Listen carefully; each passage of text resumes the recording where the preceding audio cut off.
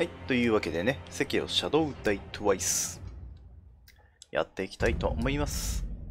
本日でラストになるかなという雰囲気がしてきた。ついにフクロウさん出てきたからね。フクロウさん出てきたらいよいよもって最後なんじゃないのかな疑惑あるわ。ニューゲーム。ロードゲーム。それニューゲームした場合どうなるの？ちゃんと。プレイ時間33時間41分。もう結構やってるね。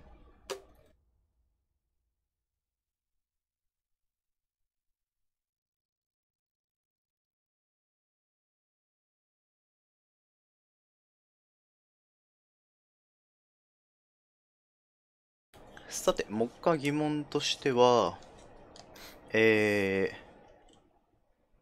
村のおりんさん、作座様を探しておりんさんを倒すとどうなるのかとか、ただ知らない、答えない、みたいなこと書いてあるから、知っているもあるのかなとは思うんだけれど、で、あとなんだ、あとはお金を貯めて、人形をさすがに強化したい。よりしろ結構マラソンで集まったんじゃない？あんま使わないで倒していったから。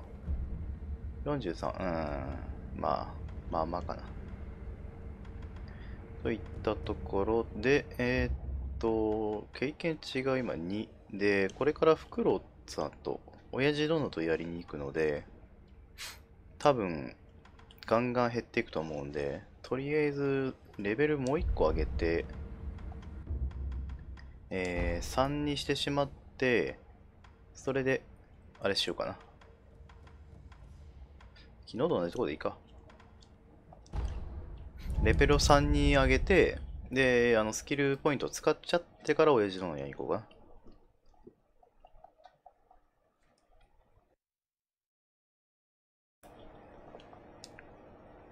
敵立てならば打ち砕き、素早き敵なら仕留め撃つ。仕込んだ人数が増えるだけで敵を殺す術も増えるじゃろう。空中に印刷気になんない？飛んだやつに印刷できるらしいけど。ということで、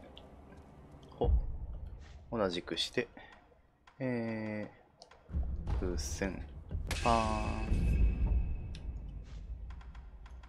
風船、パーン、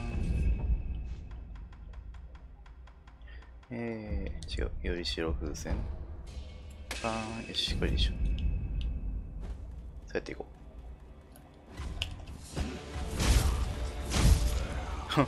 しまった。技が違う。浮舟。一文字と一文字二連は別なんだ。二連が嫌だって人いるのかな？まあ連打しちゃうから、それを防止したいって人いるかもしれない。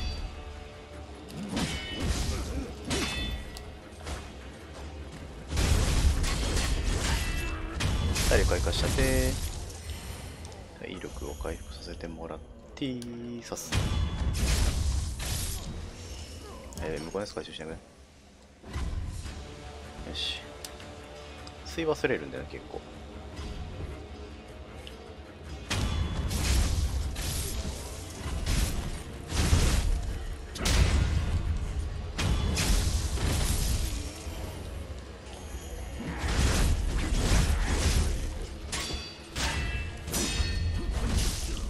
やられた。うまいもんだ。危ない。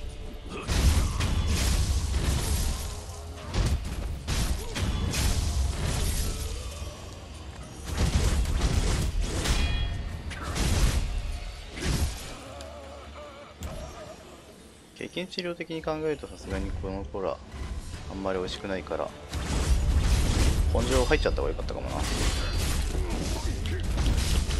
見えない見えない。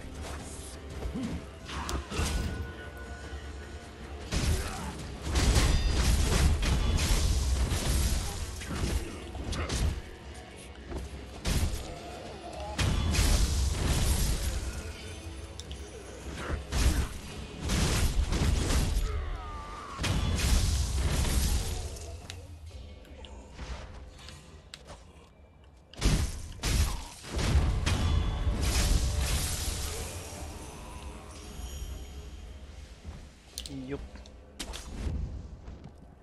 ほっ。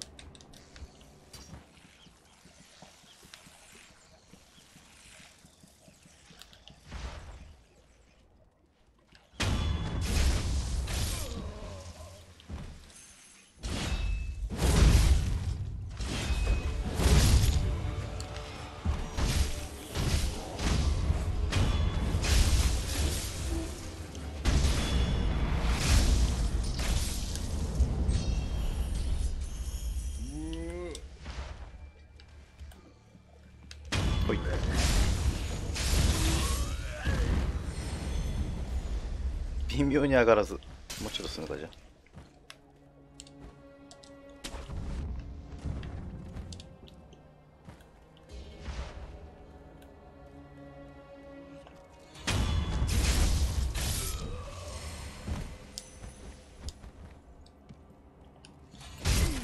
あれ、上がらない。空中印刷やってみたいからな。あいつと戦ってみるか。あいつ。死ぬ死ぬ。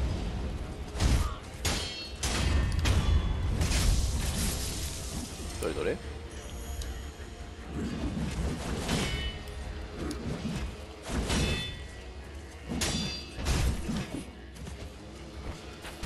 あれ、痛い。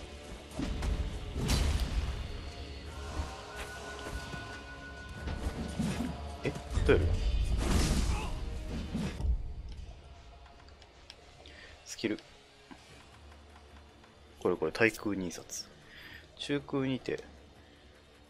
ね、飛んだら一緒に飛べばいいのか。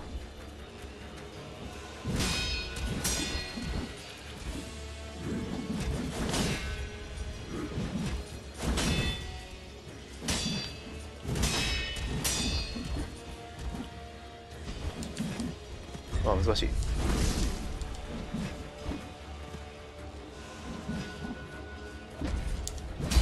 あれー。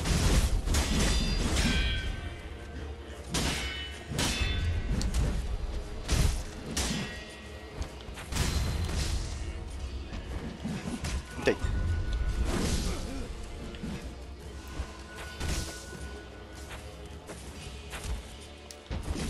え、違うのか。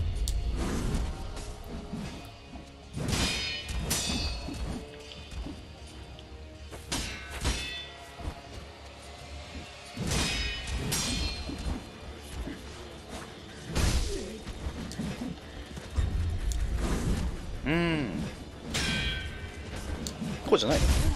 え、ん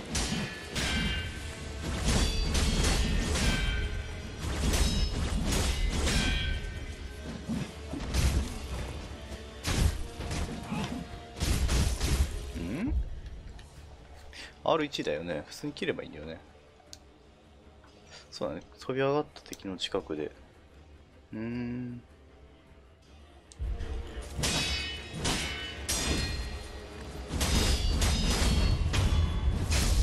お墓中。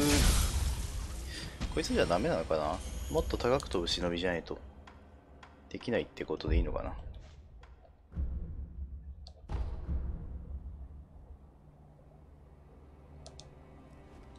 お、1186。結構溜まってるな。あれ、スタートした時100ぐらいしかなかったんじゃなかった。一周で100、1000ももらえるの、ここ。そう考えると結構美味しくない？美味しいよね。未部風船もなんか無限未部風船とか出てきそうだよね、若干。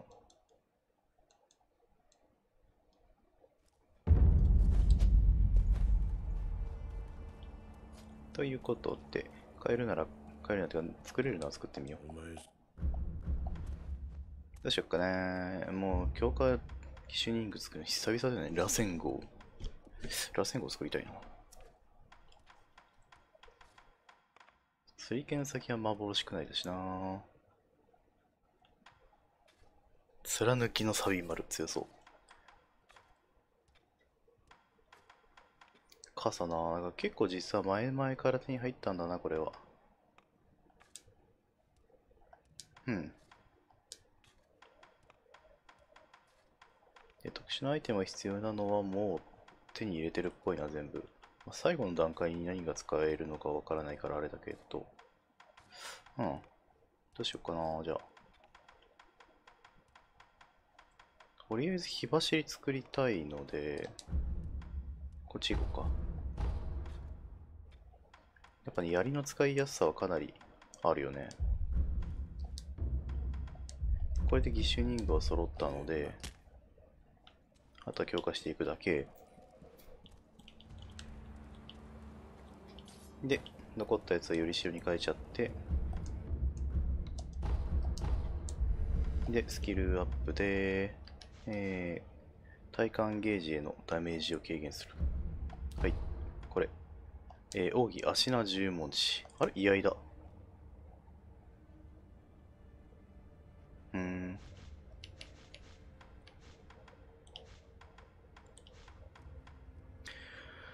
わしの十文字は修羅の腕を切り落とす剣聖足の一心はそう嘘吹いた。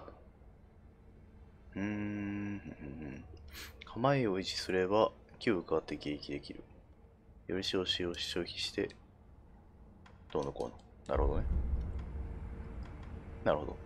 数珠玉4分の3。多分これ、フクロウで1もらって、ぴったり終わるんじゃない？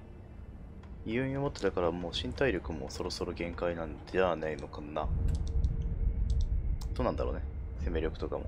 8って中途半端だね。いやでも9、10だから、フクロウとの記録と、なんかもう一つぐらい記憶があって終わり。2周目に、ラッセンガン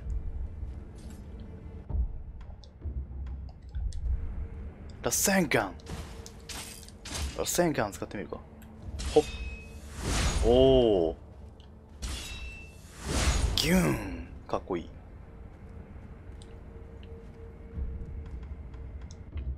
ということで、じゃあやりますか。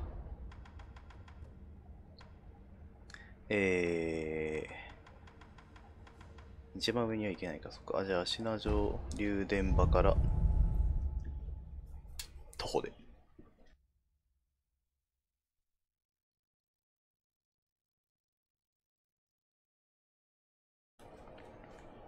りあえず、うかつな月は踏まれるってことが分かったので、月はまあ、控えめに。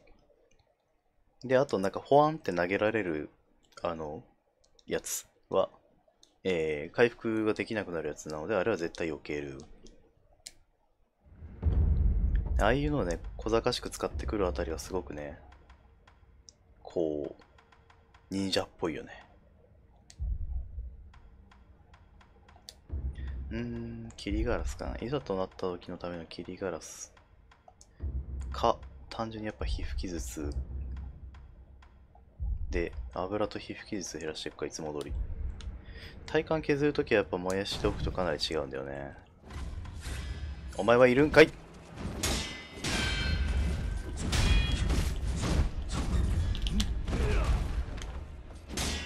あ、よい、ウォーミングアップじゃん。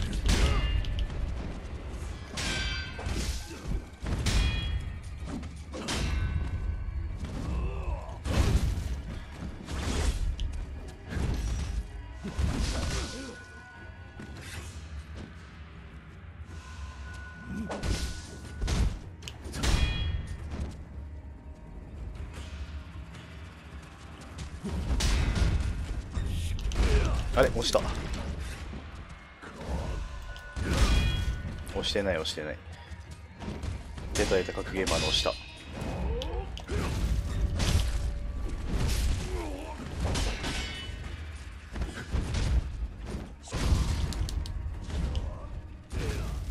見ない。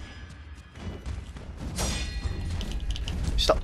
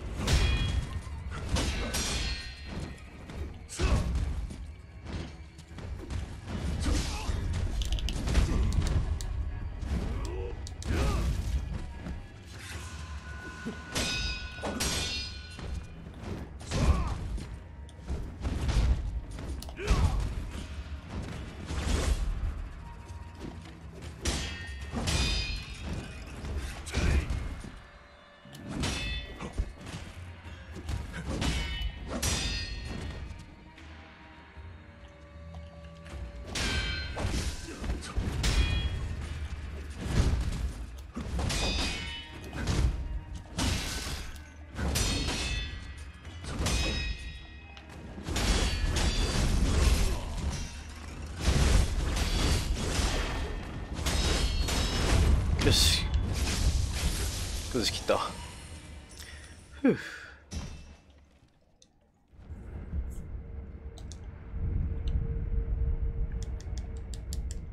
まあ、ウォーミングアップはこんなもんでしょ。じゃあそいつ仕留めてとうとう上行っちゃいますか。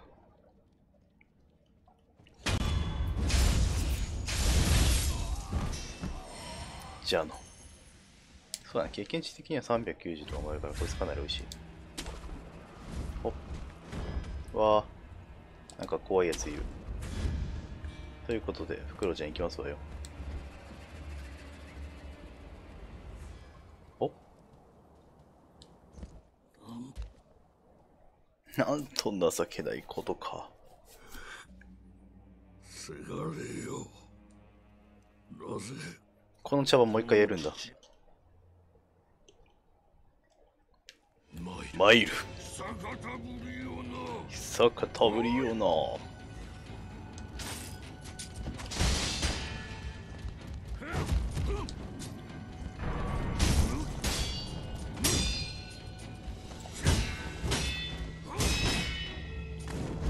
おっとやる。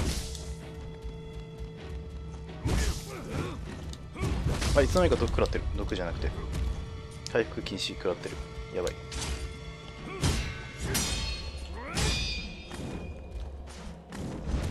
やばい。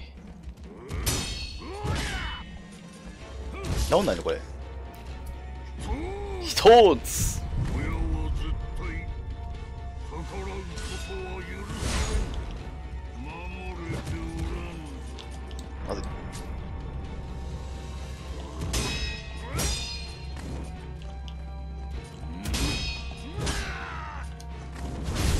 うわ、踏まれた。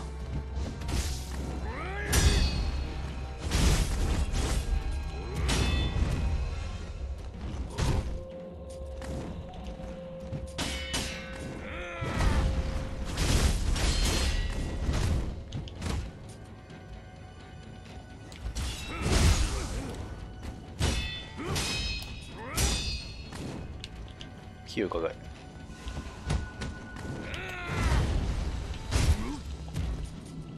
まずい。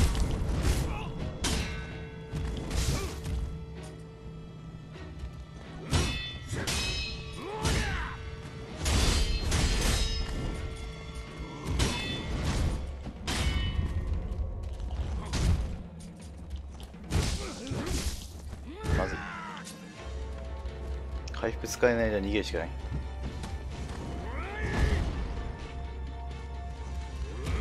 無理だー。回復不要。長いな。回復不可能長い。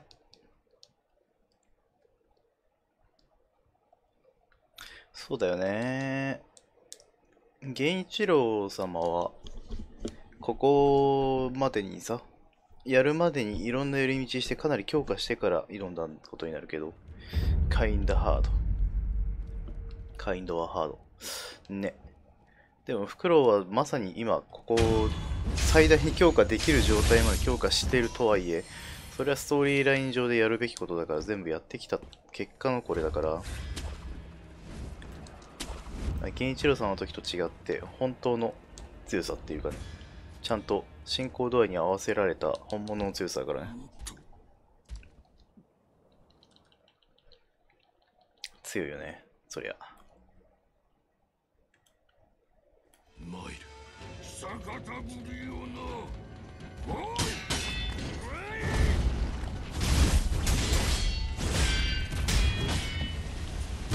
うわ、なんだそれ。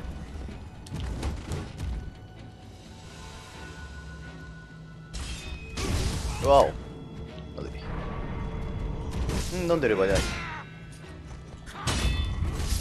くえー、強い。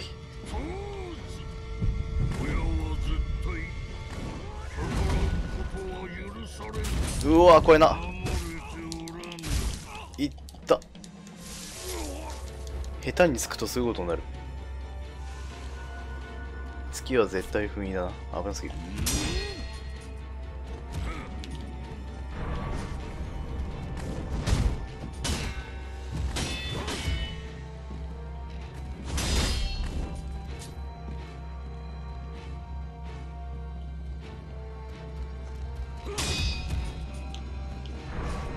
あー、当たっちゃった。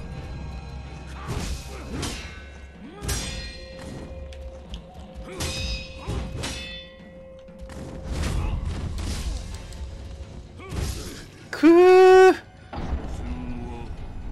野良犬だった。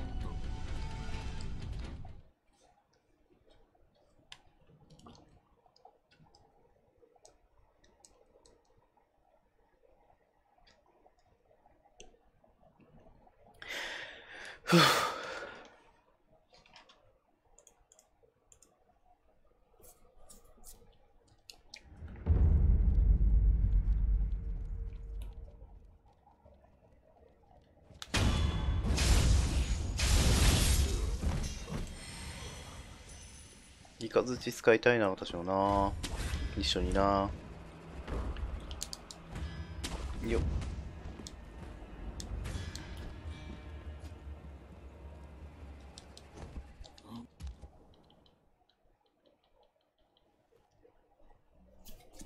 落ち着いていこう。今までの経験を生かせば絶対に勝てるっていう感じはする。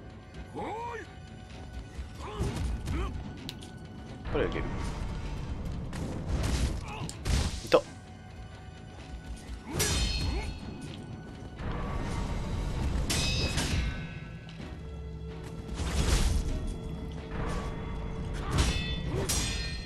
まずた。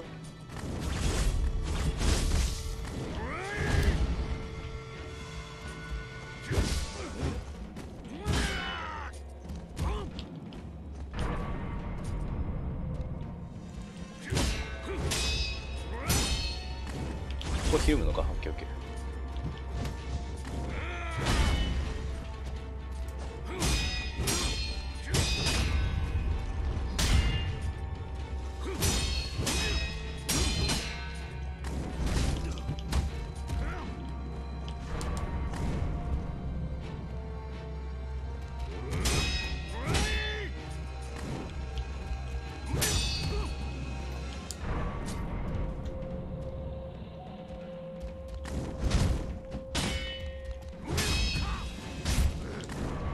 ついてしまった。危ない。い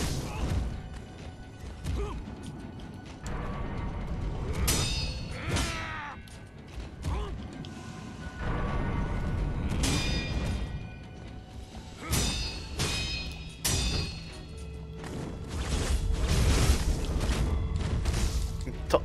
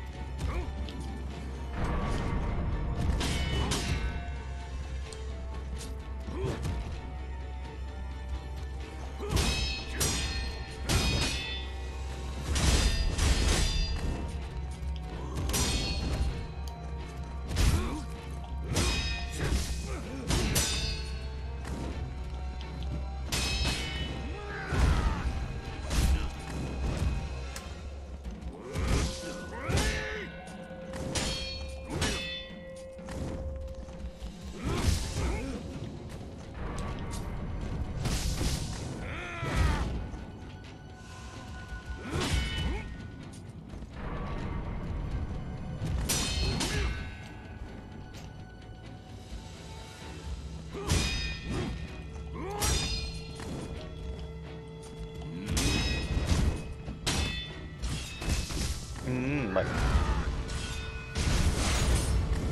え、うわー、マジか。そうか、これも好きなんだ。マジかよ。ちょっと待った。となってくるとこれはなしでしょ。どうしよう。今のところガーフ使ってきてはいないから仕込み傘はかなり有用性高そうではあるけど、面白いねこれ。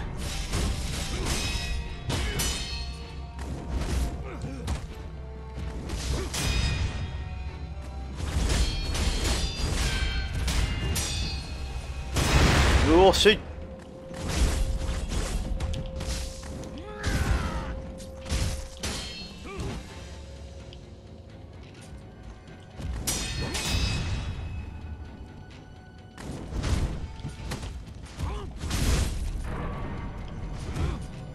信じられないことにまだ前半終わってないんじゃない？すごい投げてくる。汚ねえこいつ。忍者かよ。痛い。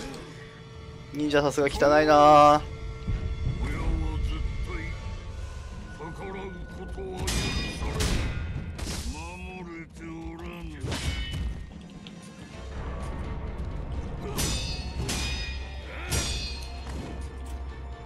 どこで返せばいいのかわからん。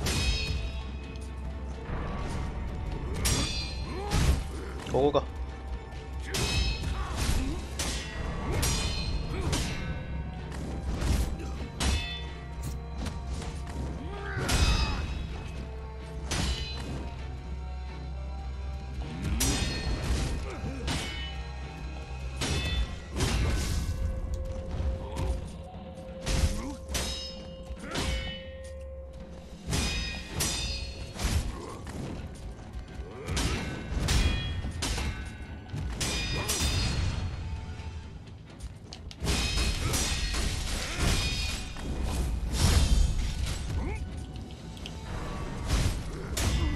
よし、1回目。待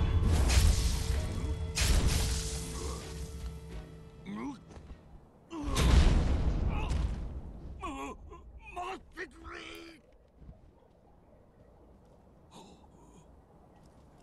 れ。落ちたものよ。情けないやつ、フクロウ。命乞いとはな。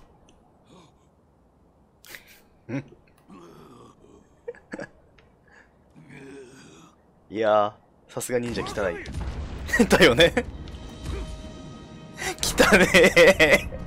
忍者汚ねえ。バカめ。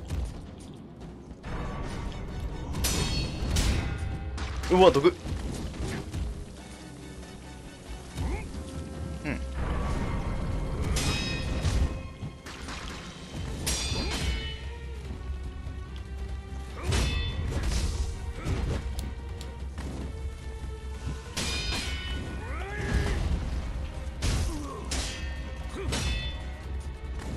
ただ見えてきたから大丈夫でしょ。いけるいける。もう回復禁止当たってもいいや。回復ないし。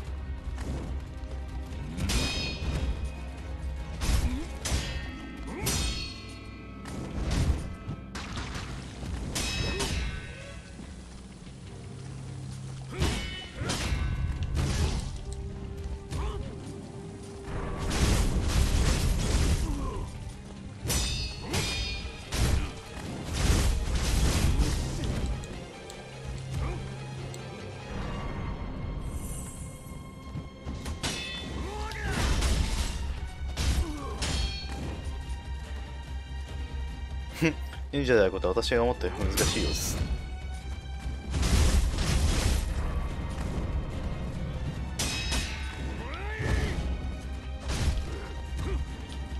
でももう見えたな。いける。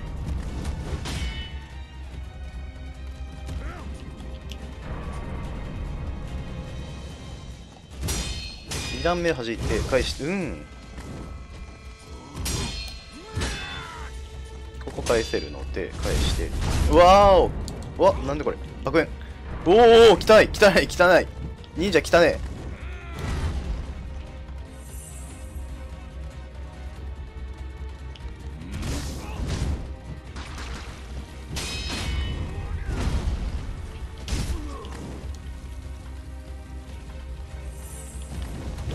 うわ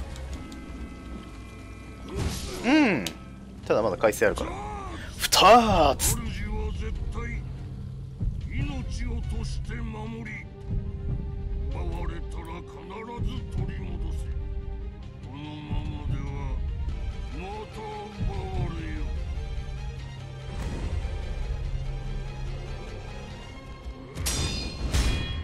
ここはガードしていって、ここ欲張れないな。どくるどくる。でもこれはいいや。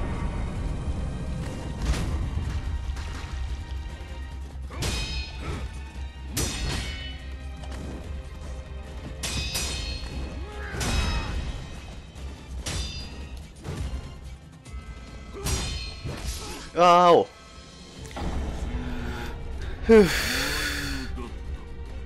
若獣、親父殿ではないですか。そう、親父殿ね、生きてたのよ。いや、まあ生きてるだろうなとは思っていたけれど、ここへ来て親父殿再登場するというね、この胸熱展開。そして、親父殿に、巫女様を裏切ろと。巫女様はもはやお前の主ではないと。わしと共に巫女様の、不死の力を使おうって言われるんだけど、巫女様は不死の力を消すことを望んでるから、それに対してどちらを選ぶかみたいな選択肢が出て、で、巫女様を選んで、まあ、親父殿と敵対するという胸熱展開。よし。ただ見えたな、もう。いけるいける。次で勝てる。後半のもういけるって思ったところまで行ったら、傘使って、しっかりとカチンカチンしていこう。この父の思いがわからぬのだ。いやーでも仕込み傘な、かなりもっと早い段階で手に入れてればもっといろいろ簡単だったんだろうな。掟は己で定める。そう決めました。よし、作戦を考えるちゃんとね。ああ。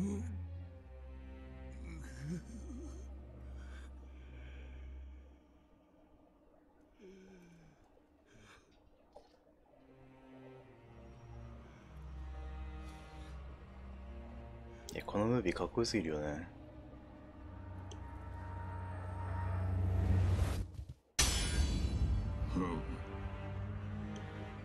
少しは成長しておるようだな。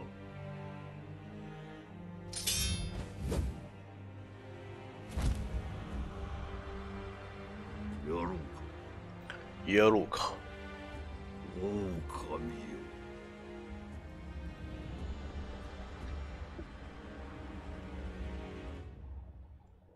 うん、よし。参る。逆たぶりよな。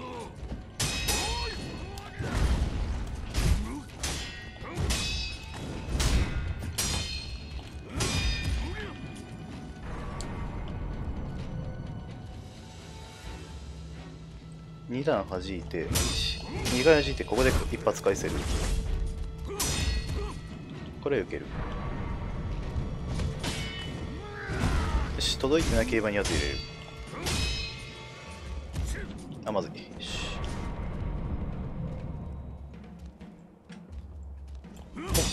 2発で返す。危ない。うん、危ない。弾いて。蹴りは体感ダメージは来るけどダメージじゃないのか。1回、2回弾いて、一発返す。タンタン。避けて。ほい。1回、2回、切って。ガードして、ガードして。よし。一発。ガードガード。これ届かなければ2発入れるタイミング。2回入れて返す。ガード。うん、蹴り入ってる。2回。あらま。これはどうしようもない。忍者汚い。うん、まずい。これは無理。1回、2回で返す。はい、ガードして、避ける。1回、2回で返す。返す。おっとっと、弾。よっ。返せない。まずい。おわー。やばい。1回、2回で返す。あー、届いてない。わずかに届かず、今回できる。よいしょ。よっ。オッケー、1回。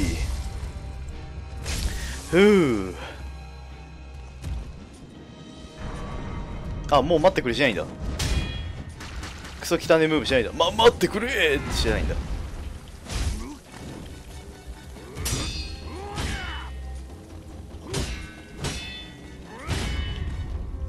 食ってない？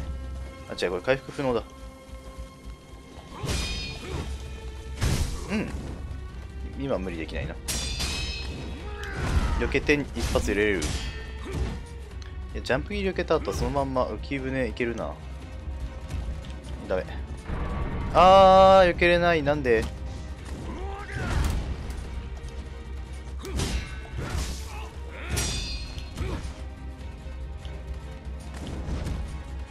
今無理できないよ。5分。まずタップ。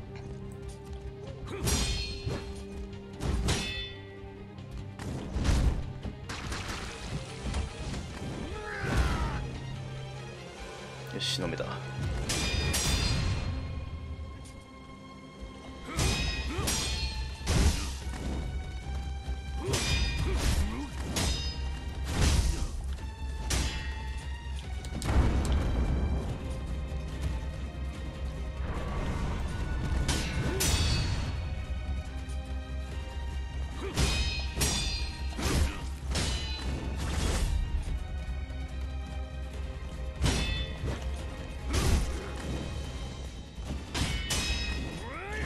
ああ、避けれてない。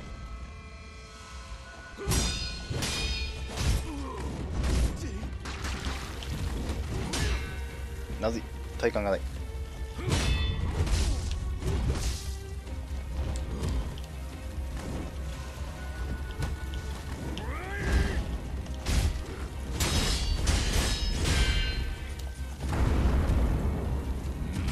うわ、正面か。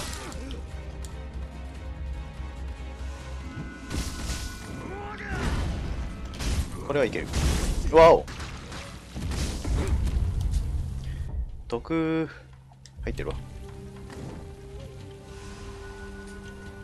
もう半分でも削ってるよ。いける。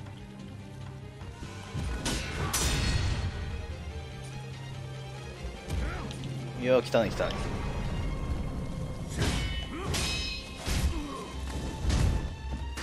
地道に削っていこう。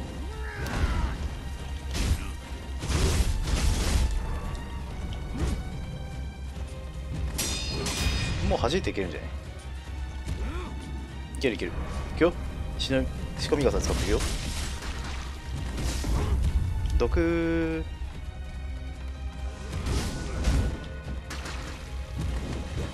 あ、いた。まずい。ラスト回復薬だよ。迎えに行くしかないよ。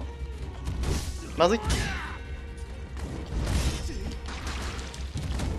危ねえ。これはもういくらあっても。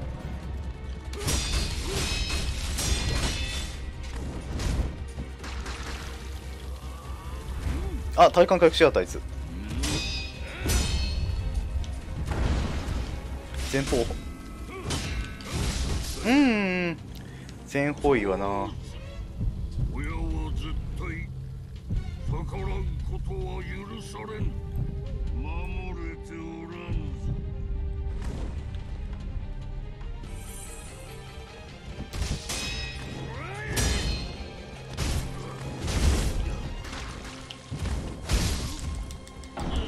ええ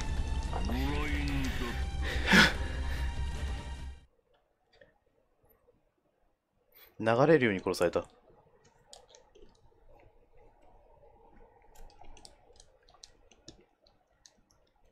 やでもまあ前半はかなり詰めてきたから後半だな。後半なんか細かいね汚いテクニックが増えるだけであんなに変わるんだなって感じだからな。レイジ終わり。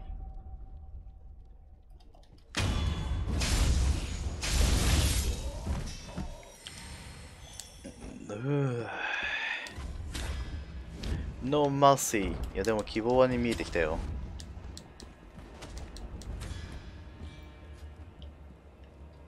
無視して巫女様のとこ行けない。行きたいんだけど。ダメ？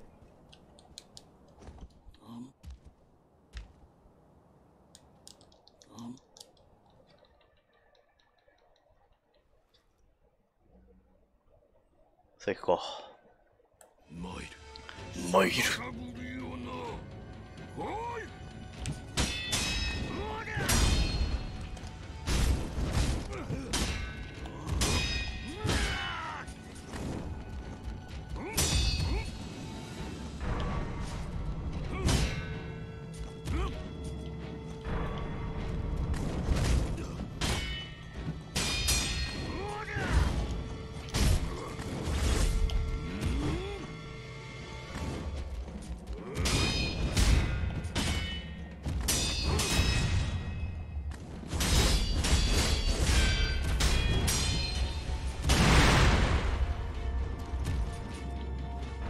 爆竹のやつめっちゃかっこいいな。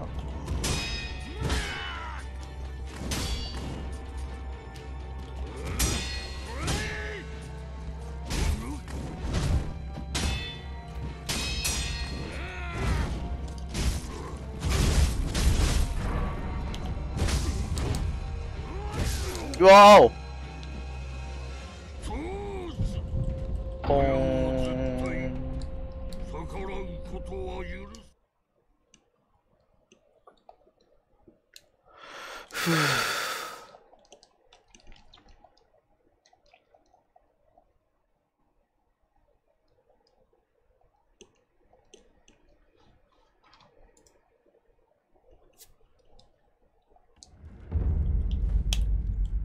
刀の長さが違う。いや、こっちもね、背中に不思議に手に入れたから。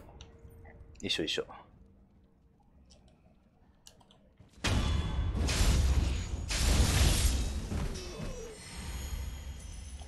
不思議に手に入れたけど、親父の不思議じゃないからな、別に。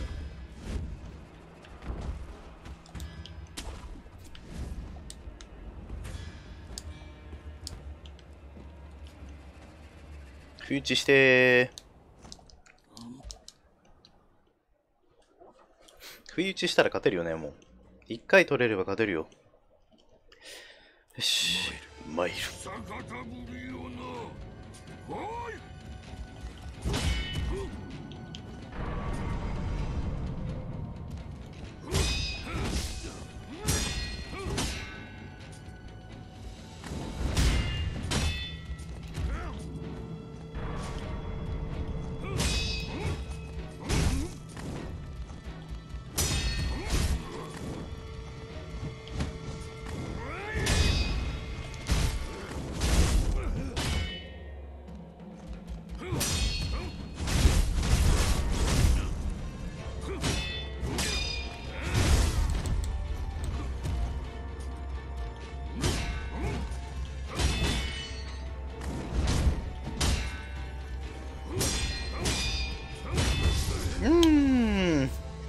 薬禁止食らうとな、ひどい目に遭うな。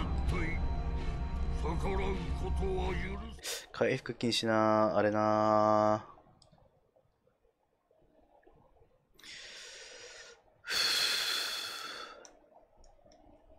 まああれもね、ソウルシリーズ名物って感じだからね。回復禁止技。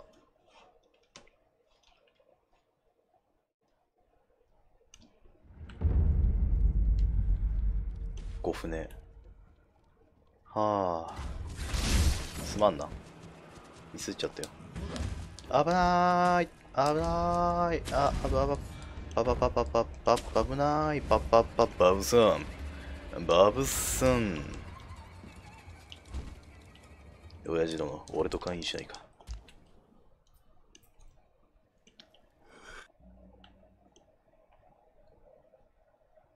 参る。逆たぶりよな。おい。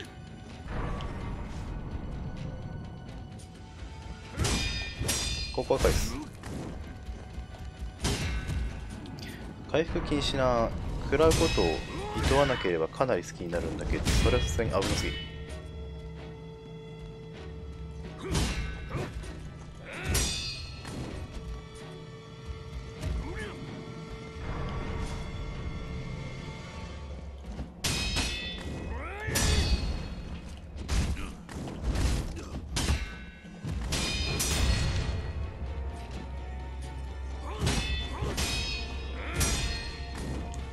いや、ここは一つ。足なりを背負ってみよう。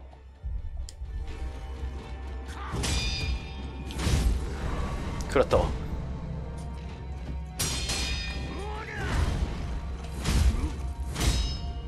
自分の体感回復するのはでかいよな、実際。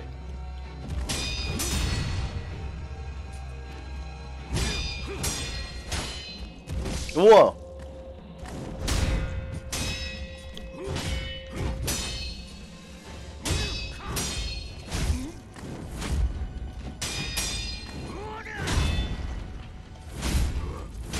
これいいな。自分の体感かなり回復できる。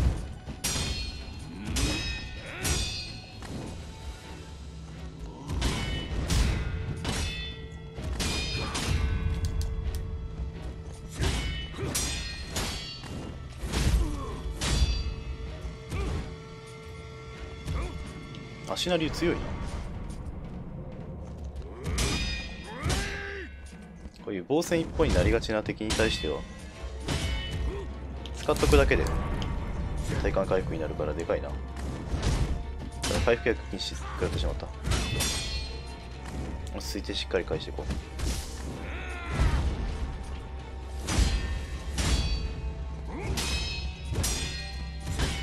ダメージ与えるのには不向きだけど、あ、遅いよこれさすがに。発動が遅いのがデクだな。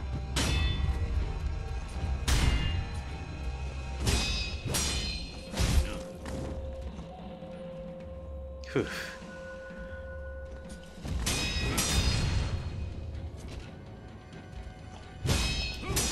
だからこういう時に返し、うわーお、返しの刀あったわ。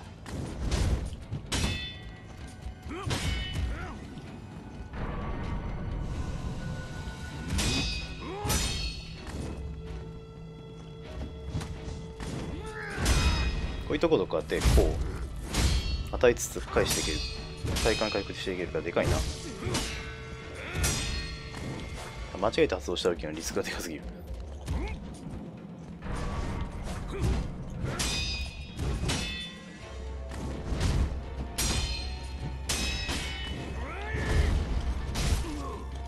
こういう感じ。よし、まずは1回。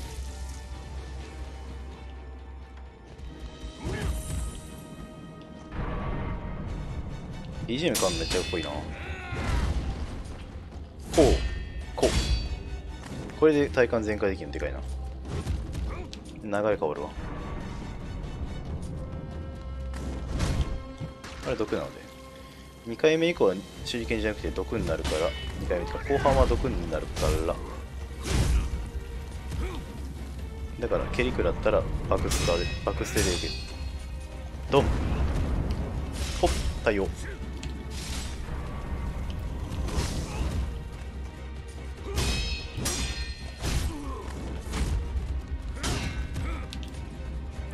全方位対応はでかいな。傘の来た。ここはこういいね。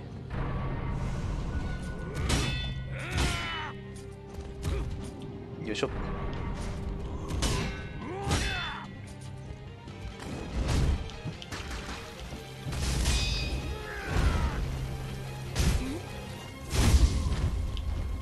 あー踏まれた。ブスリ。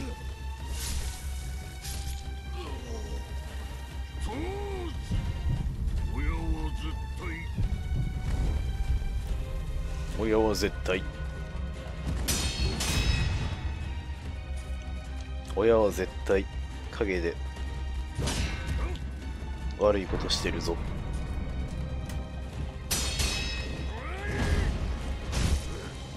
こうバックスで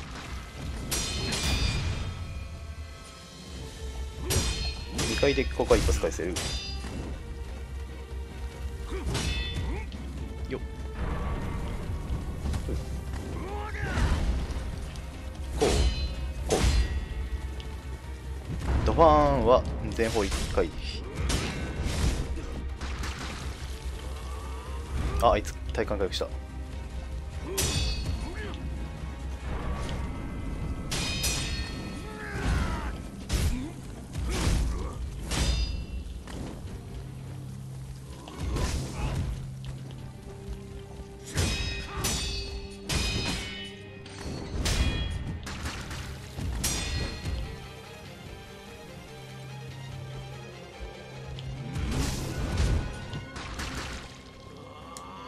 よしよし、今はチャンス。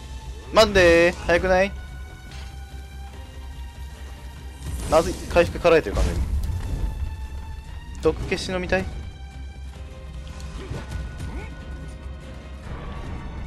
落ち着こ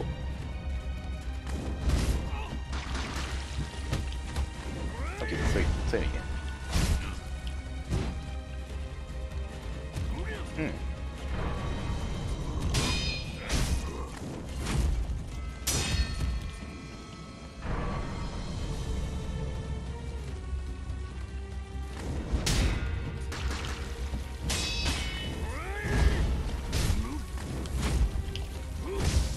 バックステしちゃったー。ガードしとけばよかった。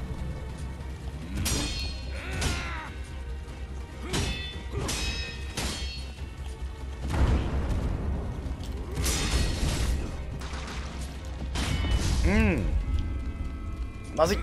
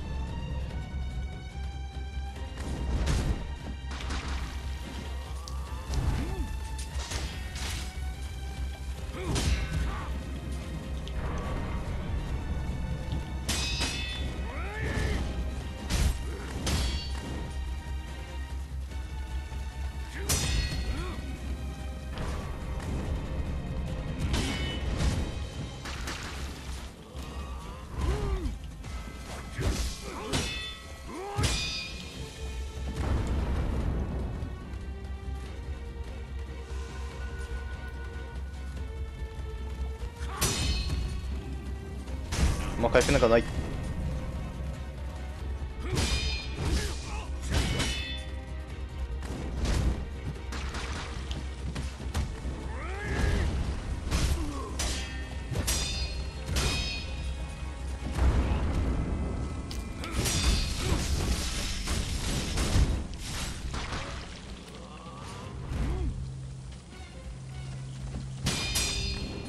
いいね。バックステしちゃった。はあ、ガードしてきゃよかったー。心の弱さが出たー。一瞬ビビってガードしなかった。避けようとした。ビビっちまったよー。So close おう。あーはん。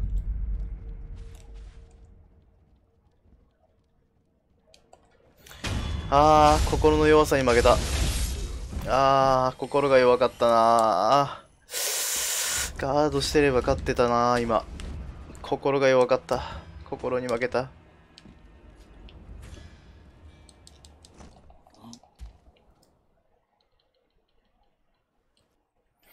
ふぅ。でも後半戦もだいぶ詰めれてきたから、大丈夫でしょ。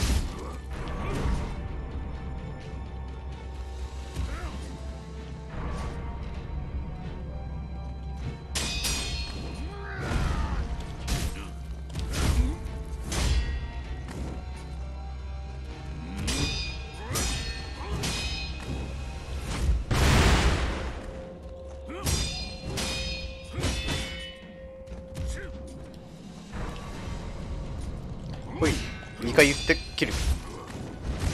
こうだガード。体感回復しておこう。避けてここ1回切れる。まあ手裏剣は大丈夫。ほい、ジャンプいい。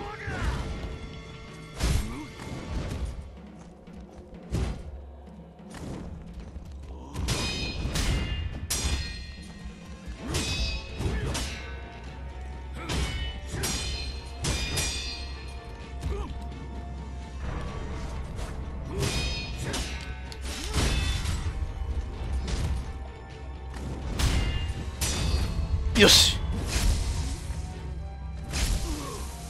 ほぼノーダメで勝ったぞ。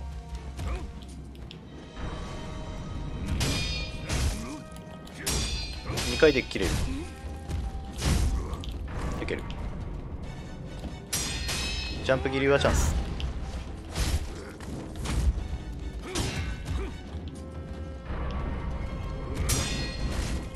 毒。2回食らってからしっかりとガードしていく。わお、汚い。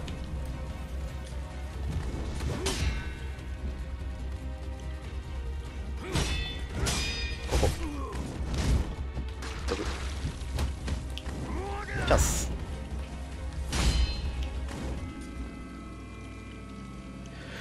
ふう、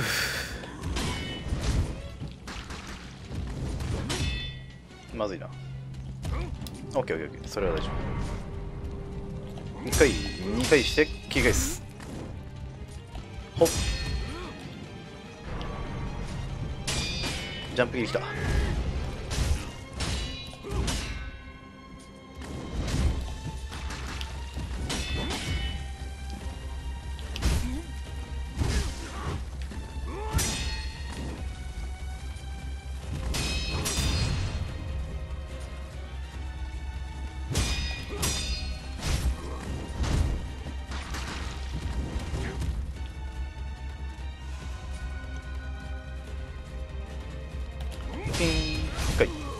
1回2回切って、うわーしくった。まずい。これは避ける。体幹回復して1回 2回目失敗してしまった。ドン。わお、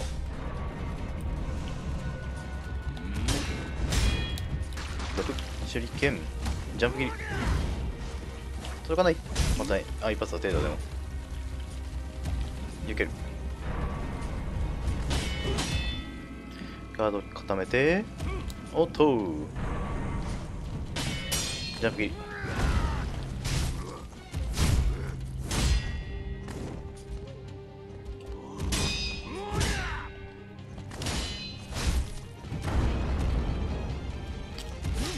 おお、あそこ。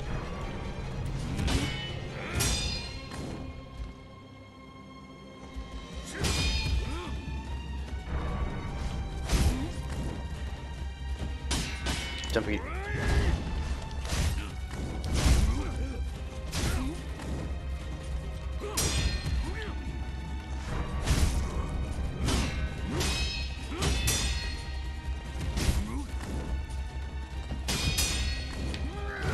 まずった。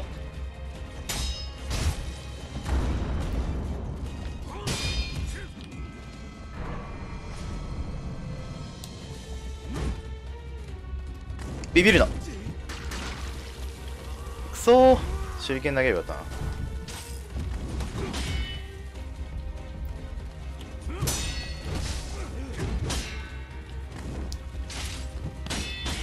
避ける。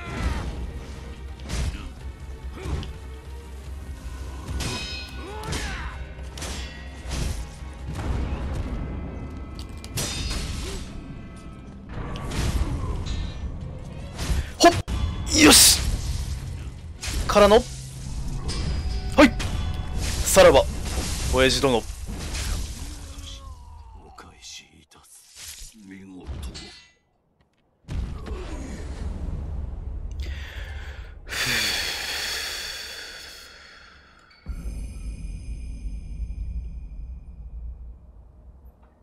That was perfect. ね、今の試合はいい試合だったでしょう。大忍びのフクロウ、狼の父であった。あ、桜、何？フクロウが持ってってたの？へえ。床桜は冒険の桜。この枝にかつて咲いていた花を眺め、タケルは戦況に思いを馳せたのだろう。この香木は、源の好機を生む香の材料の一つ、日立ちのために御子を求めるものだ。へえ。フクロウがパクってたんだ。こ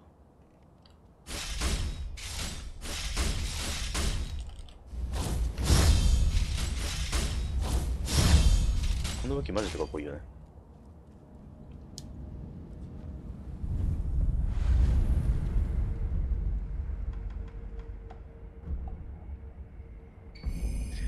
ふう。大忍びのフクロウは身に余る野心を抱き、竜の力を欲した。さあ、己の真の名を火の元に轟かせるのだ。すべてはそのための計りごとであった。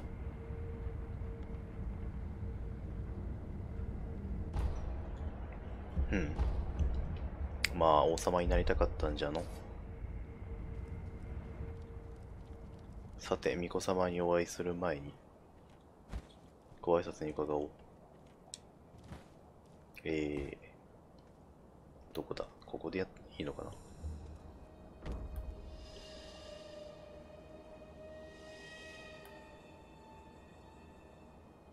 や、違うな。これかかってるとこね、シャチホコから見て右だったはずだから、シャチホコを探そう。シャチホコはこれでしょ？あ、じゃあ合ってんのか。シャチホコから1個右だからこっちでやっぱ合ってんな。あいつがいるとこだな。白いのいるとこだな。いなくなったわ。どこ行ったのあいつ。あいたわ。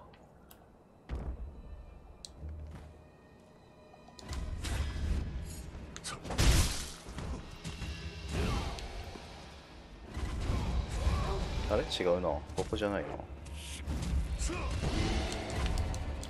落ちる。落ちた。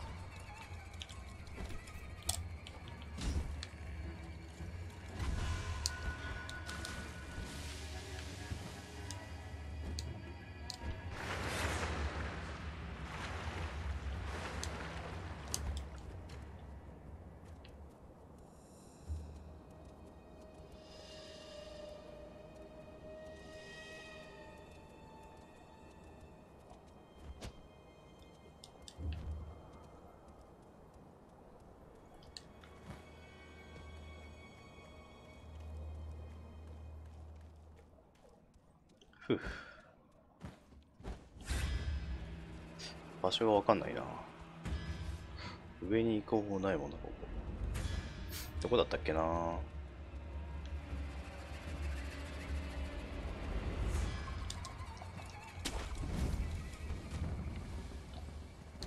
あいいよ、普通にワープ使っちゃうか。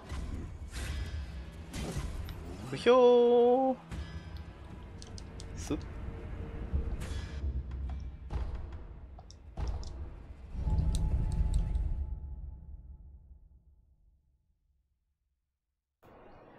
ふぅ。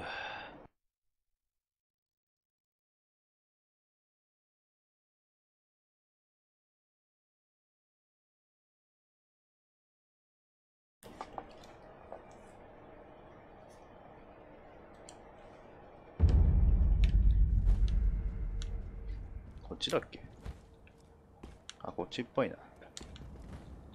あそこっぽいよね。と、ここだー。いや、維新様。あれ、エマさんいないじゃん。勝ったよ、維新様。たしなり強かったわ。時に赤狼、お主と苦労の不死立ちの死だ。切りました。そうか。迷わず、よう切った。褒めてくれた。赤狼、忘れるでないぞ。迷えば、破れる。それ。そうね、さっきギリギリ勝てなかった試合完全に迷ったもんな。回避押しちゃったもんな。ガードしてれば勝てた試合だったからな。あれは完全に迷いが生んだ敗北だった。迷えば破れる。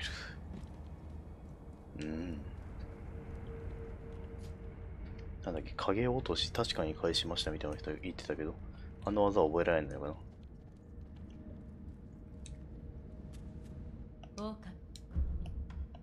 ほんの少しにけ。そうか。あ、違う。そもそもあれか。違うな。キリガラス。これの、あれかなと思ったけど、カラスだから関係ないか。フクロウじゃないもんね。できるのかなあれ。あ、鬼ごとき見出しとく。ほい。帰ってこれたんだし、見出しとこう。巫女様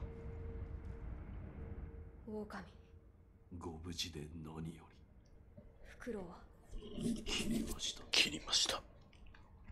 すまぬ。苦労様。すまぬ。なすべきことを。成したのです。狼、ありがとう。父がこれを持っていました。これは床桜の枝か。そうか、フクロウが持っていたのか。はい、これでまた一つ源の甲に近づきました。ああ、そうだな、狼よ。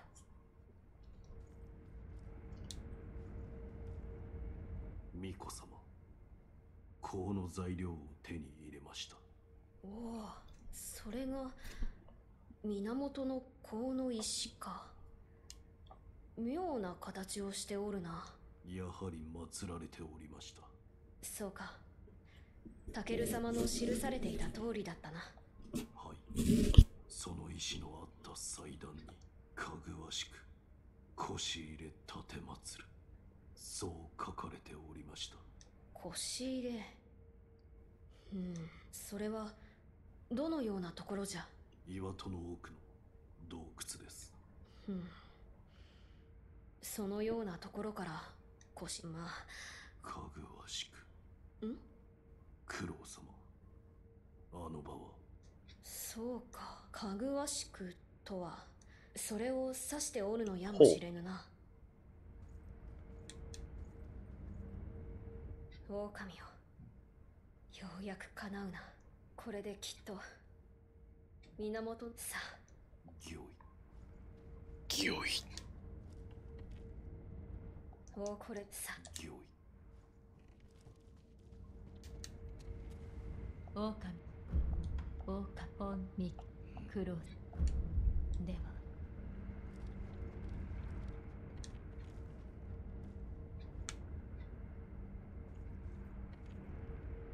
巫女様。狼、不思議よ。案ずるな。深くは切らぬ。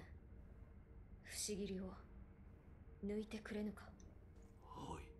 すまぬが、目を閉じてくれ。かっこいい。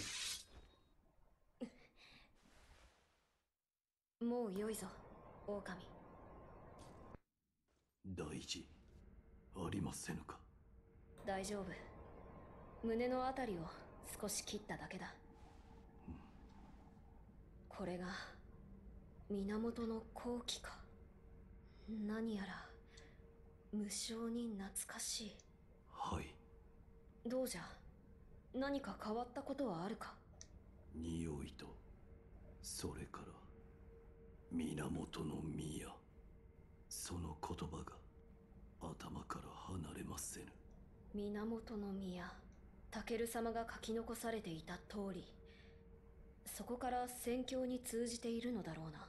その源の宮への生き方だが、かぐわしく腰入れ立て祭る。香りの石が置かれた祭壇に。そなたは源の好機をまとっている。岩戸の奥の腰に入れば源の宮への道が開けるだろう。節立ちは間近。頼むぞ、狼よ。御意。御意。狼よ。はい。まずはそなたが香りの石を手にしたと。そなたは岩戸の奥の腰に入れば。なるほどね。これで岩戸の奥に行くのか、ようやっと。あそこな。で、結局星垣と仮面は何なんだ。2つあると星垣はあっちじゃ。あっちじゃ。あっちじゃしたのはいいけど、星垣と生垣は一体何のために集めたんじゃ。どっちじゃ。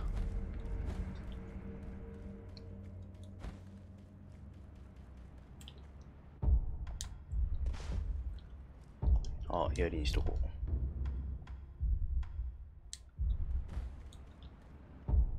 小遣いはもらえてないもんね。経験値だけだもんね。あとは数珠玉出なかったんだけど。一人残してるか。あれ、こんなにいっぱいあったな。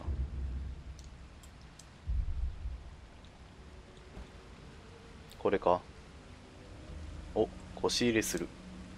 わっしょいわっしょいわっしょいわっしょいわっしょいわっしょい。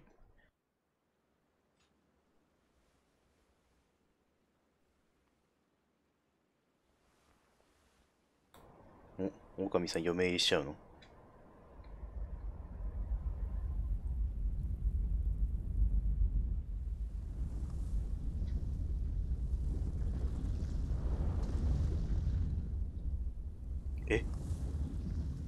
ええ、何それ？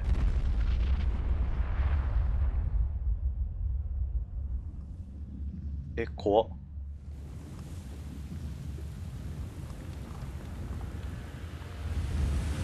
え、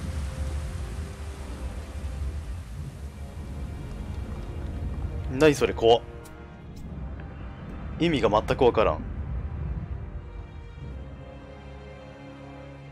突然の大だらぼっち。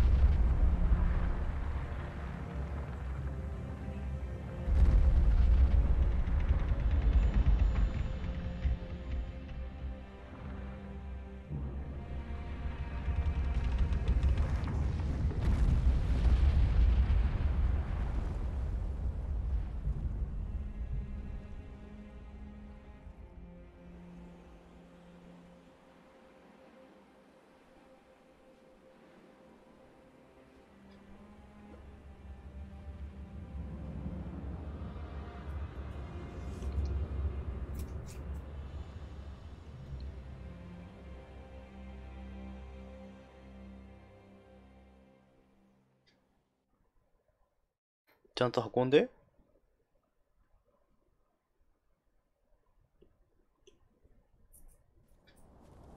え、ちゃんと運んでよ、最後まで。アシナの縦横。縦横。相当高いところだよね、だってここ。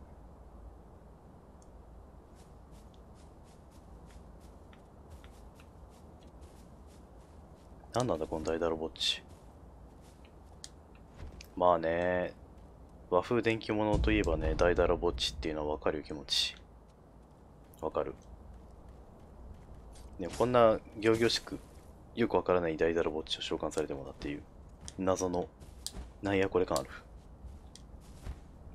なんなんだ一体、こいつ。妙にテクスチャーが綺麗。近くで見ると荒いけど、すごい、わらわらしてる。ほい。出たー。ついにここか。いやー、PV で散々見たよね、ここ。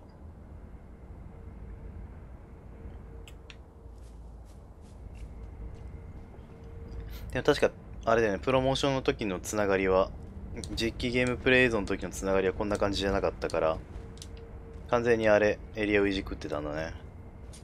ただ来てしまったね、ついにここに。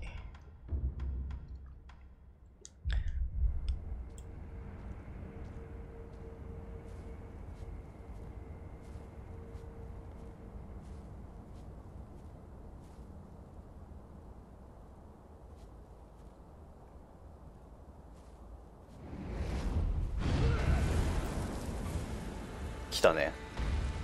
やろうか。ガードの上からダメージを与えたいので、これかな。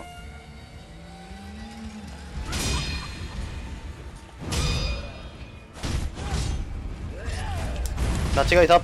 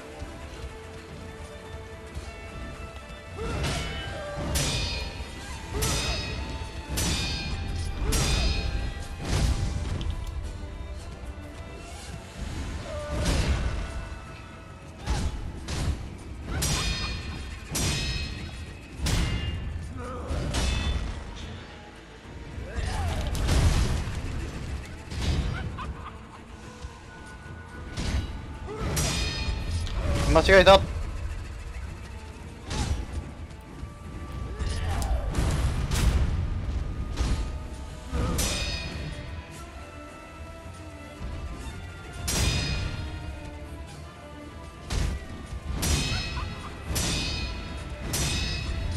間違えた。とりあえず1回。お、来た来た来た。これね、霧隠れみたいです。偽物か。幻影かあれ。お、幻影破れんのもしかして。ここへ来てまさか。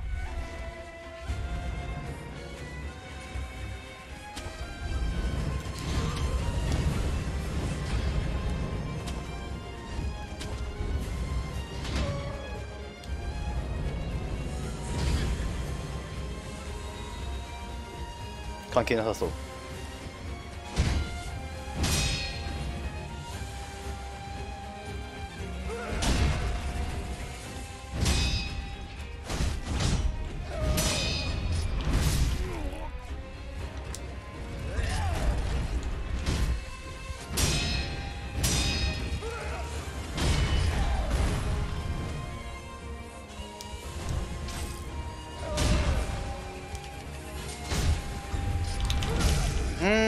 もうしてない。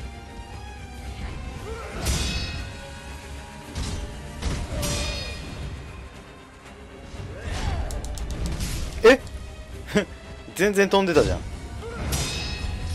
ああ、それはダメ。それは間違ってる。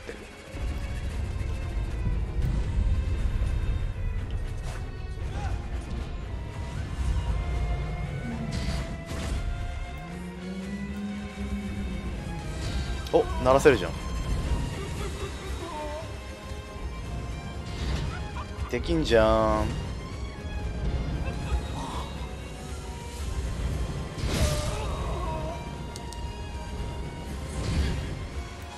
まあでも避けれるな、別に普通に。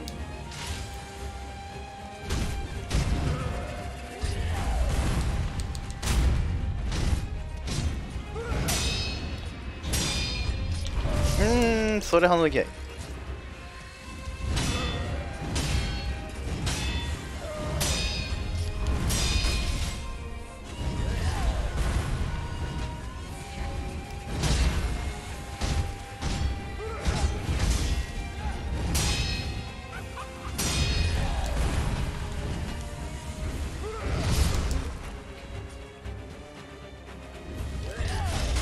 間違えたー。惜しい。大して削らなくても弾きだけで勝てそうだ。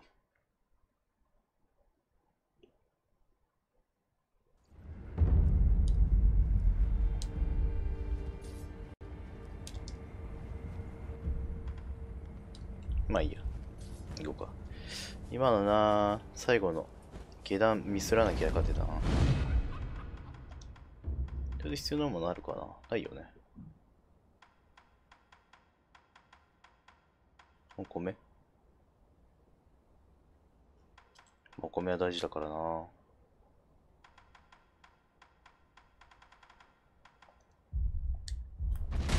った。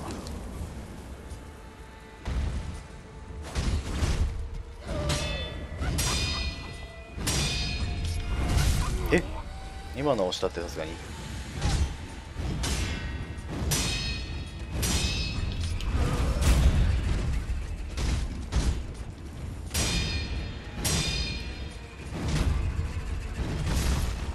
即死したー。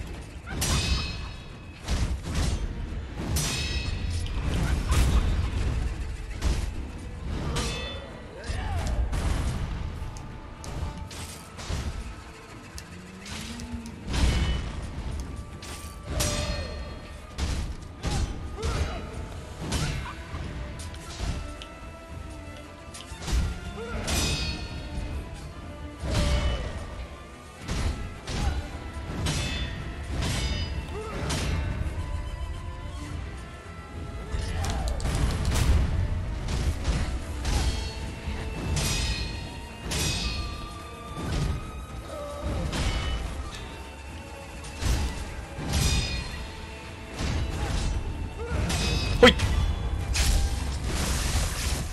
一回。い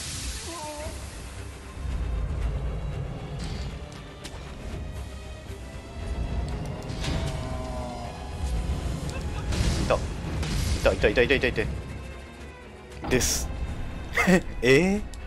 そんなことある？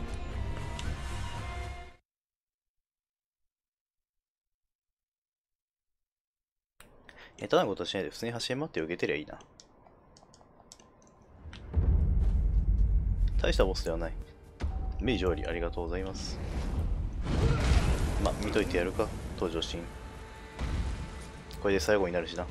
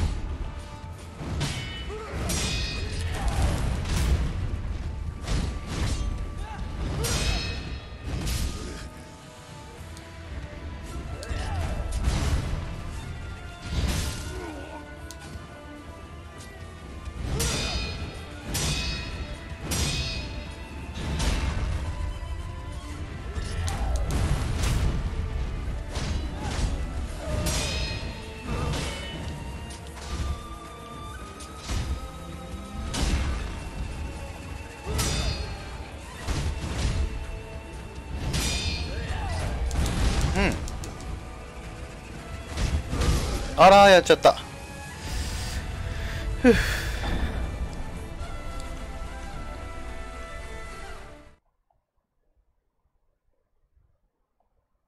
いや、いけるいける。全然いける。フクロウみたいなね、詰めなきゃいけない感じがあんまりない。メジョリ。よくメジされるね、今日。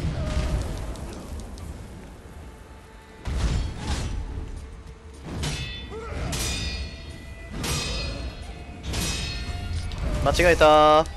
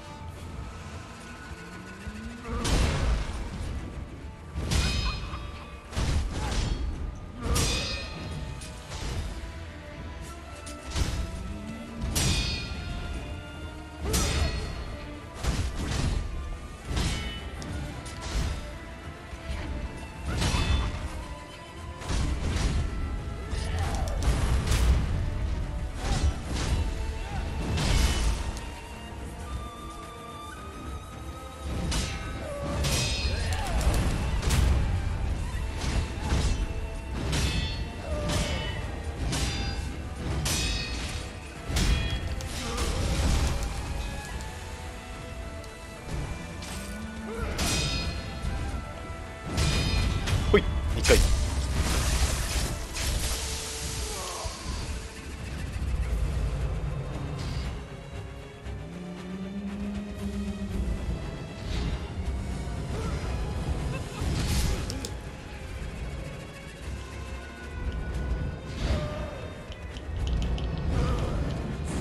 うん、あれがよくやらない。ジャンプしてくるやついたらからした方がいいな。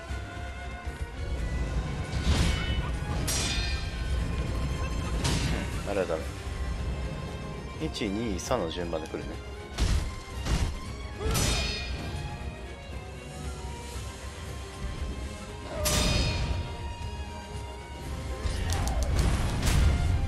問題はな、3段階目に何してくるかだよな。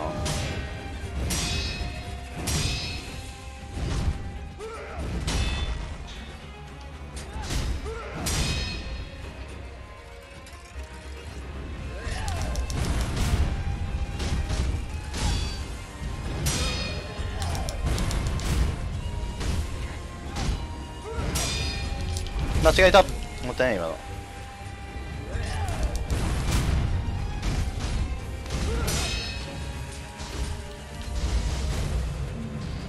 逃げたー。1回2回で3つ目はこうしてくるから絶対ガードする。1回目2回目3回目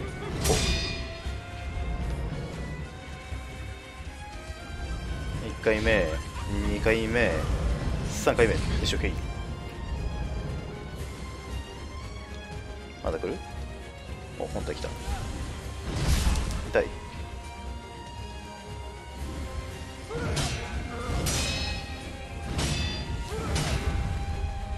ビビるな。オッケー、やれる。さあ、あと1回。何してくる。うわ、虫出た。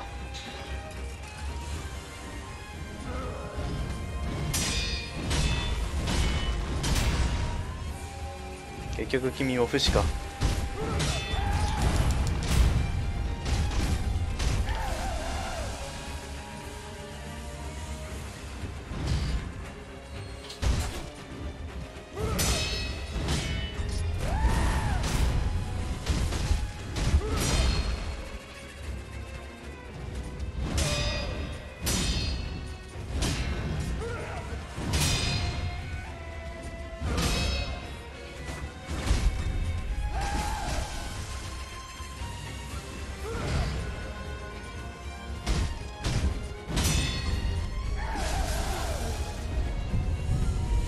うん。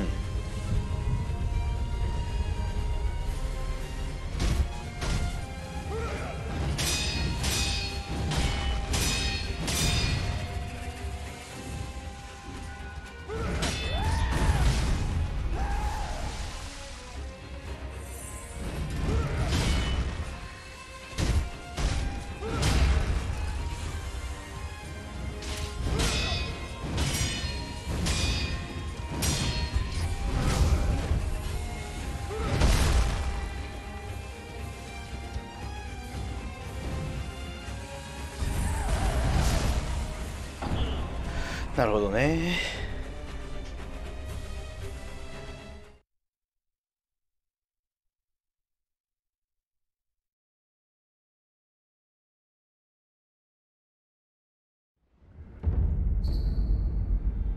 あらま。あらま。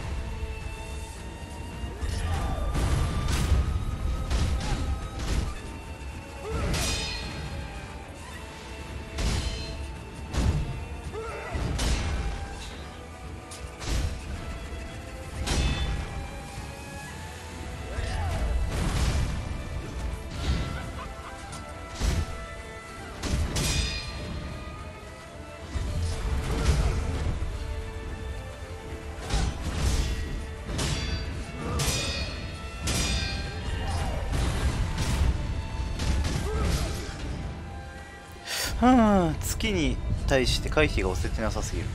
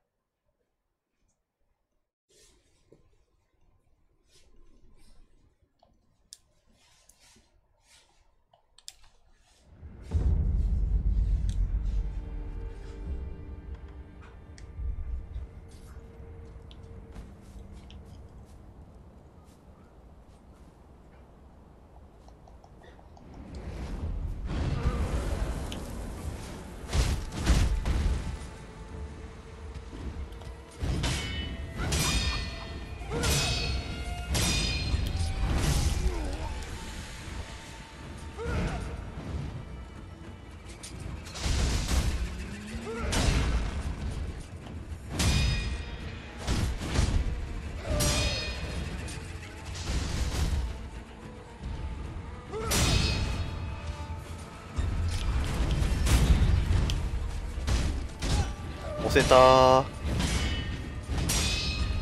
押せてるー。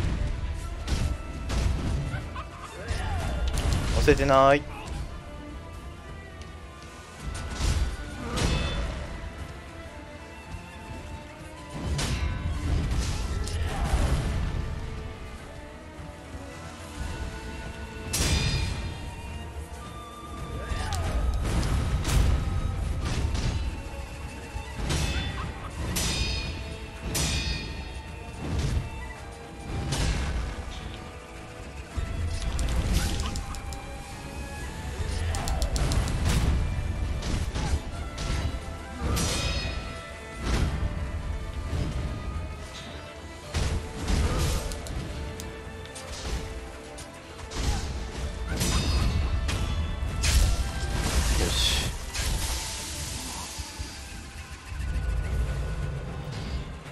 3回ね。1回目、2回目、3回目は避ける。避けるにガードしていく。1回目、2回目、3回目は避けきれないのでガードしていく。1回目、2回目、これガードしていく。しっかりとね。OK。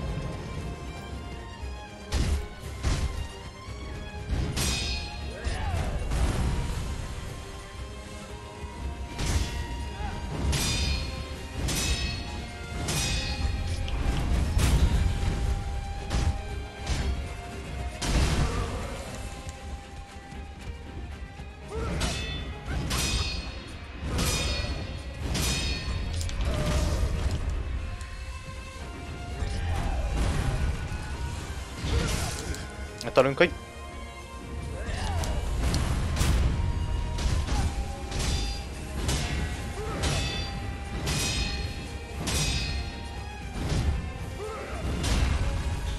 ここは崩れても大丈夫。3回目を避けろよ。あてー、何やってんの、何やってんの。もう、あ、いる。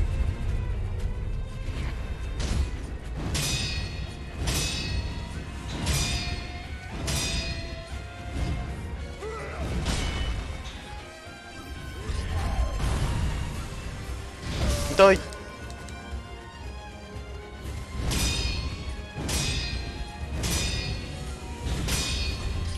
よし、OK。さあ、最終段階だ。ここまで来たら不思議効くんじゃない？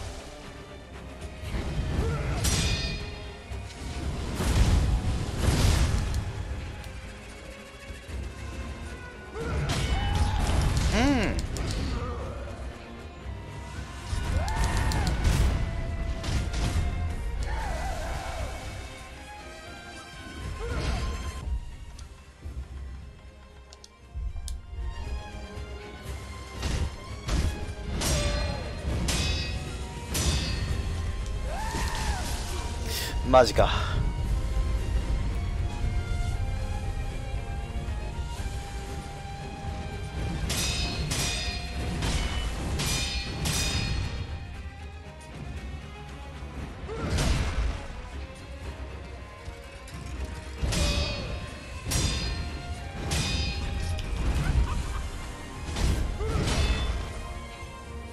落ち着こう。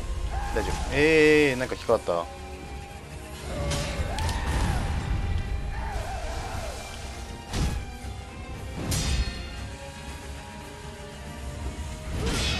ほいほい。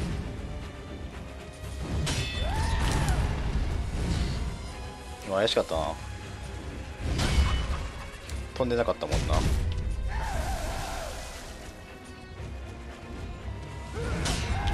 飛んでない。お米は大事。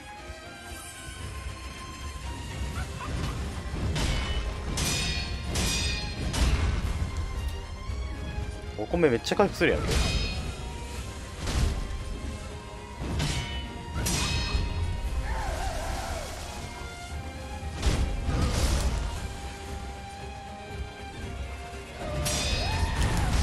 お米すごっ。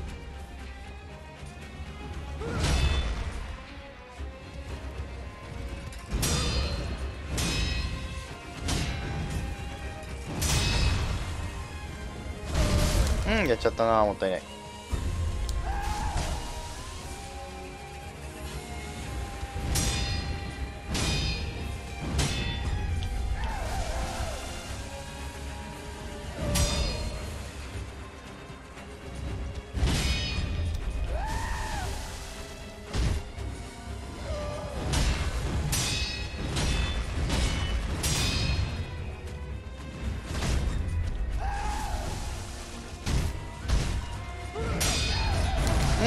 下段。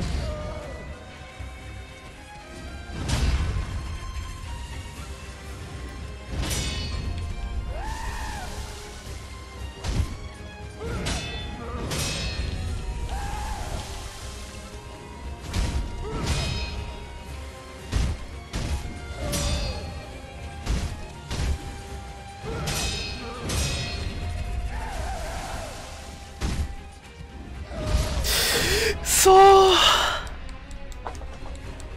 これガードしてたら勝ってたな。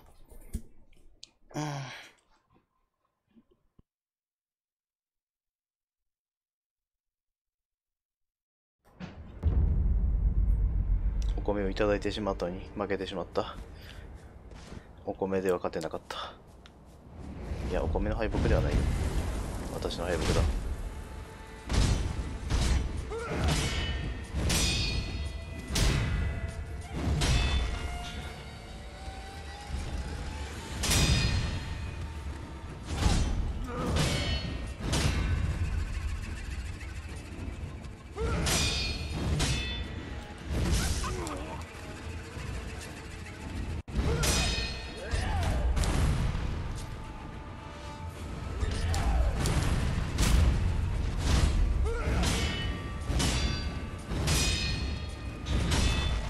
やっぱ体幹回復大事だな。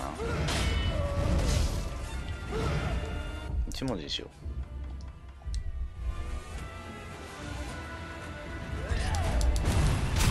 う。こうでしょ。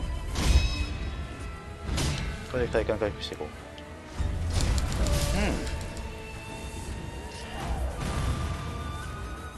う。はい。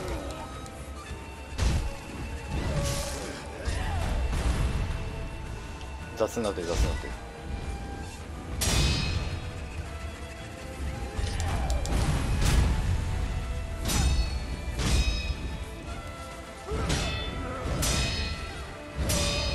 間違えた。間違えた。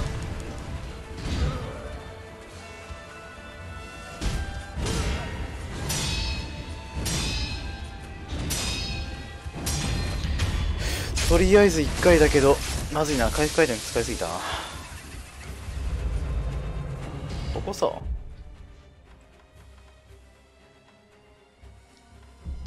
こ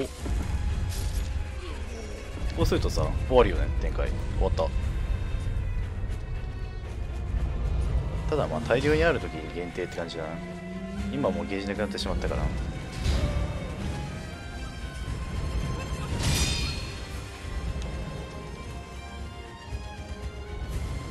さあ立てるし。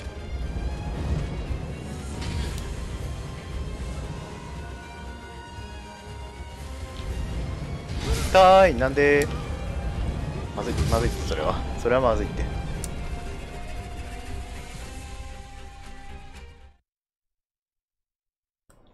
ふう。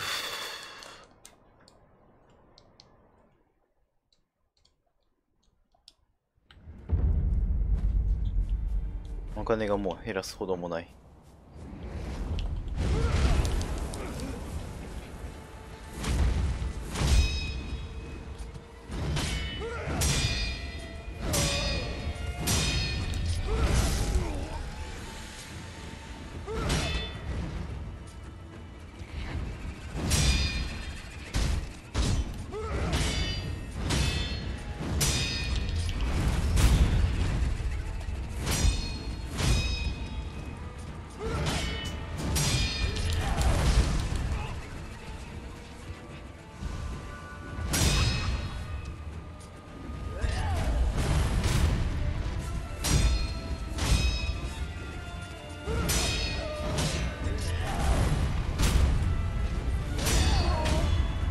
よし、まず1回。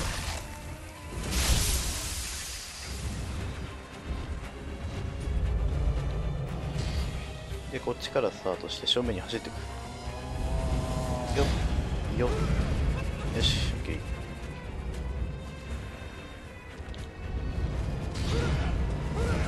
ー。追いつけないじゃん。いけるいける。よし、これでいい。これでいいじゃん。1人目が出てきたら一気に走ってって蛇行運転して痛い。ダメです。やっぱ3体目はガードした方がいいな。危ないわ。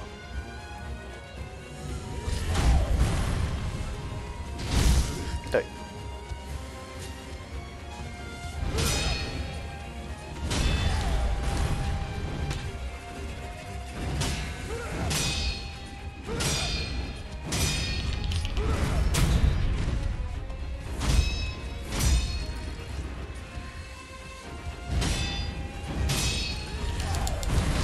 間違えた。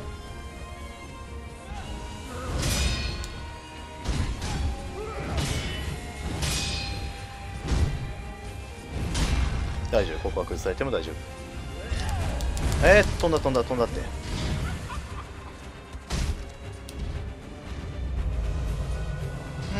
まあ、この間体感ゲージ回復しないのは唯一の救いかな。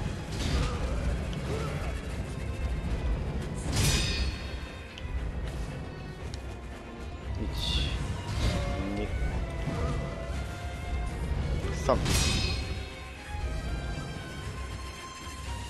1 2対全部当たるパターン。これ大丈夫だった。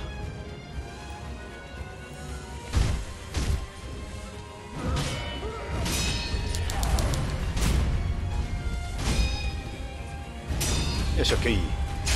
順調だよ。ここまでいいよ。ここまでいい。ここからダメージ与える方向にシフトした方がいいな。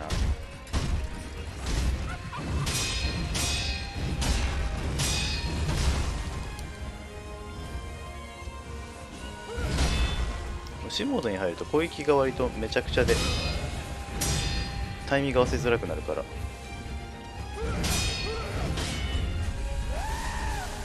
代わりにこういう攻撃タイミング増えるから当たる当たる。大丈夫。それは下がっちゃうよかっ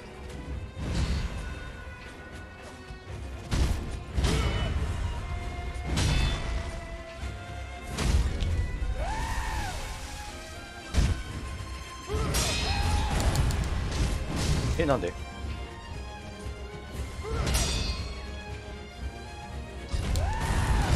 痛い。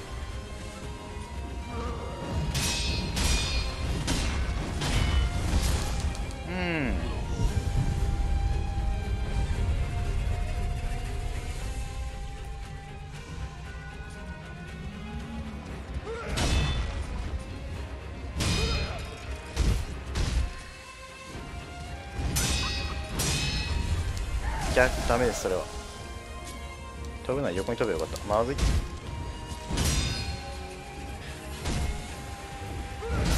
うん。ああ。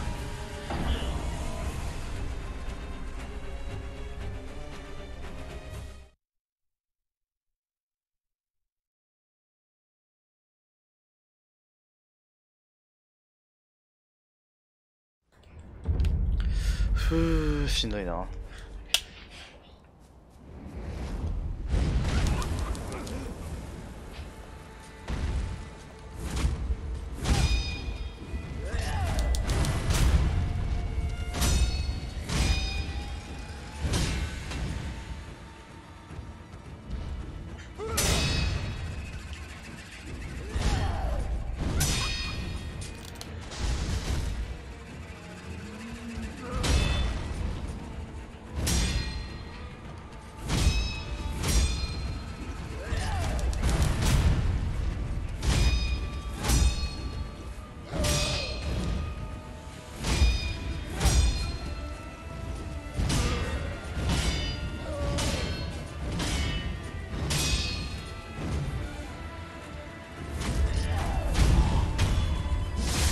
よし、のだめ。いいよ。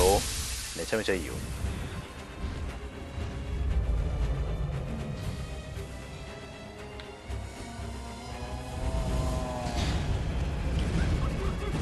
うん。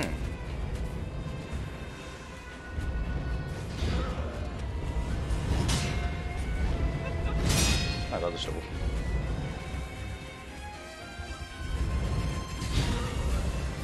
当たるんかい。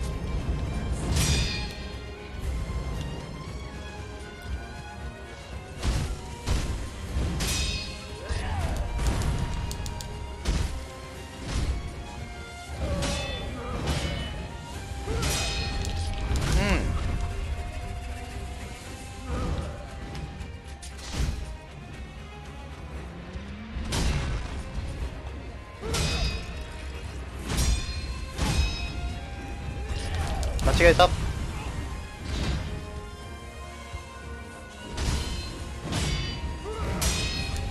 なんで完全に逆になってる。オッケー、心落ちさせよう。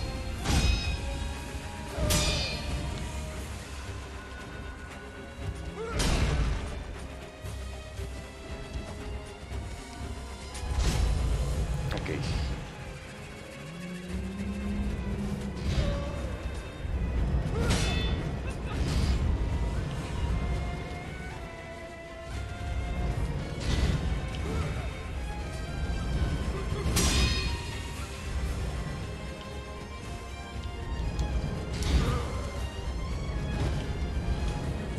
よし、オッケー。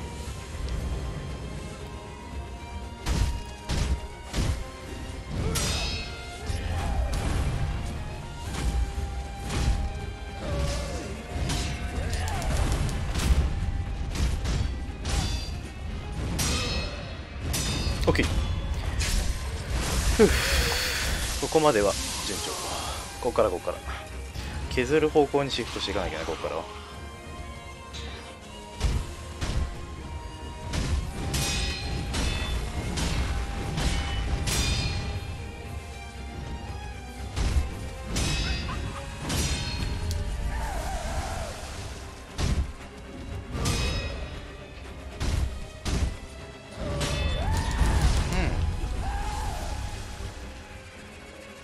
ブラボーみたいな声出してる。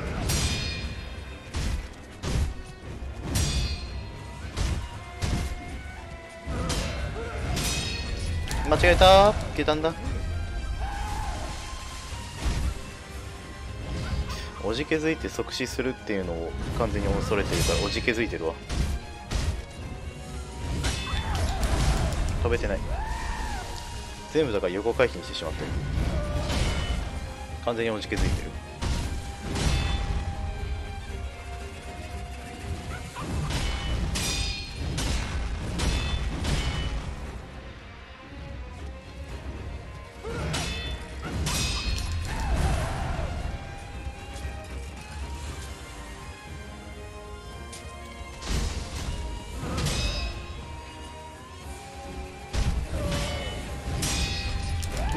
おじけづいてる、おじけづいてる。横に避けちゃってる。ダメダメダメ。ほら、今度は縦に避けてる。もうダメだ。落ち着いて。大丈夫だから。まだ全然あるから。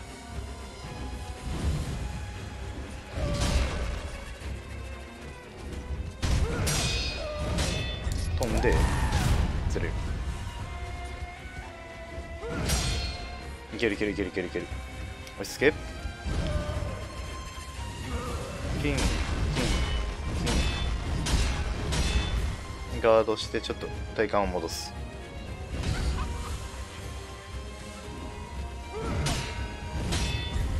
違うね。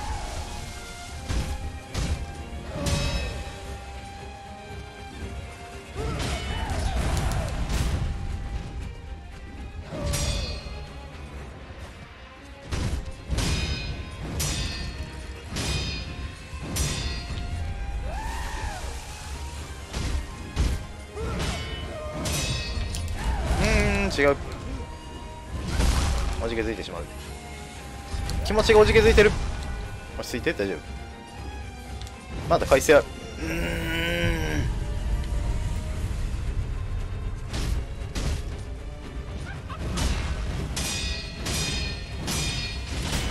ちゃんとガードしてけ。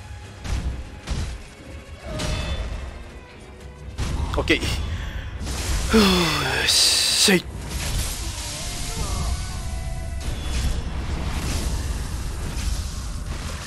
不思議りで切っていくとかっこいいね。不思議りイモータリティセイブドサーバードセイバードか。イモータリティセイバード破壊層源宮に至る、教場の万神であった。竜の割り符。これを持っていると商い人が買える紐が増える。商い人に核がある。古い式体や竜の核のものは宮に認められた。市場の大きな家に自然の計らいを受ける。なんだそりゃ。商い人ね。火事場泥棒にやるか、じゃあ。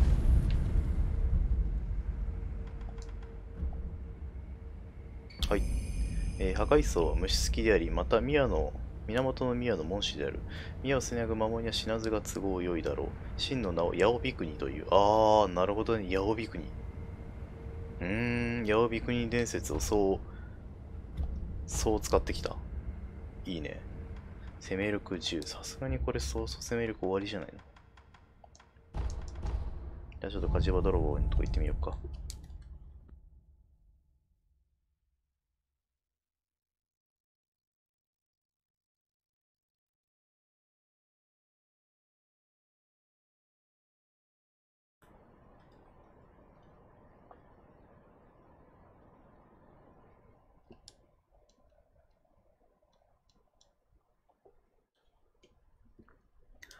ふぅ。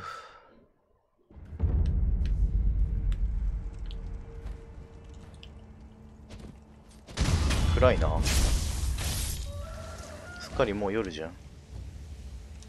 ああ、そうか、なるほどね。夕暮れ時には、死者が蘇るって言ってたけど、なんか突然世界中に死者がやたら、亡霊がやたら出るようになったなと思ったら、そういうことだったのか。毎度だな。さあ。どれどれ、紙吹雪増えてる。ふむ。なるほど。じゃあな、旦那。戦場でかくて近い。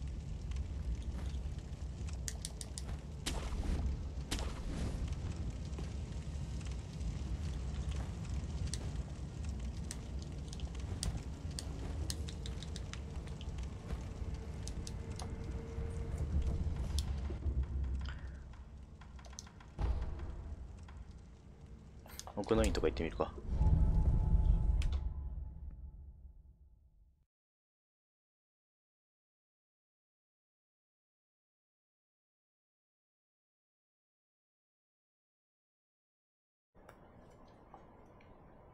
仏の懐は深く、蓄えばありがたい。あれ大丈夫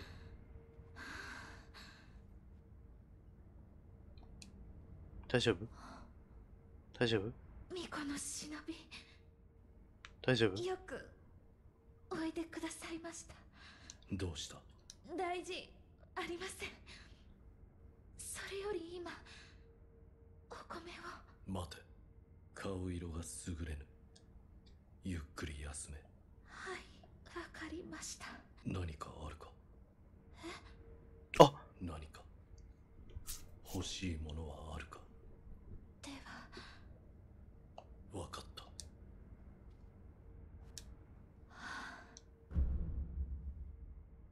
柿だ。誠に取ってきてくださったのですね。食え。食い。いただきます。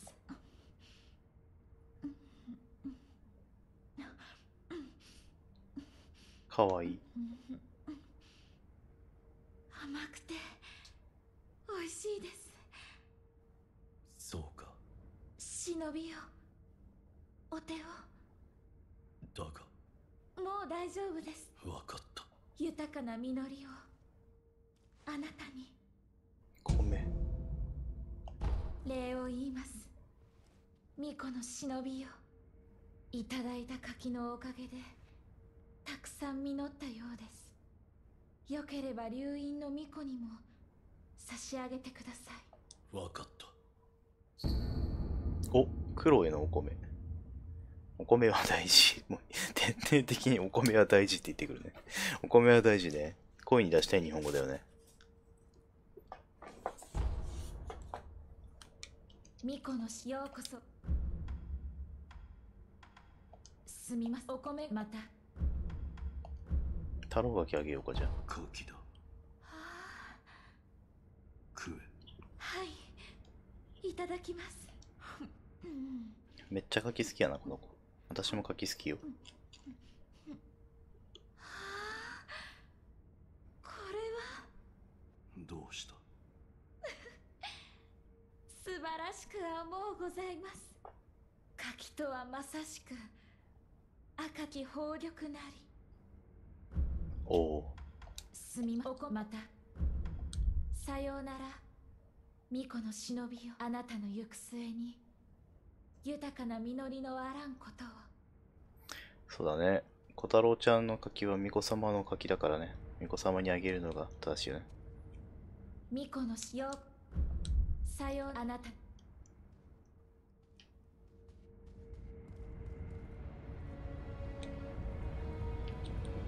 太郎ちゃんもう一回柿くれたいしね。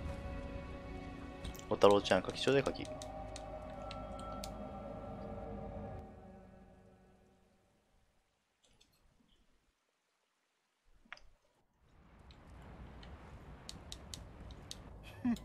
巫女様たちもありがとうと言っている。皆可愛い子たちじゃ。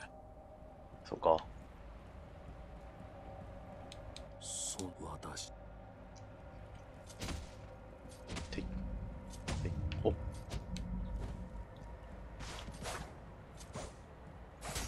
おお、切れない。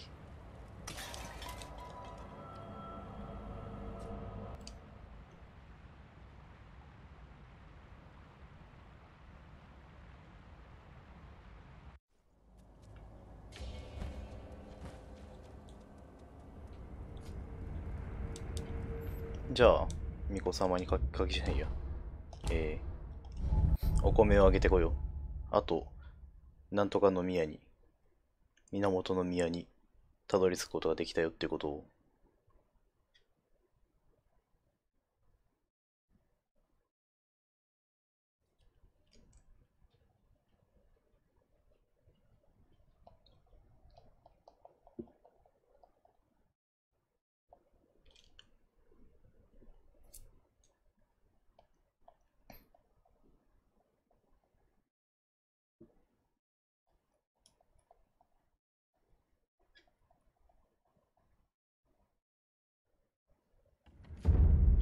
トゥーン。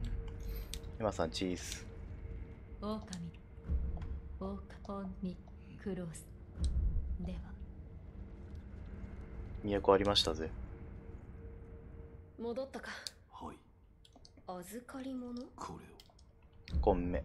これは米か。を。はい。先方寺の巫女が。そうか。それはありがたい。良き米と見える。実にツヤツヤしておる。噛むとはもうございます。噛む？狼よ。米は炊いて食べた方がうまいぞ。はは、うん、は、そなた、はって言われた。甘いものは好きか？何でも食べまする。ならば嫌いではないのだな。狼さんかわいいな。よし、そなたに良いものを作ってやろう。なんだ、おはぎとかかな。とは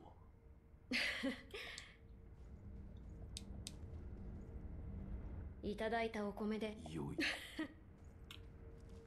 うん。狼では。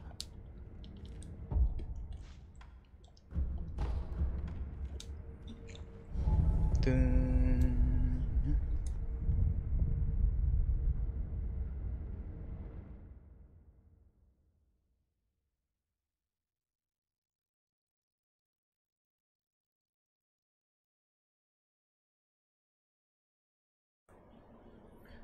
よいしょっと。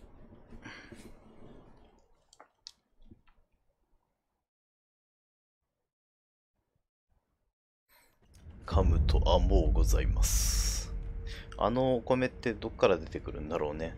柿を食べたらいっぱい出てくるよって言ってたし、いっぱい実るよって言ってたし、妙にツヤツヤしてるとかでなんかちょっとふふってなってしまう感じがあるけれど、ごめんなさい。待っておったぞ、狼よ。さあ、手を出すがよい。はコーン、出たおはぎだ、やっぱり。ほー。腹を空かせた狼に黙って父はおはぎをくれた。あのおはぎはとてもうまかった。このおはぎもきっととてもうまい。ふふ。これはおはぎじゃ。おはぎじゃ。先方寺の巫女殿にいただいたお米でこさえたのだぞ。さあ、遠慮はいらぬ。食うてみよ。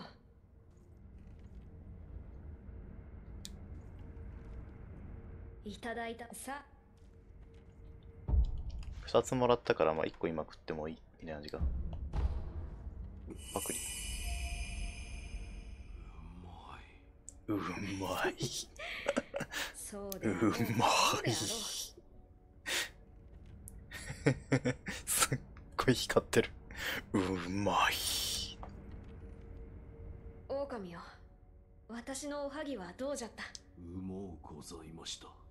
であろう。幼き頃から菓子を作るのが好きでな。平田のお屋敷でもよく炊事場に入り込んでいたものだ。いずれいとまができたら茶屋でも開くかの。なんか夢語り始めちゃったよ、みこ様。どうか無事で。おう、狼か。大事ないか。そうじゃ。増えた。竜の涙、必ず。おはぎ、説明。これは密かに決めた決意と、灼熱を込めてこしらえたもの、秘められた思いとは、誰もいないとき一人でつぶやくものだろう。何やらナイフの軍がだが、時折一心様が心強い。ほう。何やらだが時折心。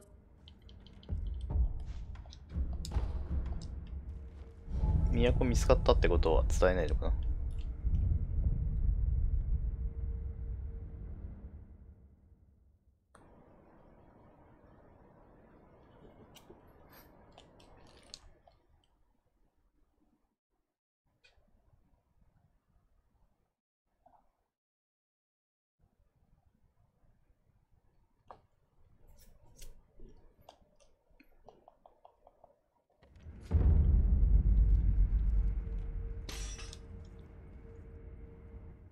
狼、源の宮へはたどり着けたか。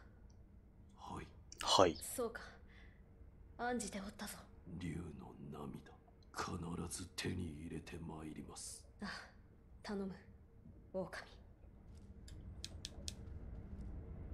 何やらナイフだが時をとこ。それ柿は干し柿と生柿は何なの？では。あと仮面。干し柿と生柿と仮面の意味がわからぬ。あととりあえずあれかな、物売ってる人のところ、一通り行ってみようか。てかその前に一回留飲回復しとこうか。留害。4個あるしね。みんなむせてるのかわいそうだからね。で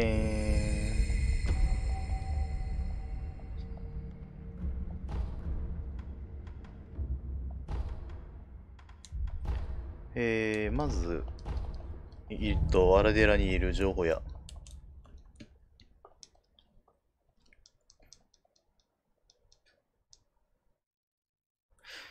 これで紙吹雪無限購入できるから、これあれかな、種ならしとかも無限購入できるやついるんだろうな、多分。ここへ来ても、ついに倒せるもの全部倒せっていう。紙吹雪種ならし、あ、やっぱあるね。基本的には一緒かな、これ。紙吹きと種ならしが増えるだけかな、もしかして。かもな。ちょっと他のとこにも行ってみようか。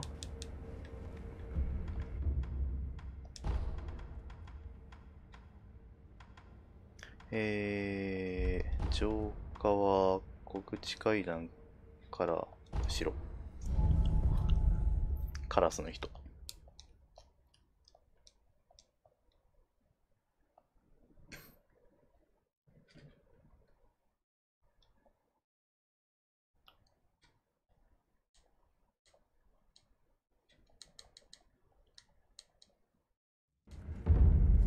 よし。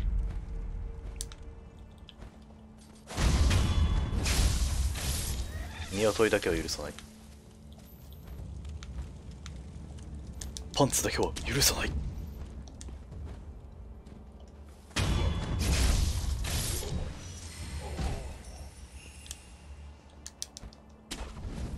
どこ行くねー。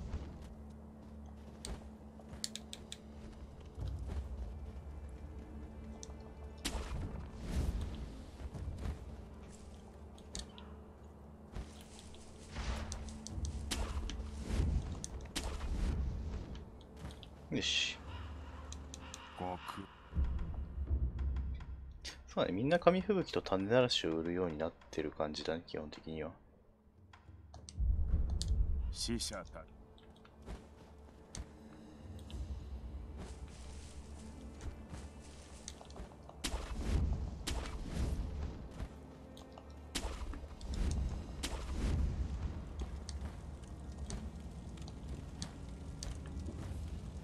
どうしよっかな、どっかのタイミングで。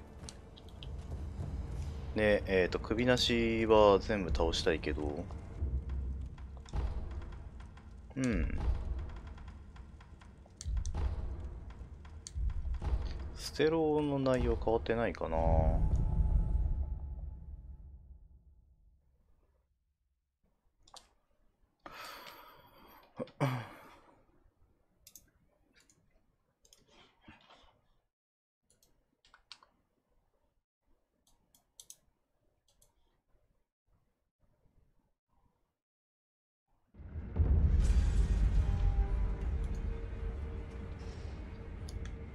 ここ BGM が不穏すぎるんだけど、入った時。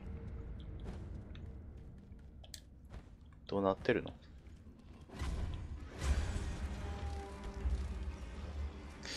道場いなくなっちゃったよね、結局。どこ行ったんだろう。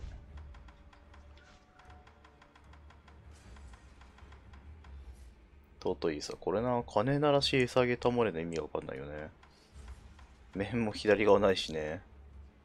U のワリフ。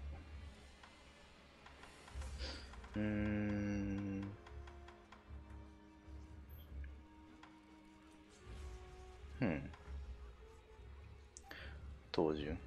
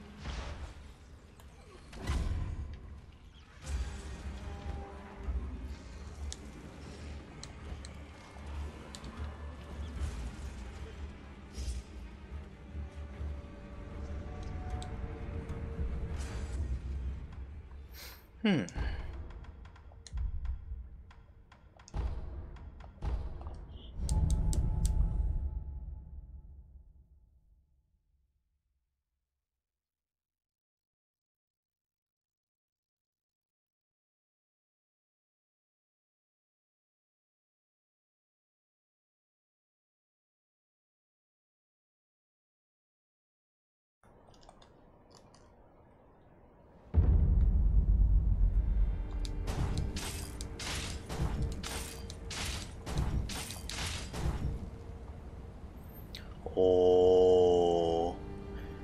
おー、桜がすごい。桜がすごい。いかにも桃源郷といった感じ。ほー。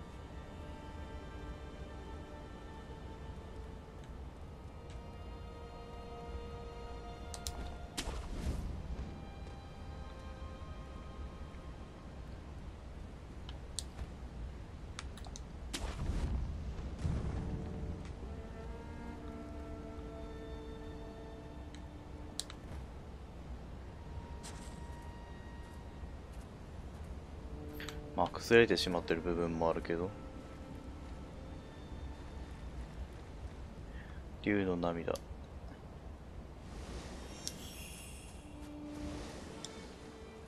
やはりここに竜が住んでるっていうのか。多分ヘビとかじゃない本物の竜がいるんだろうな。あいたー。なになになになになになになに。あ、なんか飛んでくる、なんか飛んでくるのが痛い。ビリビリビリビリビリ。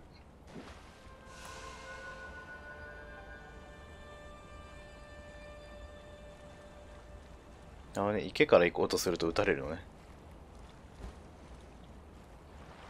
と。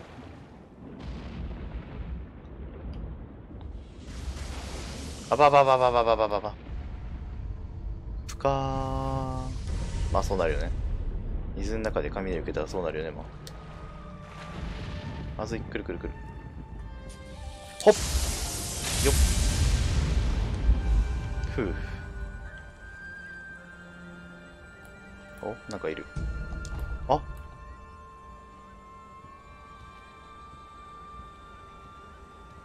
あいつだ。霧の村で人を惑わせていたやつだ。お、なにこれ、年年寄りなんだこれ。え、なにこれ。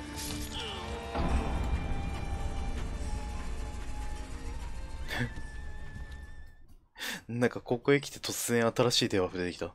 年寄り。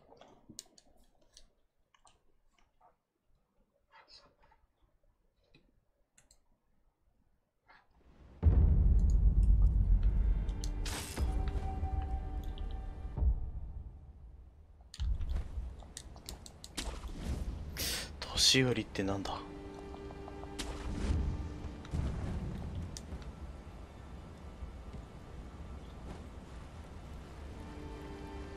まあ、とりあえずなんか正気をスーって吸われて、吸われ切ると年寄りになってヨタヨタになるっていうのがまた何何何何何何。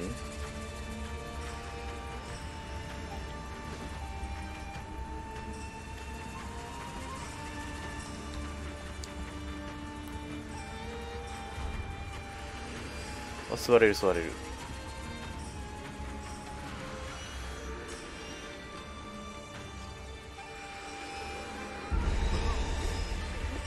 おお、年取った。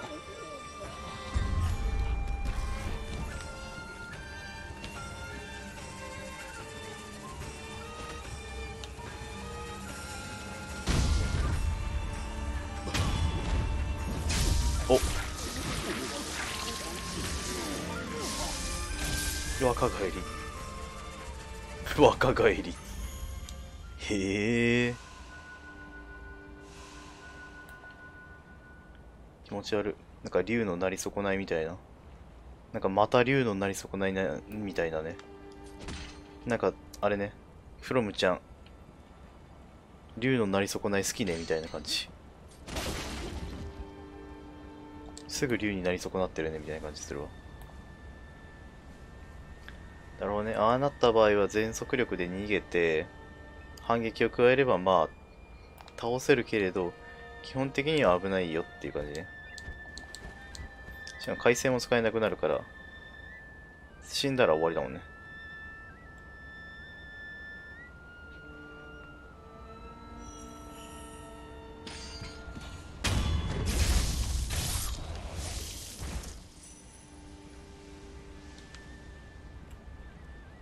ていうことは、霧の村にいたあいつは、なんか力を失ってしまったこいつらだったのかな。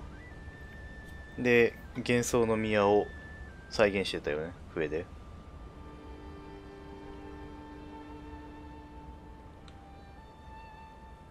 なんなんだろうね、こいつら。ナメクジみたいな。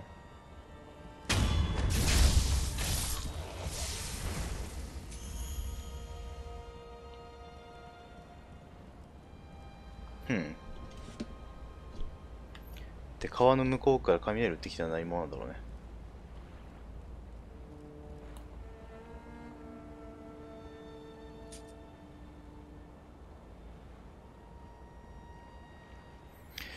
とりあえず始末しないと水の中は探索してられないので、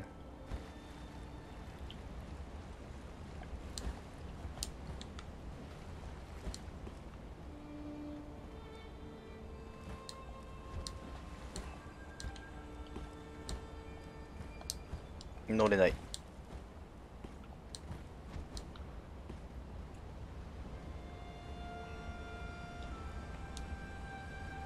お、いる。普通の侍みたいなのがいる。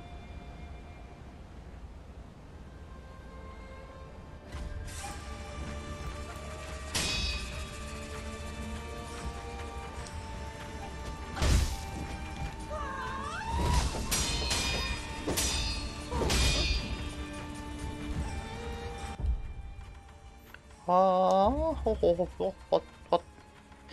これ女武者じゃないの、いわゆる。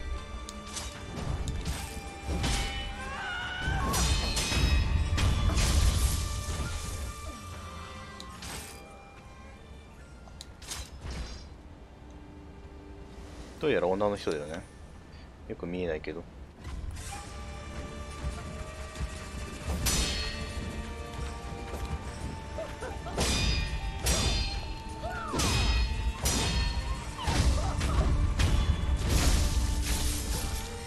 お面をかぶってるね。中身はあいつらと同じ、なんかなり損ないみたいな顔になってるのかな。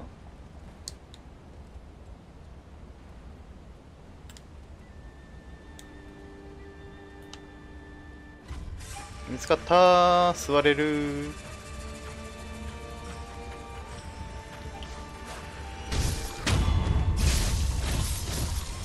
見つかったらもう強行突破しちゃった方がいいね。下手なことしてると吸い込まれる。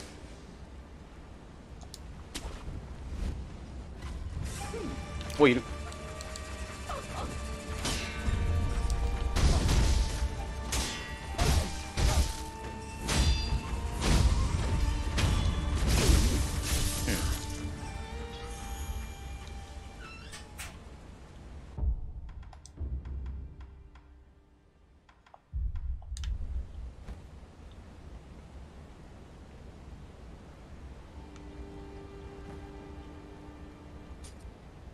水にさえ入らなきゃ撃ってこないのかな。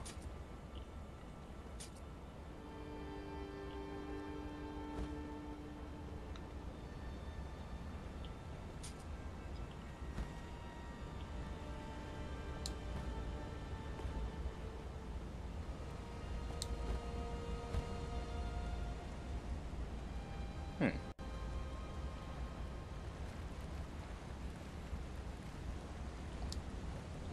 鳥の巣。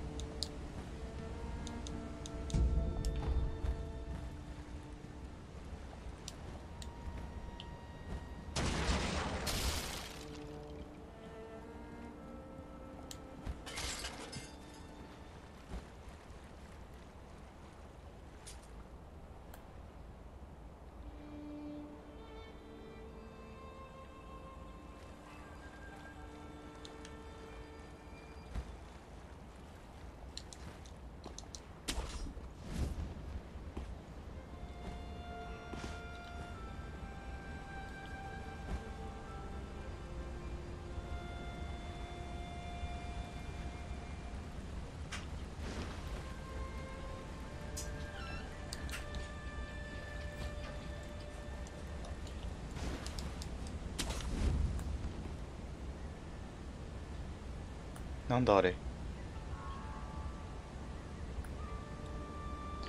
なんか白い犬みたいのいる。上にもなんかいる。上はあれ普通の侍か。瞑想してるね。なんか尊虚で瞑想してる。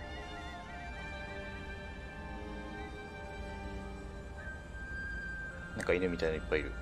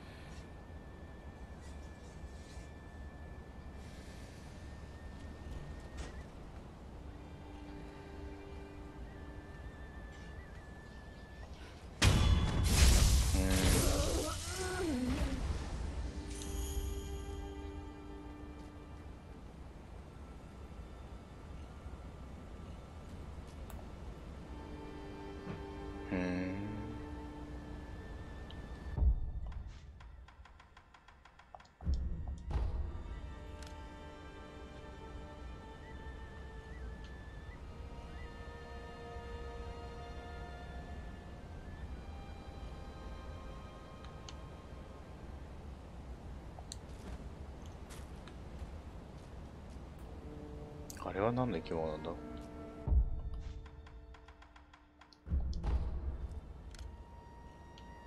なんか食べてる。あいつはやっぱなんかなり損ないみたいな変な生き物だね。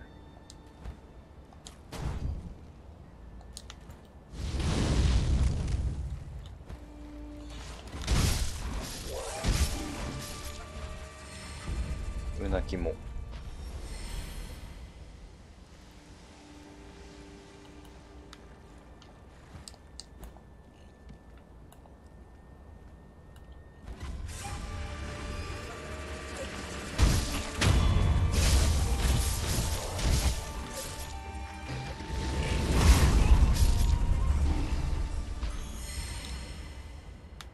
気持ち悪い。なんだこの犬。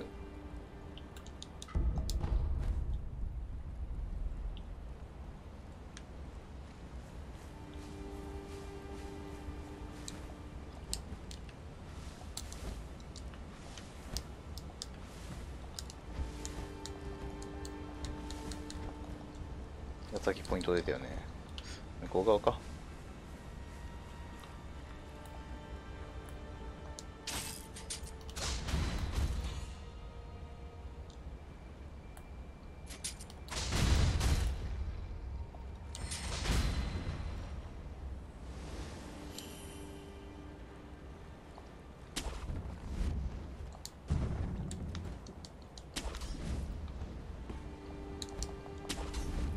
てっぺん。いる。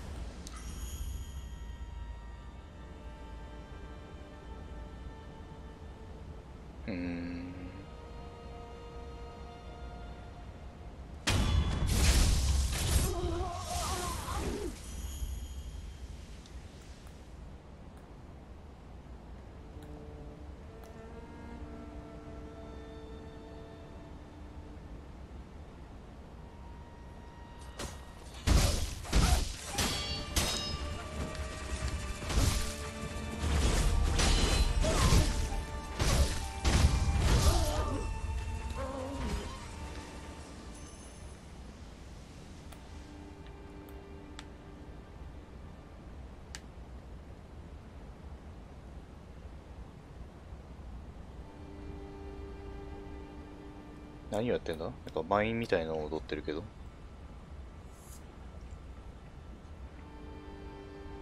舞を踊ってるね。ほー。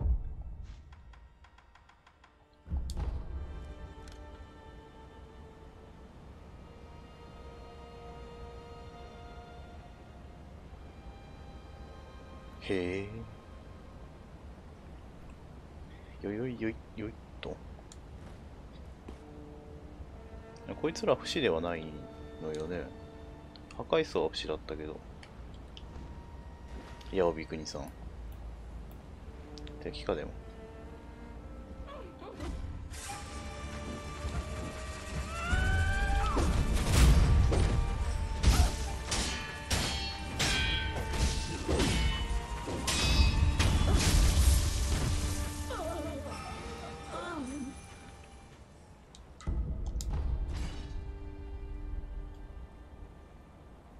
どっから撃ってくんだろうな、あれ。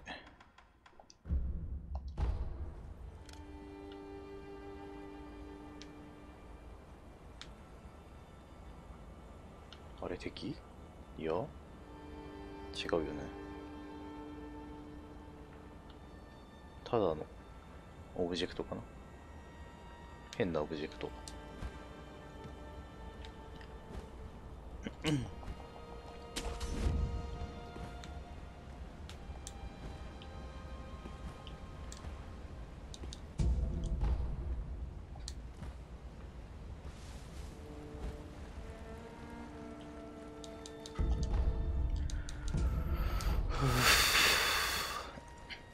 ただ敵がそんなに強くないからまだ気が楽っちゃ楽。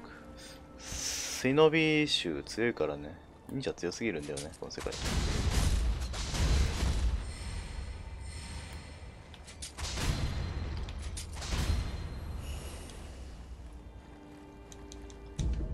雨。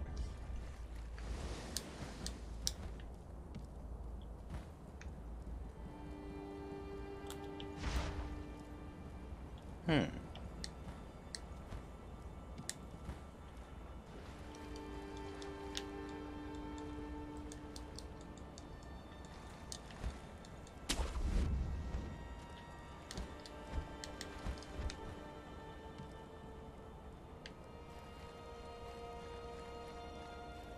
お、鬼仏。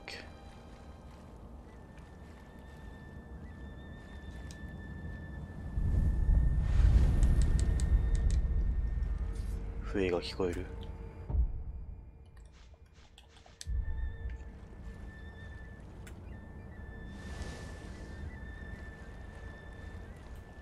これなんだろう。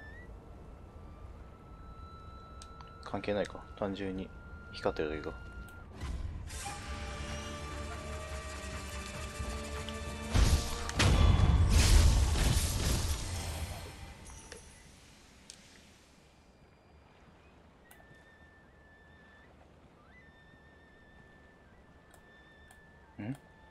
もしお若いお人。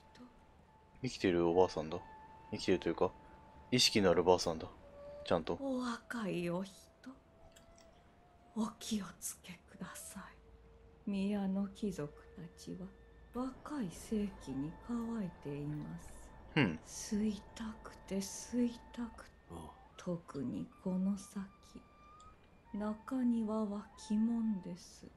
宮の貴族がわらわら先にほう。なぜお若い父のことです。我が父は貴族になりました。恋に見えられた。あ、あれか。もしか。もうずっ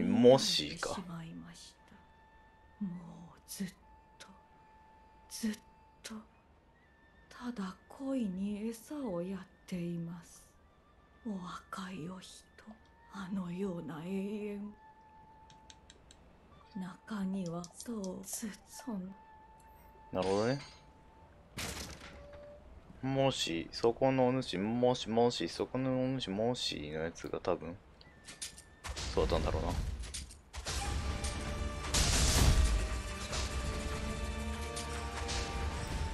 刀だと一撃だけど、手裏剣だとさすがに一撃じゃないのか。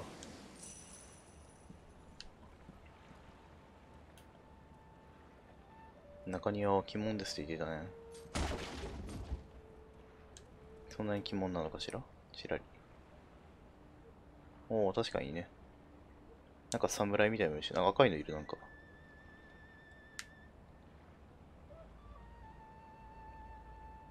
でも、中庭を攻めたい気持ちもあるよね。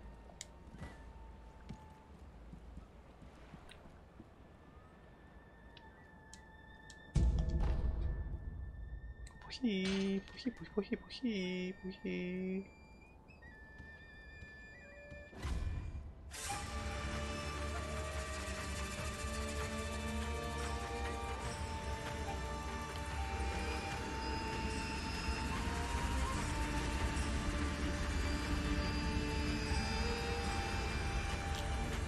チャンス。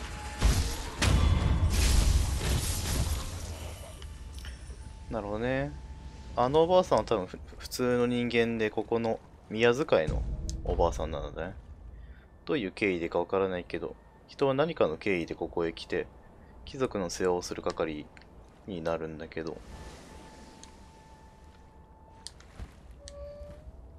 で、当の貴族たちは結局ここで何をしてるのかは知らないけど、まあ、貴族になり下がるというかね、永遠の命を手に入れて、で、なんか一生ここで暮らしていくのね。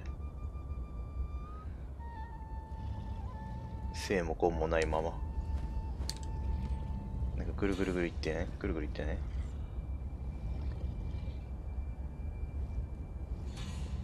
なんかぐるぐるいってるよね。なんだろうね。嫌な感じね。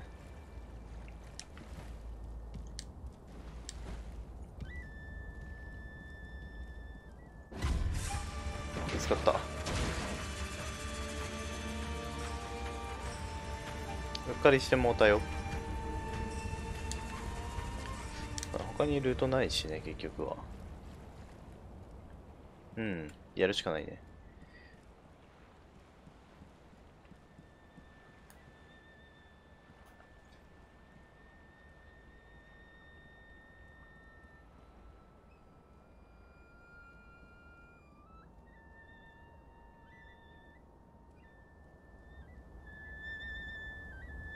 で、この壁の裏にいるやつが気になるからな。おいそれとあいそとやれないよな。あとなんかぐるるるるって言ってるの気になるしな。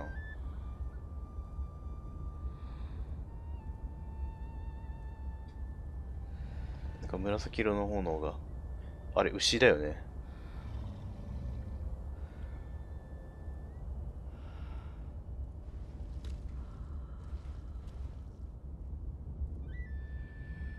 突然立ち上がった。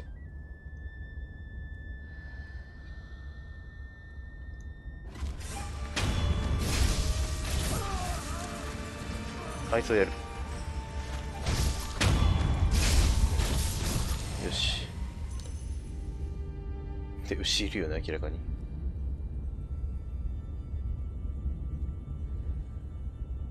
うん。なんか紫色の炎を角にくくりつけた牛がいるよね。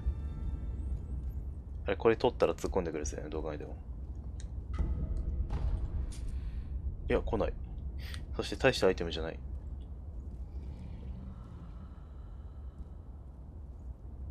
吐息が聞こえる。どっからか吐息が聞こえる。怖い。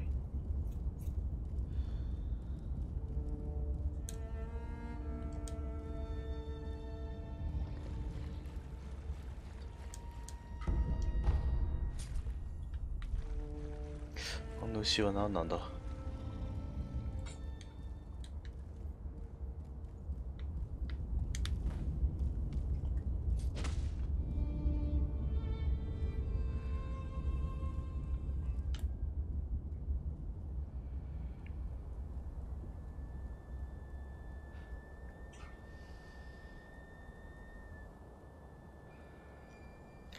ピーよよよよよいよいよいよい。見つかった。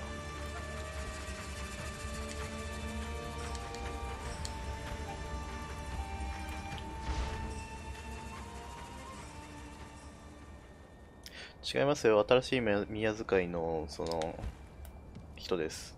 人です。狼って言います。よろしくお願いします。ワンコって呼んでください。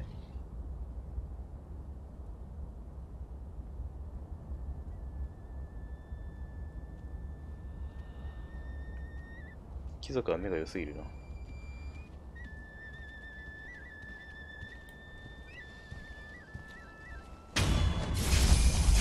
しけむり。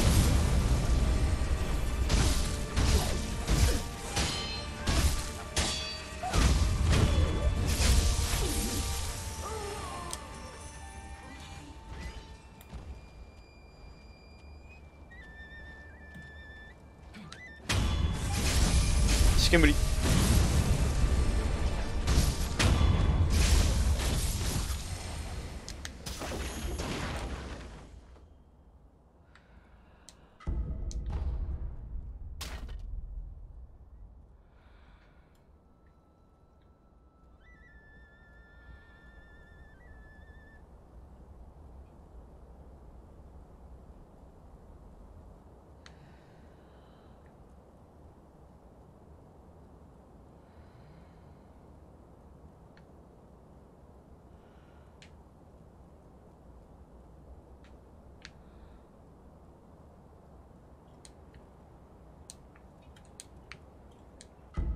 お、紙吹雪。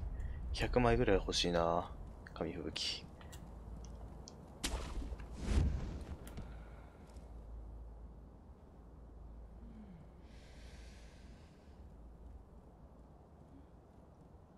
どっからか吐息が聞こえる。常にどこからか吐息が聞こえ続けてる。なんだこれ。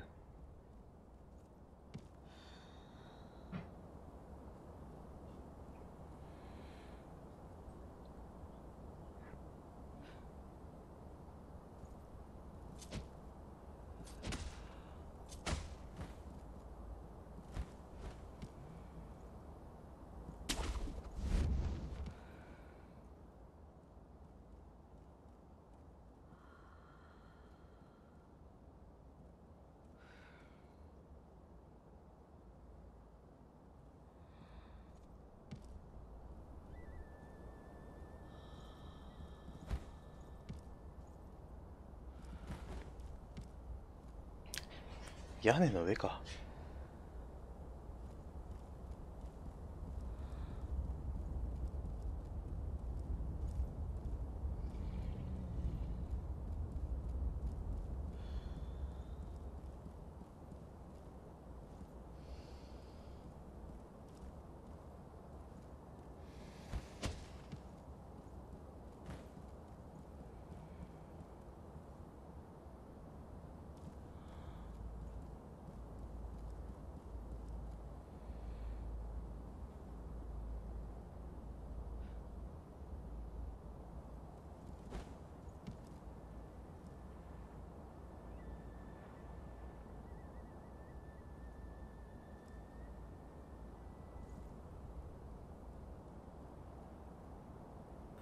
目が良すぎる。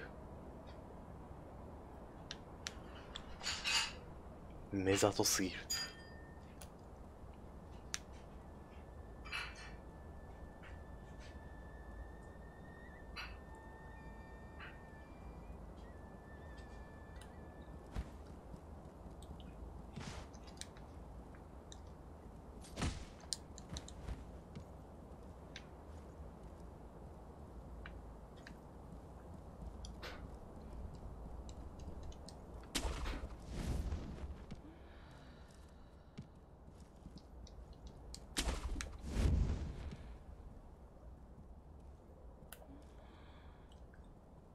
屋根裏に入るとずっとなんか声が聞こえてるの。そうそうする。睡眠導入感ある。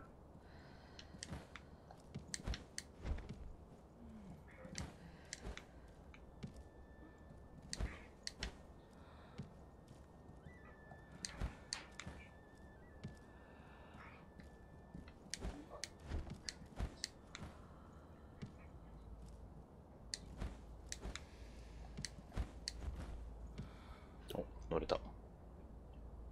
で、別に上に行けるわけじゃないのか。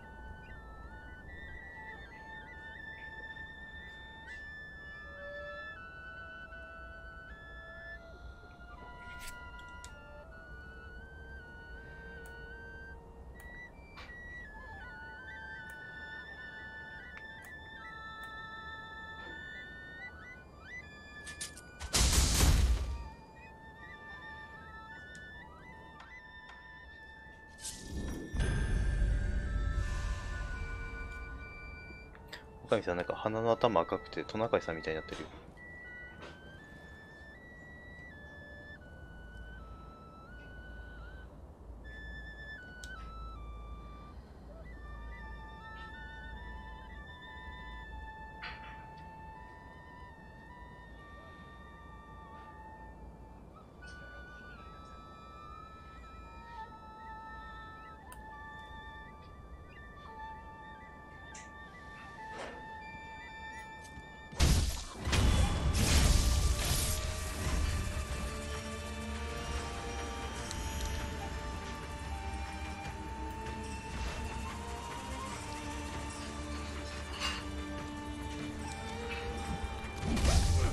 たいたいたいる。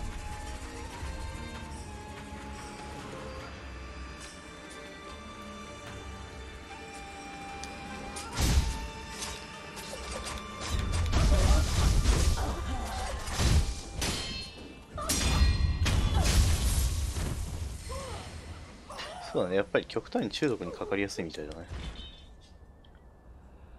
なんとかの女武者って呼ばれてるやつらの、要するに元だよね。多分白神か。白神の女武者の多分、こいつらが元とかなんだろうから、かなり毒にかかりやすいんじゃない？ダメだ。吸われる。侍だけどうにかしたい。武者だけ先におびき出したい。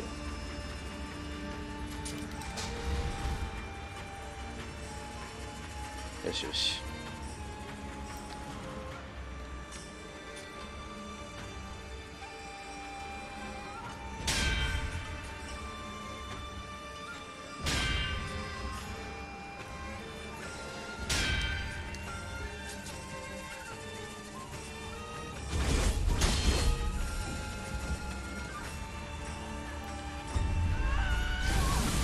まずい。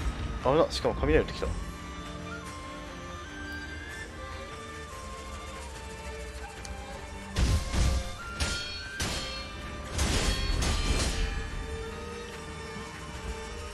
2人いるなぁ。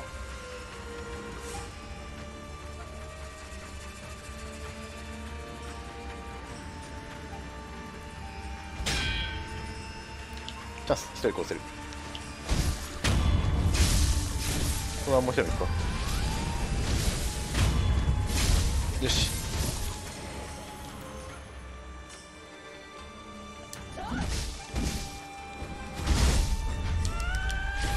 出たー。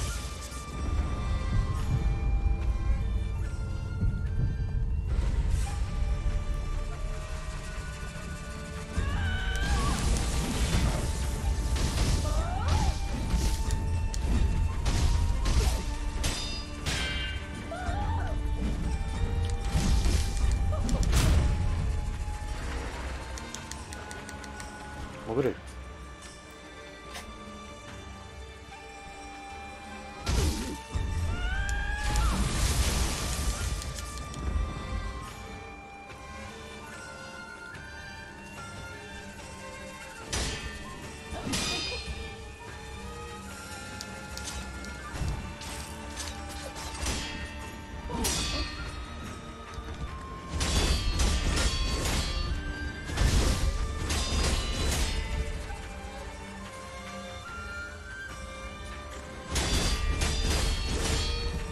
息苦しかろう。壁際とは息苦しかろう。ノーノーノーノー。息苦しかろう。ノーノー息苦しかろう。よし。なんとかなった。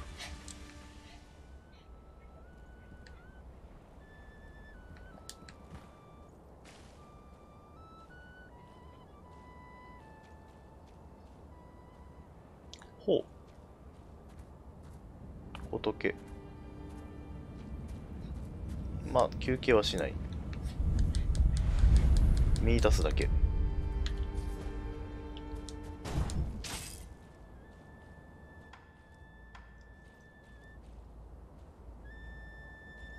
赤いやつがいるな。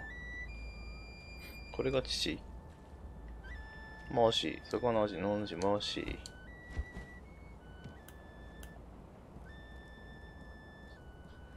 まあ、恋に見られたって言ってたからね。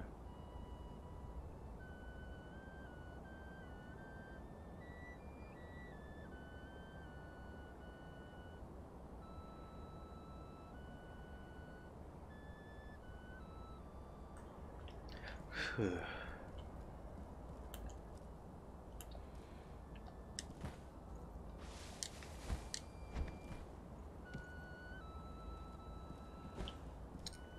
潜ってみるか、じゃあ。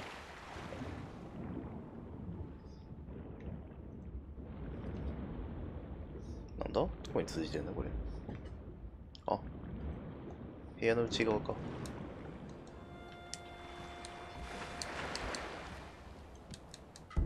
お、鱗。お、鱗。ということはこれも鱗。なるほどね。ここに大量に集めてるのね、鱗を。これは今日の水。お源宮に越ししたまずはご頂戴する宮の貴族のたちのさあ、ぐぐいと召し上がるがよい。おう。ああ、わかったわかった。都人ってそういうことか。なるほどね。都人になりたい人に渡せってことか。いいよいいよ。任しといて。ワン。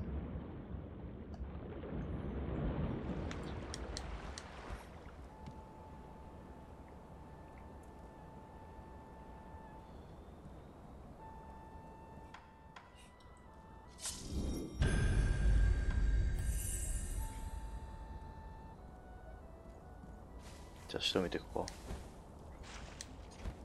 あそこに二人仕留めちゃえばまあ多少は楽でしょ。よっ。ちゃんと手裏剣が当たる位置を確認しないと。手裏剣が当たる位置から仕留める。ここかな。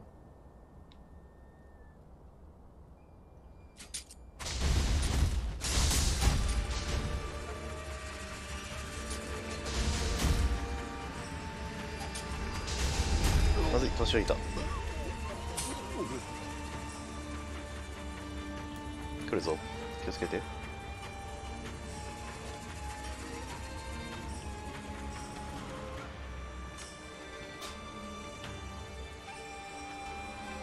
やつを始末しないと、多分、どうしようもないんだろうな、これ。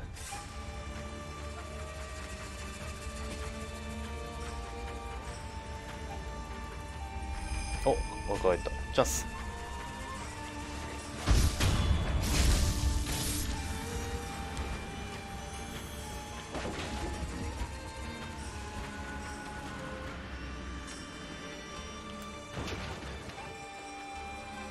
身を乗り出してるな、バカめ。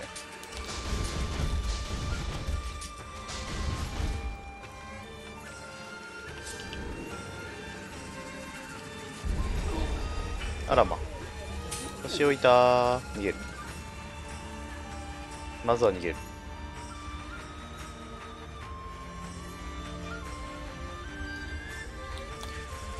ふぅ。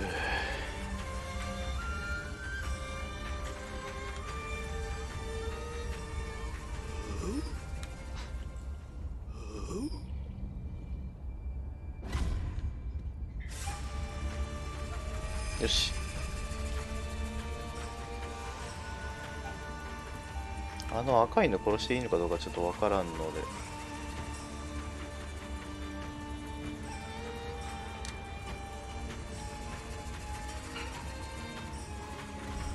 青いの殺していく。わあ、ちょっとやめて。いた。普通に攻撃してくるのやめて。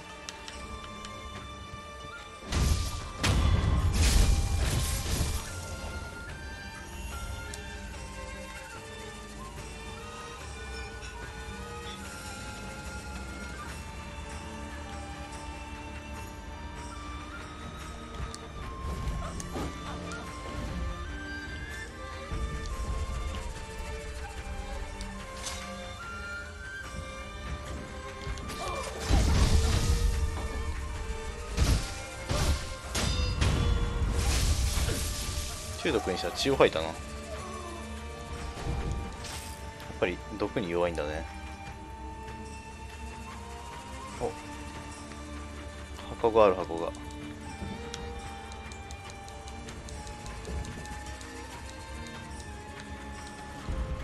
紙紙。お、こいつは吸ってこない。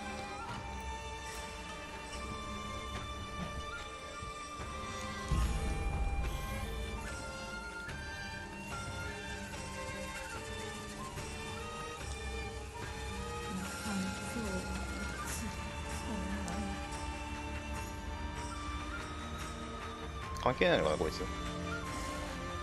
恋に餌やってないもんな。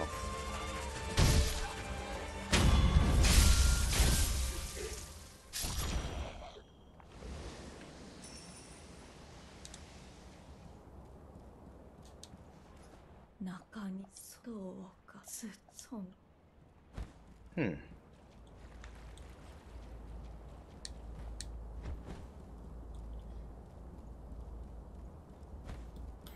ん、あの牛と笑い声は、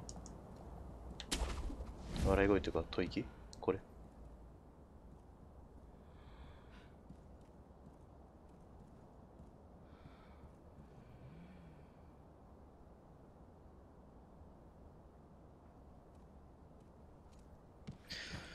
うん。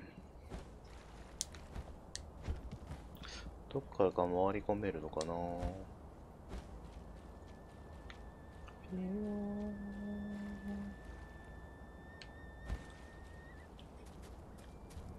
こっちからかな。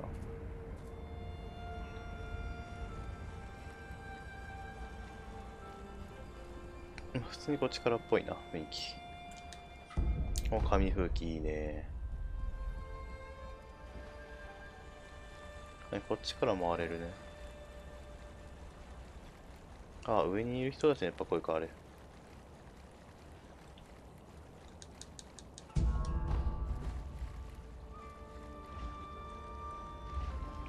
もう、牛だもん。びっくりするもう。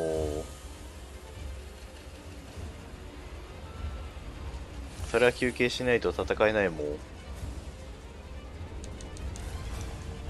すん。じゃあの。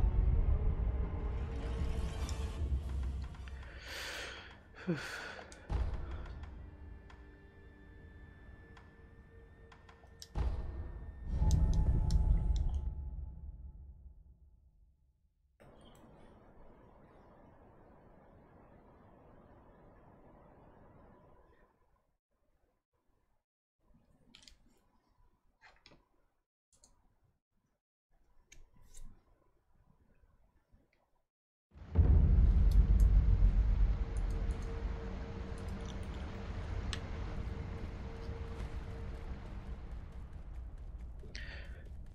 とりあえず神主さんに届けてあげるお酒を。お酒じゃない、水を。いや。なぜ何今頃そらなぜ何今それがわな頼りだれねさく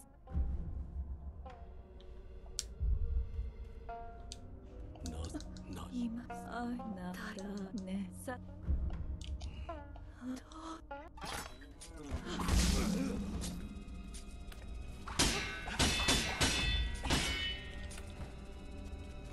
じゃあ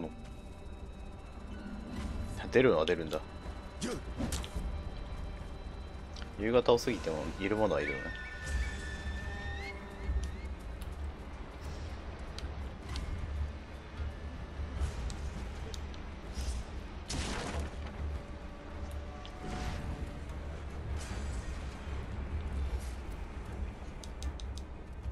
よっと。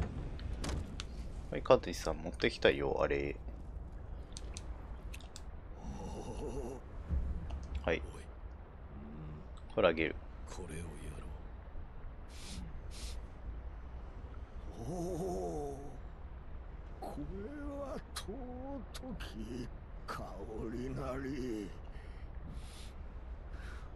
なあ、お、龍涎。龍涎は芦名の写真がつく至高の酒。オタクはいら飲めばわかる。しからばよこせ。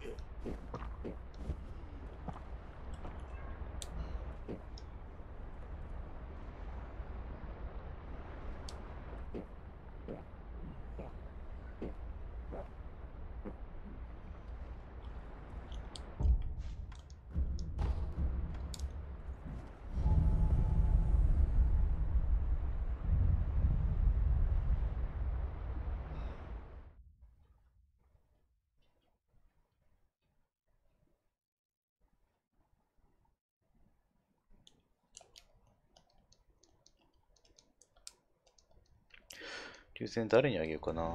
一心様かエマさんだけど。今さん飲んでくれるかな。今、龍禅って言われた。誰それ。一心様か、エマ様。あれ行ったか大丈夫かうおーって言ったけど。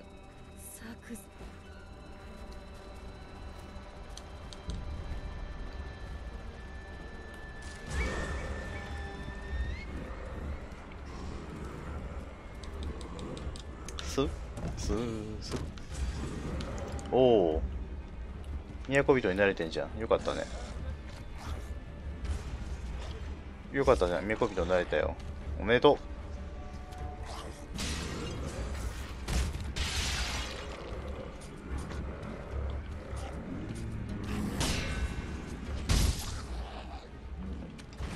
う。もろいな。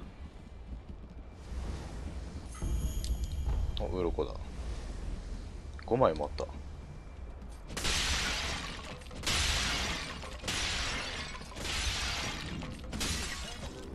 鱗こんなにあってもな、もうな。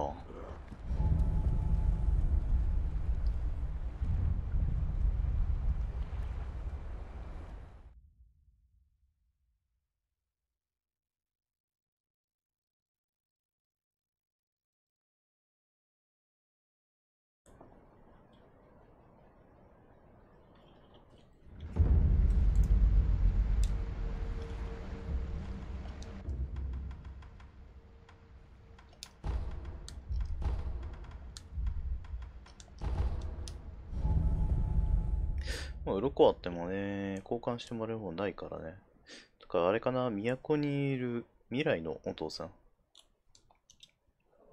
未来のもしもしに鱗を出すと新しく何かもらえる的な展開なのかしらね。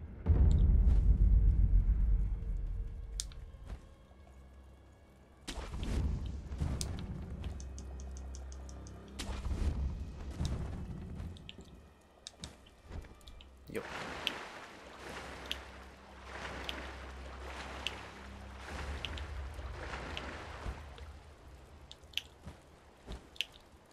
こっちは多分ね、なんもないよね。もう。ないね。っていうことはもう一つの交換レートがあって左面があるみたいなパターンかな、これ。お今までの良き心がけよきかな。お、誠尊い餌。毛など入っていればなおさら尊い。生きた心地もせぬほどに。平田屋敷の壺の記事、都人は主になりたい。宣教の主の恋に与えてたもれ、さすや我は恋となり、恩師に非なる技を授けようと。今日の主の恋に与えてたもれ、さすれば我は恋となり、お主。ほ選挙さすまこと。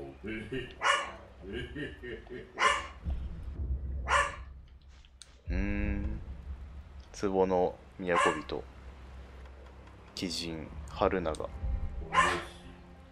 待って。つまりこれ未来から話しかけてる壺なの。それとも未来の自分に渡してほしいの？ちょっとわからんな。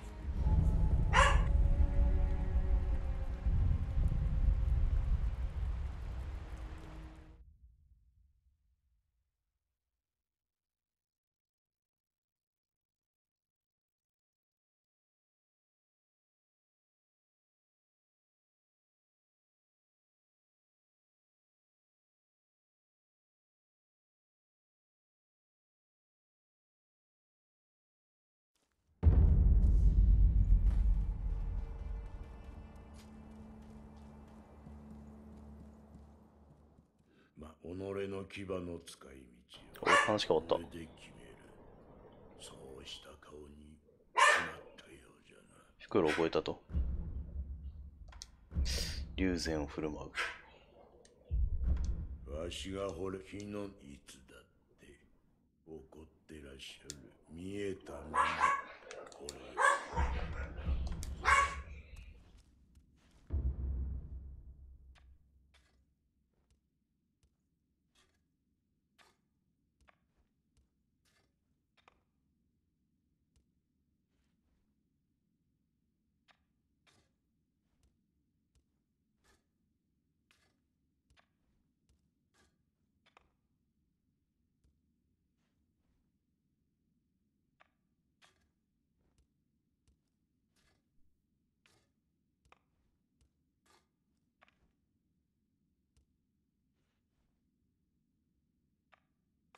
よいしょっと。あれ、犬の喧嘩を止めに行っている間に増えている。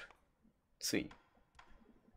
ルリ、ほんほんほん。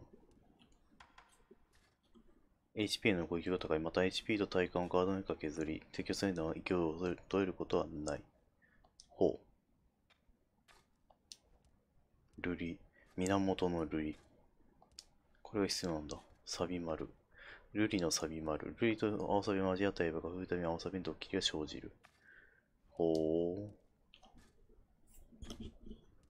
ほうほうほう。連撃、表裏。表裏の連撃を切り替える刀攻撃。ニオヒューガイスコの回避ともしても使える。あ、こんなにあるのか。あ、てかこれ普通にやるか。普通の、あ、表裏まで行ってれば使えるのか。ルリの斧。敵のガードメーカーもダメージを与える。澄んだ響きは幻をもかき消す。ああ、なるほどね。幻を消す音の衝撃を放つ。重いような横投げ振り回し叩きつける。ほんほんほんほん。ほんほんほんほん。これで要するに無限のあれにできるんだ。種ならし。で、これは音量。音量へもダメージを与える。ただしこの火は炎上効果を持たない。ほんほんほん。瑠璃の浄化は神宿り。凝った怨念はその日に焼かれようぞ。ほんほんほん。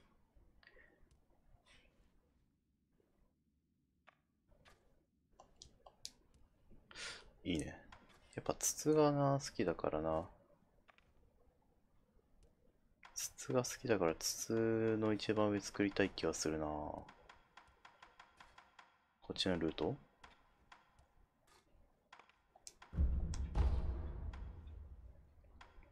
長火花欲しいね。炎の草。音量の攻撃、類の攻撃を防ぐことはこれ大事じゃない？山彦。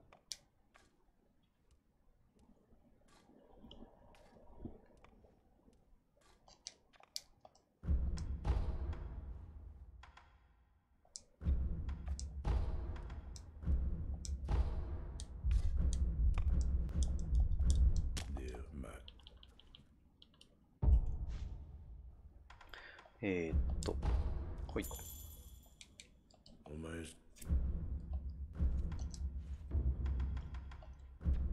ほ。よしよし。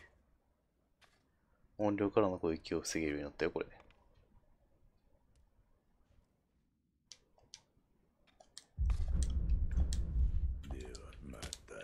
これで一つぐらい、あれ倒せるんじゃない？首なし。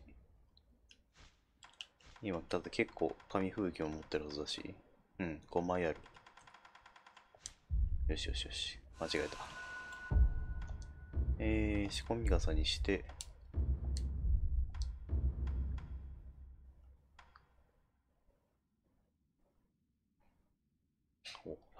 開いたまんま回すことができるんだ、また。へえ、面白いね。とりあえず音量の類をどうのこうのするやつにして、二神隠し。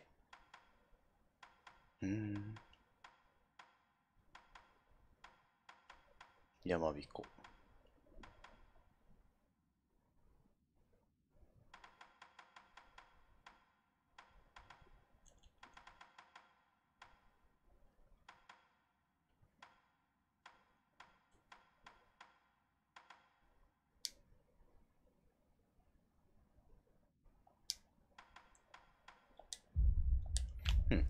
よし。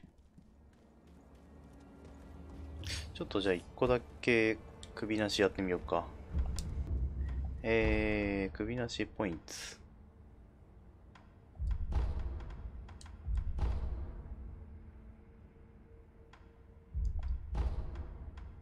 あれどこだっけ？お堂か。金鬼のお堂から逆走したとこだ。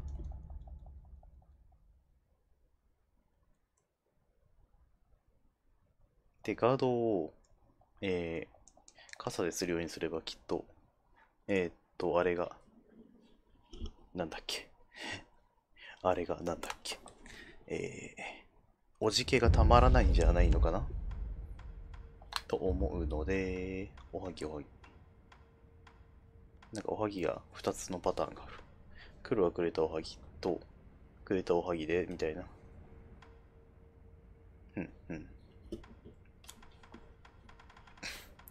おじけ消しと。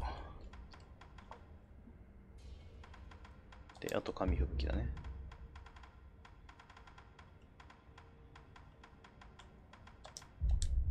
よし。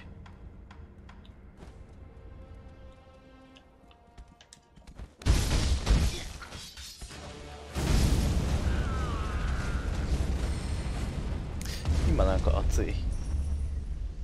空中で攻撃できたな。対空忍術かあれがまさか。燃えてるけど、とりあえずレベル上げちゃおう。経験値があるのを忘れていた。5か。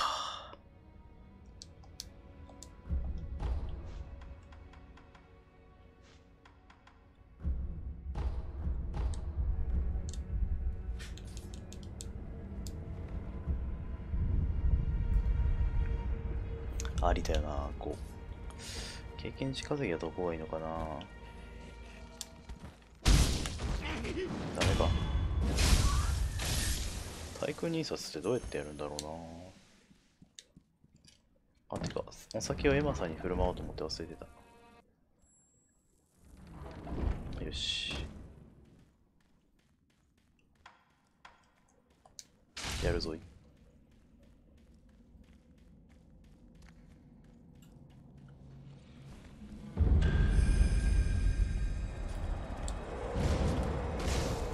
痛い。殺を食らった。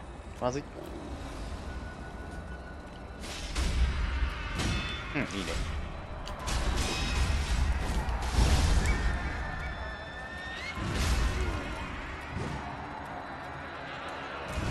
チェンシね。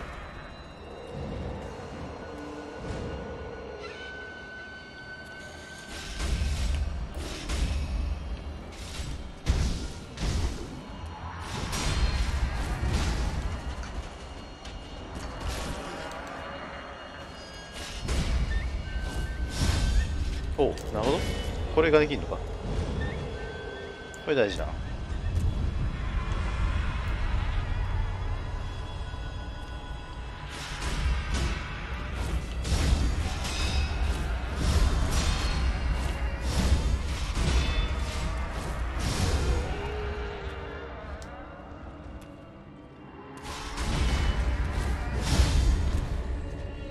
よし、1回。っ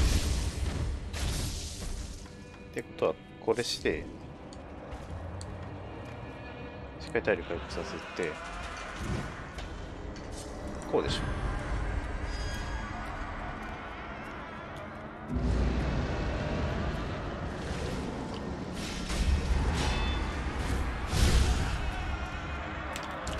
うん、まずい。おじける。後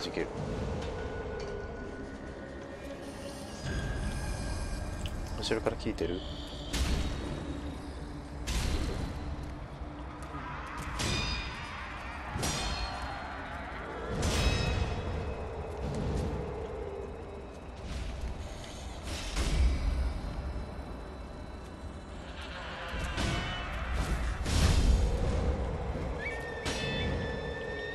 よしよし。あと傘の攻撃だけでいけるな、これ。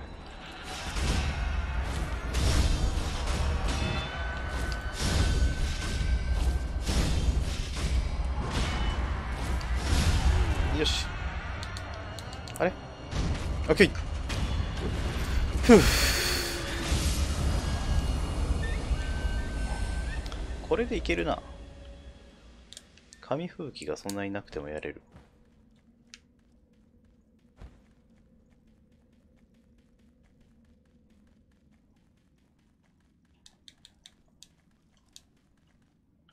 あと首の下どこにいたっけな。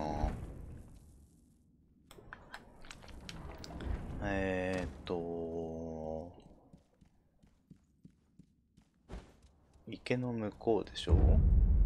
池に潜った先のところでしょ。落ち谷の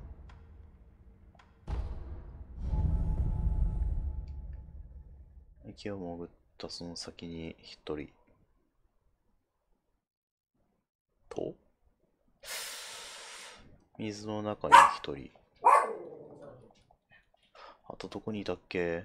なんかもう一人ぐらいいなかったっけ？いたようないなかったような感じなんだよね。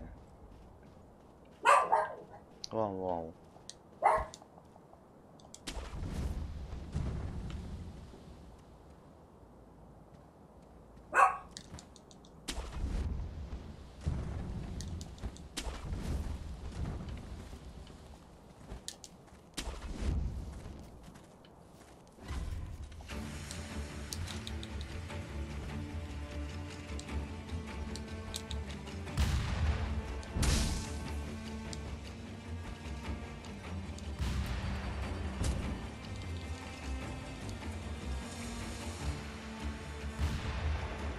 ダメな気がする、これは。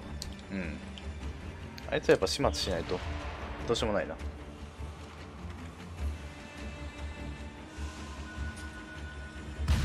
た。エイム良すぎる。ああ、助けてー。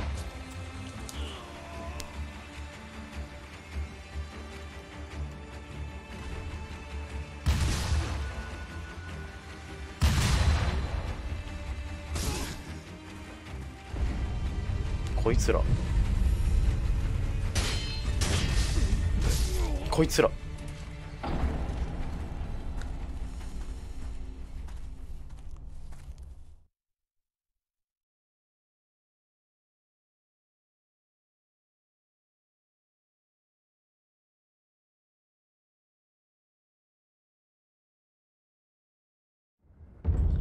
よし。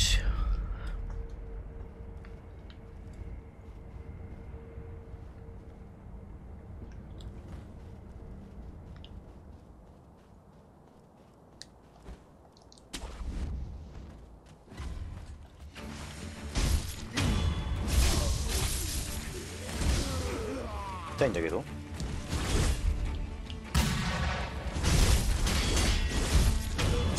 まったくもう。ひどい目やった。お、こいつらあれか。ライなんとか落とすのか。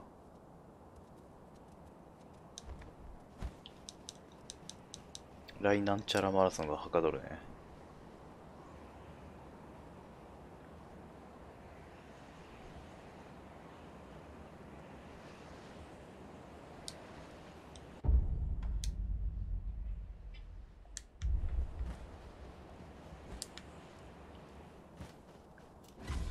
じゃあ今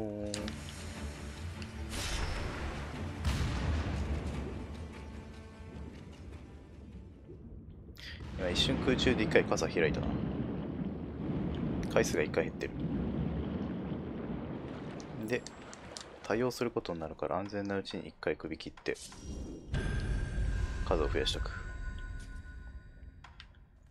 よし。基本のダメージ操作は紙吹雪になるのって。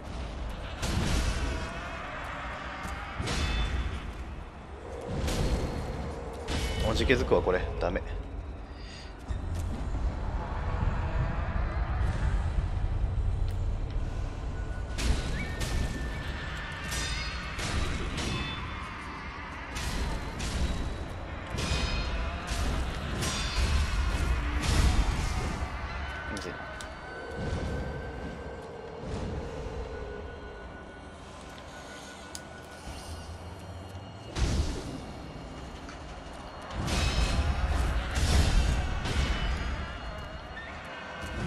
届く。文字消しとけ。危ないぞ。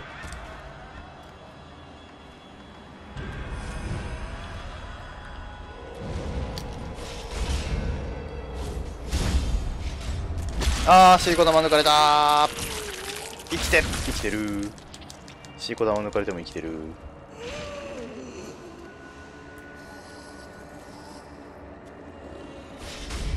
やれる。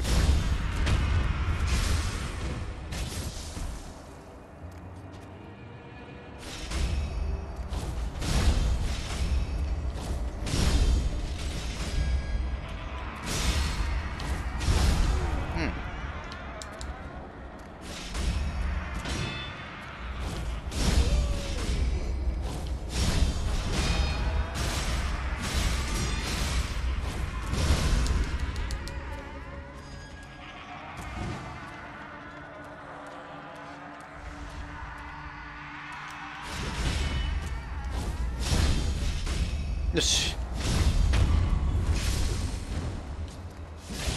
オッケー。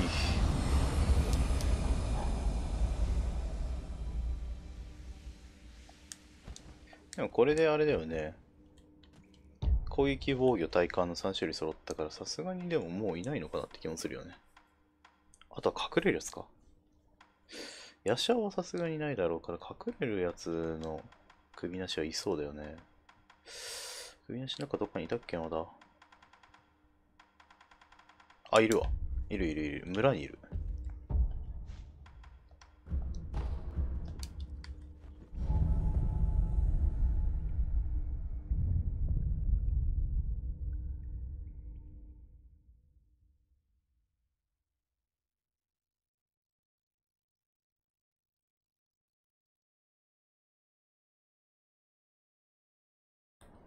うん。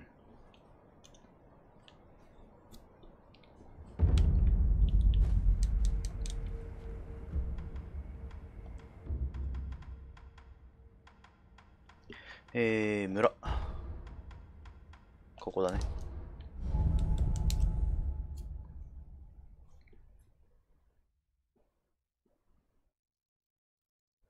あといた気はしないんだよな。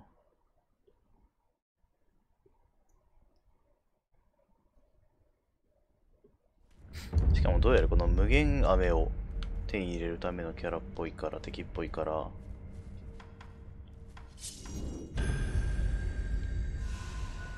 ああ、やってしまったー。助けて。大丈夫だった。いたいた。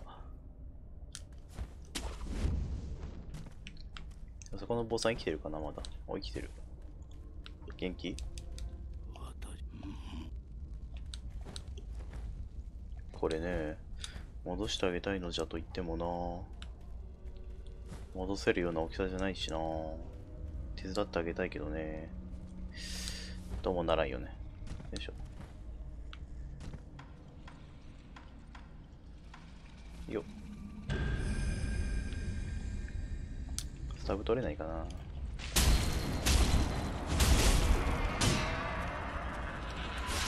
ず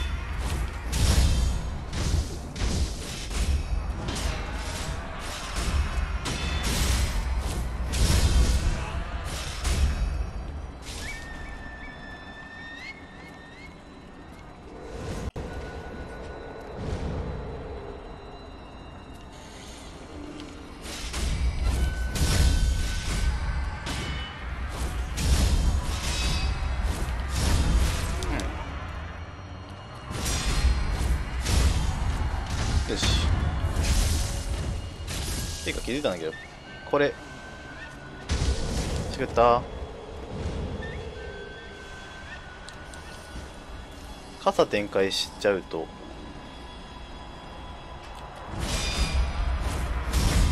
どうやら、痛い。紙吹雪溶けちゃうっぽいんだよね。バフ切れちゃうっぽいんだよね。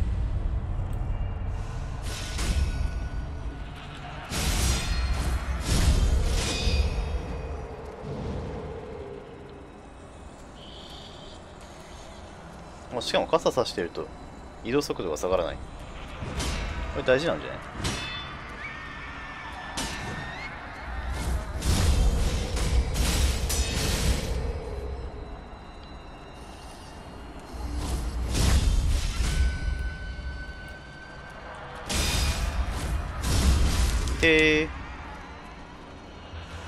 ここでおじけて死ぬのは嫌だ。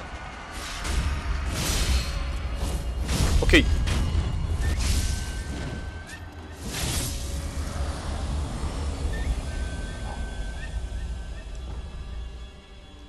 よし、これで飴は多分揃ったでしょ。ヤシャオだってね、違うでしょ。これだって全部、いや、どうなんだろう。上位互換っぽいから何とも言えないよね。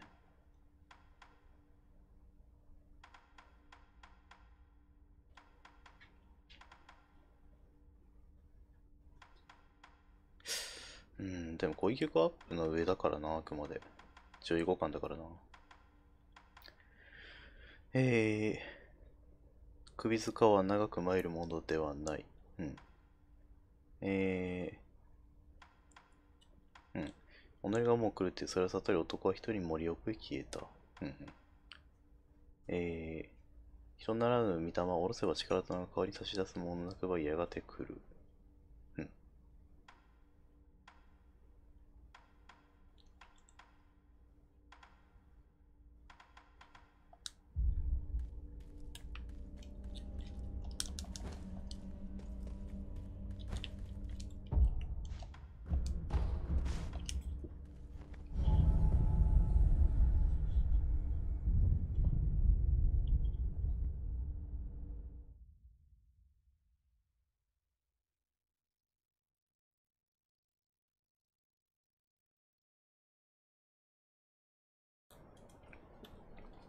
で、エマさんにお酒を渡してきて、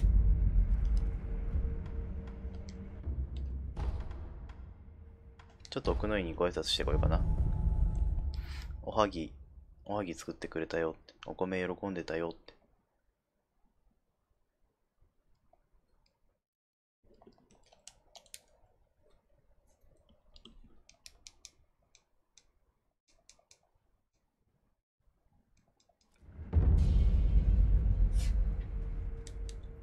巫女にお米。あ、もらった米を巫女。まあ、流院の巫女がご自身でそのようなことを。とても張り切っておられた。そしてとてもうまかった。うまかった。それは良かったです。ああ、そうか。流院の巫女もまた人なのですね。なんとは当たり前のことか。不死立ちもきっと故に迷い、それでも選ばれたのでしょうね。巫女の忍びよ、一つ聞きたいのですが。なんだ。巫女様の名はなんと。九郎様だ。九郎様、とても良い響き。いつかお会いしたいものです。会えるよ。会えるさ。巫女のようこすみません。お米また。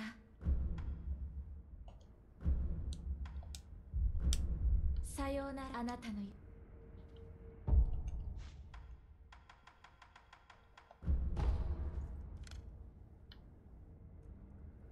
かわいい。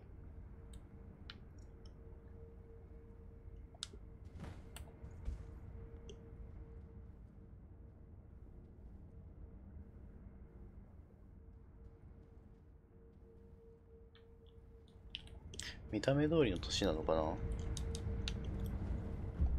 持ってる年言ってたりするのかな。てか、ステロのさ、鬼仏少なすぎじゃない？ここ。なんかすごい少ない気がするんだけど、こういうもんかな。別にそんな感じかな。あまりにも少ないような気がしちゃうよね。言ってないとこあるんじゃないのかな。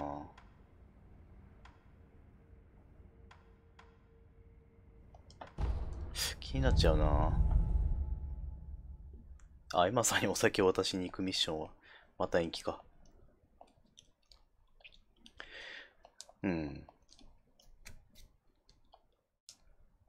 まあ音量対策ができたからいろいろ対応しやすくなったしな。ちょっとうろうろしてみたいな。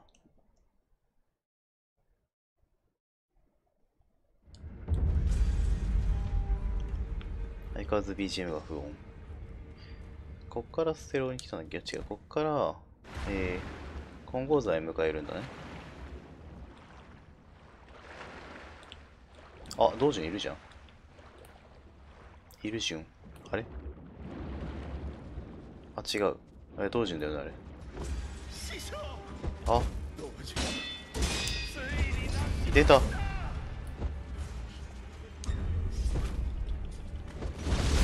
うわぁ、ジンクローだっけ？なんだっけあいつ。あいつが強い。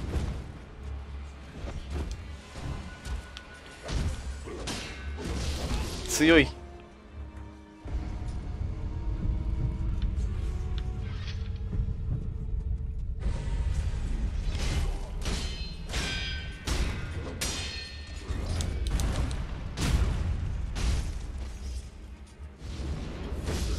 強っ。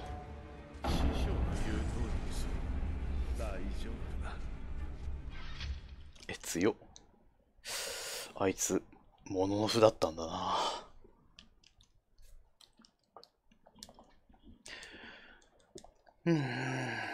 2周目があったらあいつは火事場泥棒のところにやってあげよう。すっごい経験値減った。うかつだった。戦うべきじゃなかったな。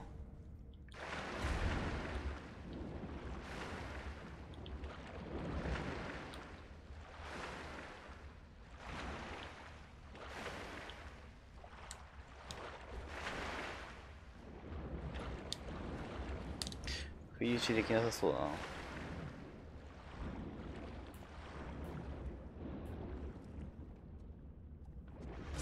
無理だね。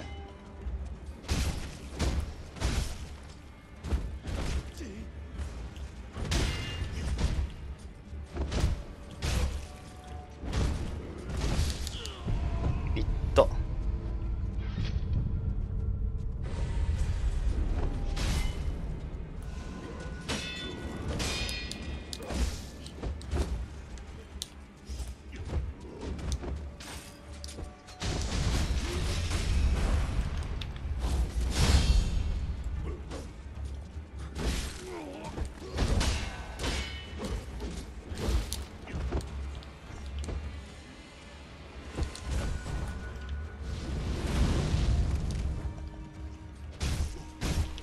やっぱ赤目には火効くんだね。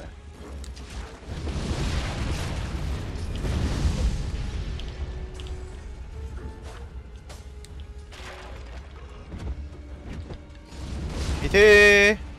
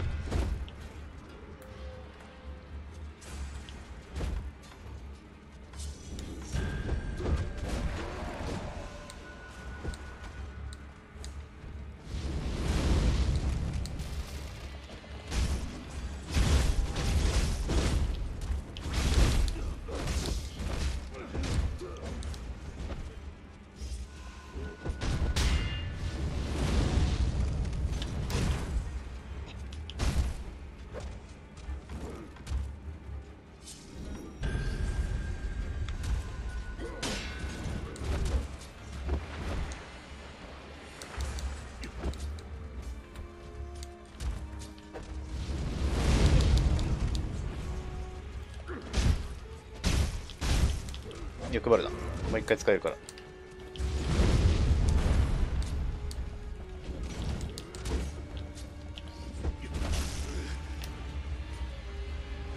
同時に返し止めたい。ダメかー。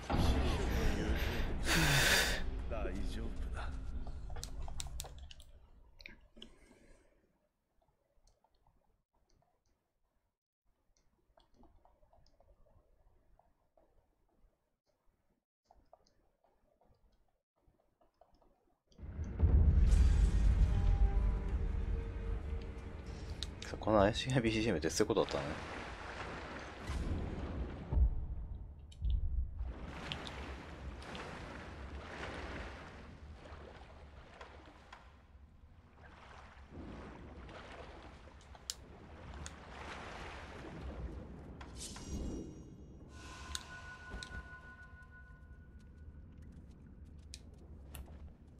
ダメか。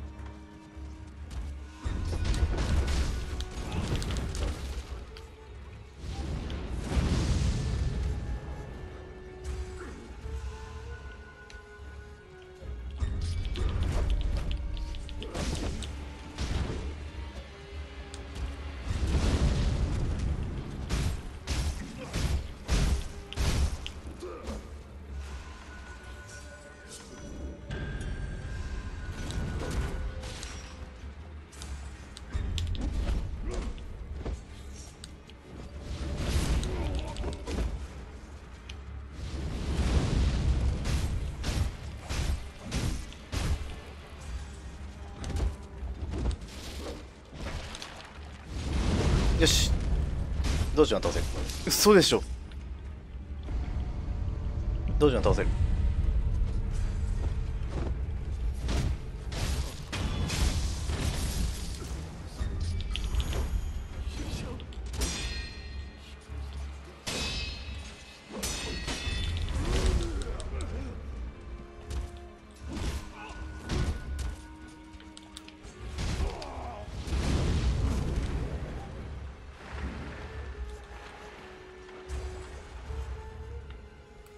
すまんな、責任を持って倒す。死んだ。強っ。業のものじゃないか、あいつ。あんな強かったんだ。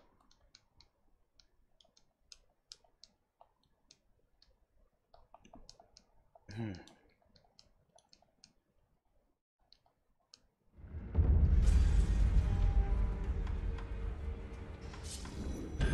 より白がなくなった。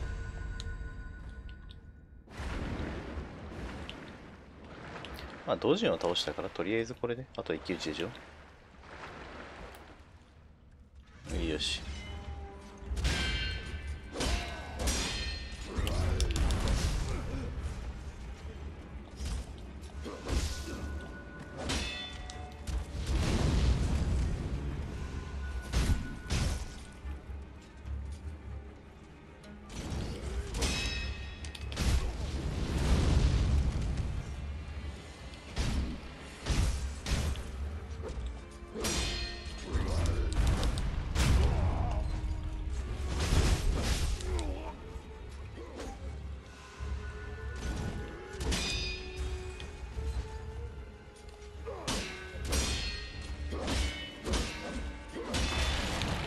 やっちゃった。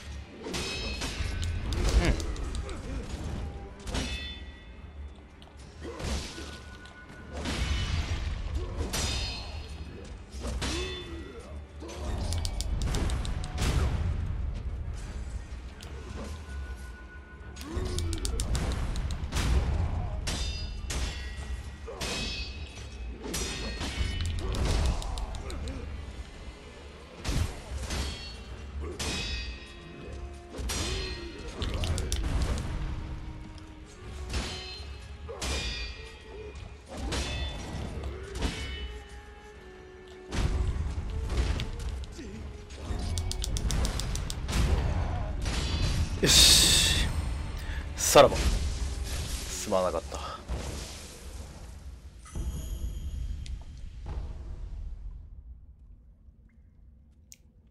太陽万歳。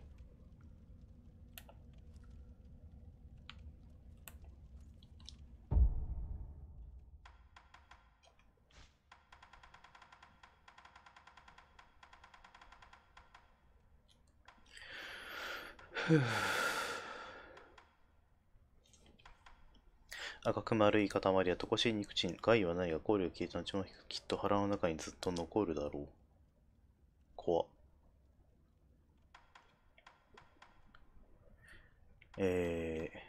陣左衛門か。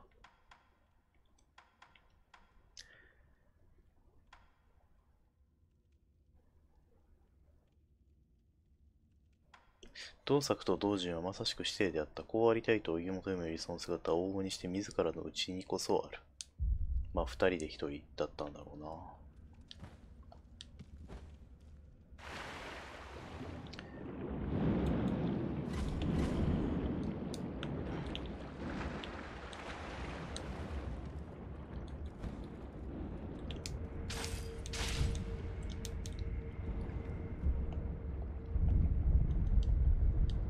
さてそれはそれとしてだね。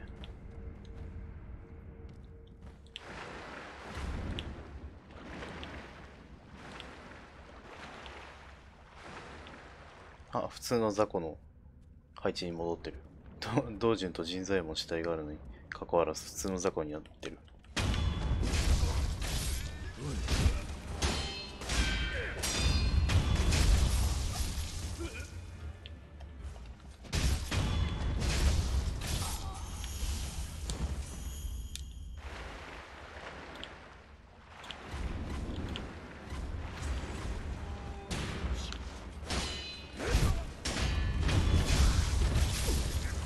でもこっちだって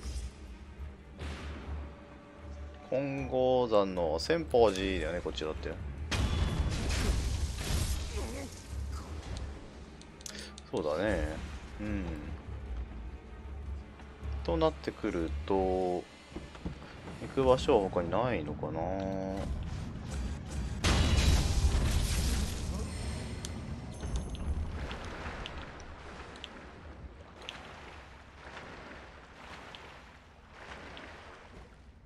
うん。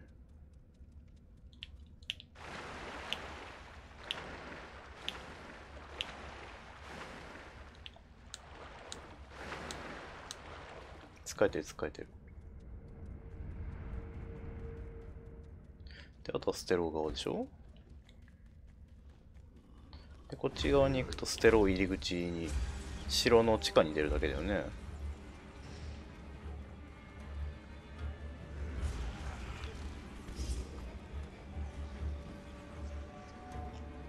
あー、落ちた。よ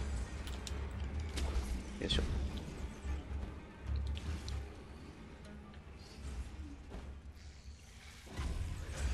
うん、そうだね。ここだね。お主もあんな我らお主死者。うん。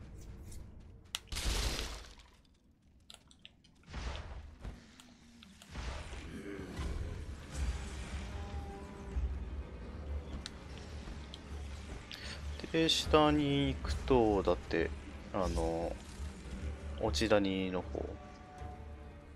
落ち谷うんうん。鉄砲、砦の。毒沼の方に行くよね。いた。こ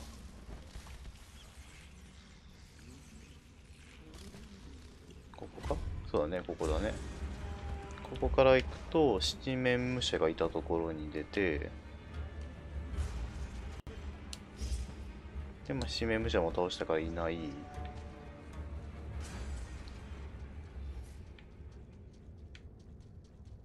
うん。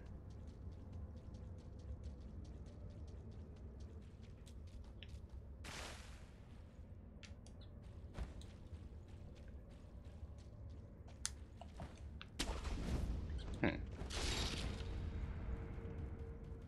で、ダイビングスポットでしょ。ダイビングスポットの上は、あ、ヤモリか。ダイビングスポットの上ってどこだっけ。ああ、あれか。狼が最初にいたところか。うん。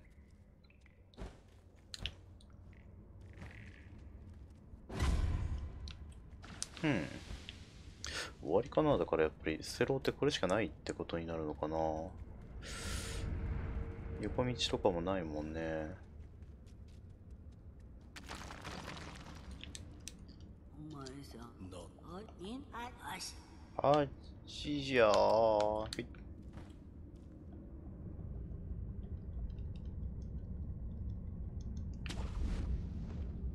はい。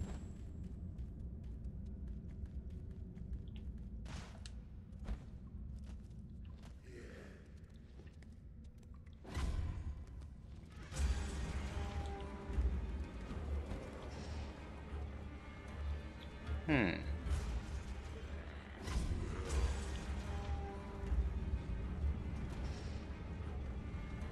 うん。だよね。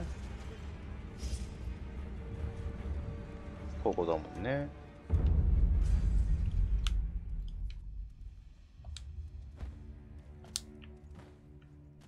で、アイテムの取り方がわからないんじゃないかず。裏側から行けそうな道があるようにも見えるんだよね。うん。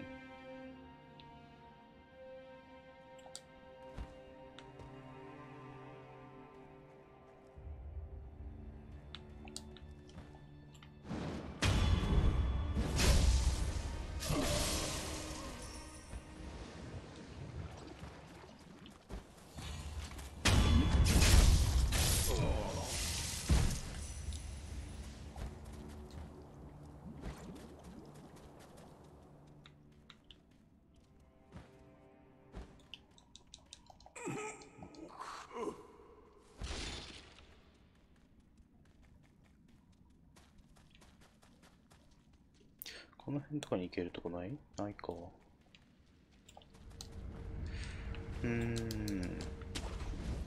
で、上に行くと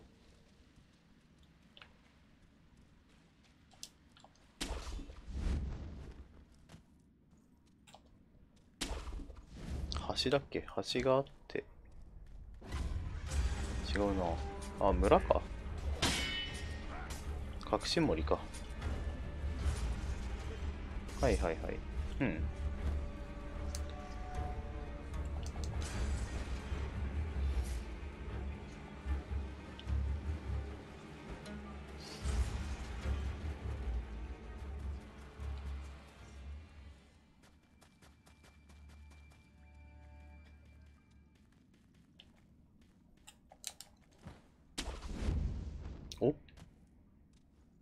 おお、あ、こんなところにあったんだ。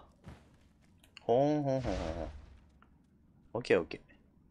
これで裏から出れるし、多分。猿だ。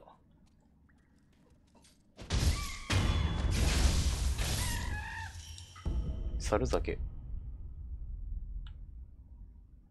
ん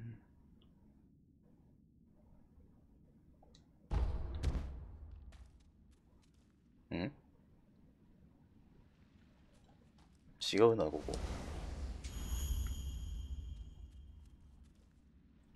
ここからあっち側に通って、アイテム取れるのかなと思ったけど、ここじゃないらしいな、どうや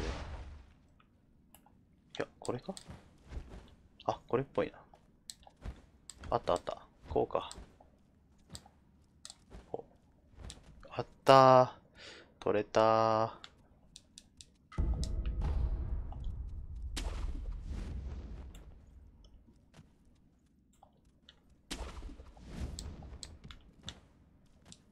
よし。あ、数珠玉だ。こんなところに。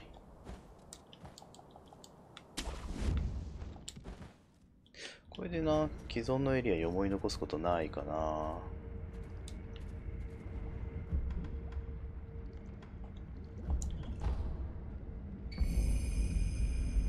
お、上髪の重蔵の話し始めた突然。ある大名に仕える、類いまれな相撲取りがいた。だが先に溺れ放逐され野党にした。その後の名上髪の重蔵という相撲取りだったんだ。相撲ってこの時代神に捧げる祭儀だからね、かなり立派な人だったはずだよね。うん。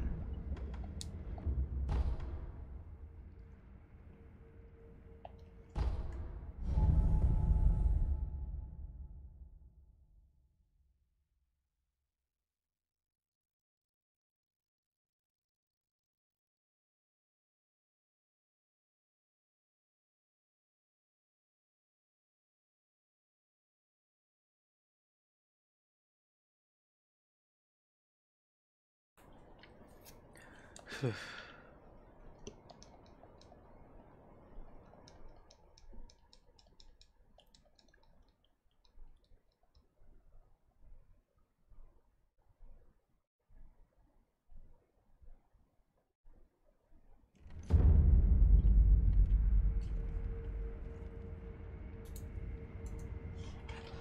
さて、伝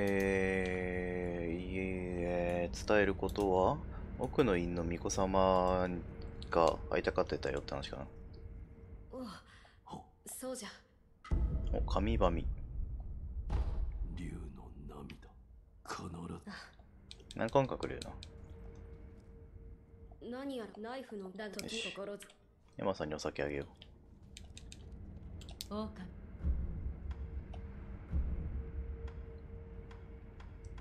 じゃあ、龍禅から。酒を持ってきた。あら、流線ですね。流線か。まったく。どうした？いいえ。この流線を一心様が手に入れると、アシナの城にわらわらと人が集ってきて、そういう時は道元様を置き去りに城の裏手など散策しておりました。城の裏。そうですね。源の渦を。それは源の渦。遠く源の水の流れいずる方角、そちらの方に見える大きな渦雲です。渦雲は雷をまとっています。源一郎殿はよくその雷の渦雲を睨みながら。辛い酒を。酒を。あら、これは猿酒ではありませんか。何がおかしいのだ。まずはいただきますね。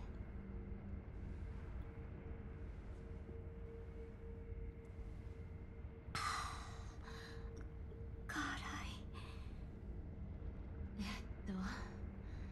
そう、お猿。お猿。私は猿には何かと縁深いのです。猿と。猿と。へえ。何せ私はああ、そっか。猿に拾われたこと、信じていませんね。幼き日、戦場跡に一人、私は呆然と立っていました。何も泣くことも怒ることもできず、そうしたら猿が握り飯を食っていた。猿がか。はい、それはうまそうに恨めしいと思いました。そうしたら今度は猿が握り飯をくれたのです。とてもうまかった。親切な猿だ。まことに親切な猿でした。狼本眉間の苦労さでは、なるほどね。ってことはエマさんも戦場で武士、猿のなんだっけ、猿の忍び、飛び猿だっけ、飛び猿に拾われた忍びなわけね、実際は。斧だよね。あ、だってこれ飛び猿の忍び斧。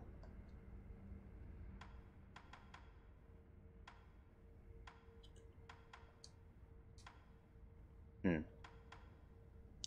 で、これが誰だったっけ。指輪見ればわかるか。泣き虫、カワセミ。カワセミでも本名だろうね。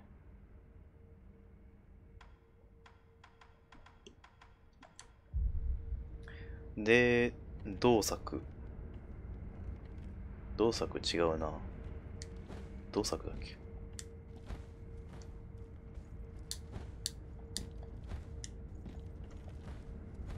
同作。道元だっけ。道元だね。だから、道元、同作っていう希代の薬師がいて、で、エマさんは後に道元の弟子になって、ひょうたんを作る。で、道順は赤目の研究をするようになる。わけだね。赤目って何なんだろうね、じゃあ。赤目。これ。何なんだろうね。なりにたいもになれなかったものの名残。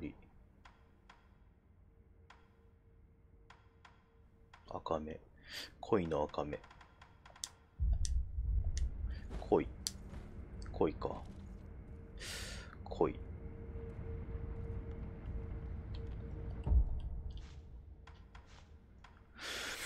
恋。水。源から来た水を飲むと赤目になるわけではないよね。いや、赤目になるのか？ならないよね。赤目ってじゃあ何なんだろうね。あそこの池にいた鯉は赤目だったけれど、都人と関連があるのかという問題だよね。赤目。赤目は火を恐れる。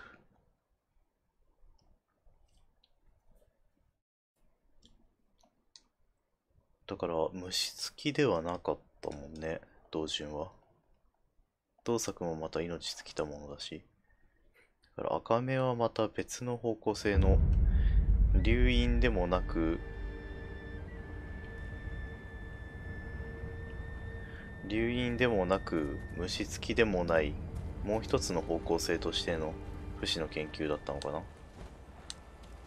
でも櫛とは違うよね。海星の力が使えなくなるし、なんかちょっと違う方向性っぽいよね。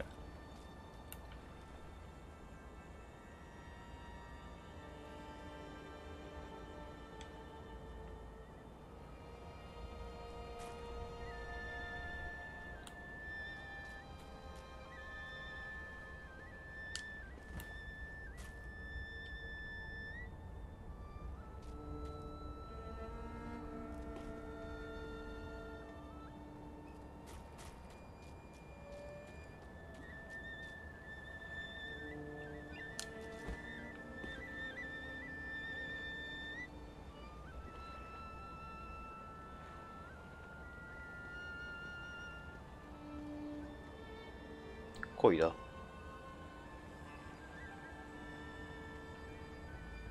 でかい恋だな。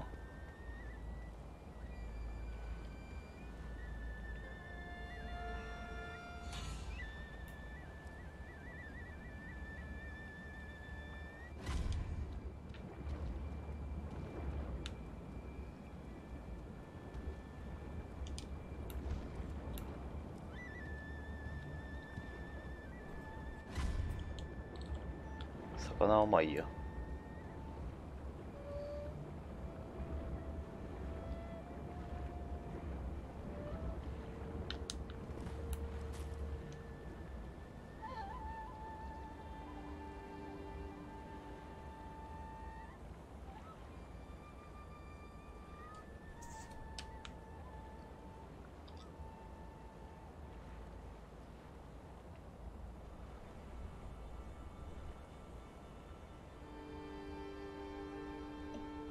でも割とここはここで平和だよね。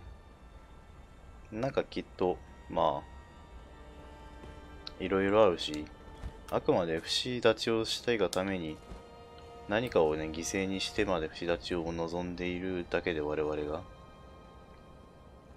この都自体は実は平和なんだよね。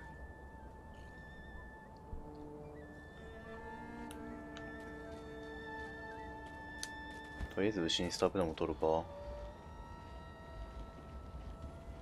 牛スタブするか。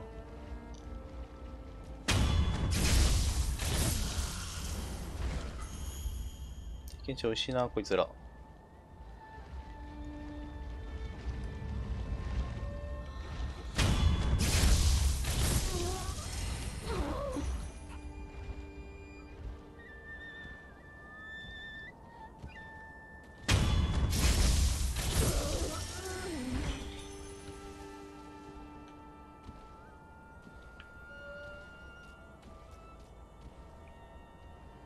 久々だね、牛。ほ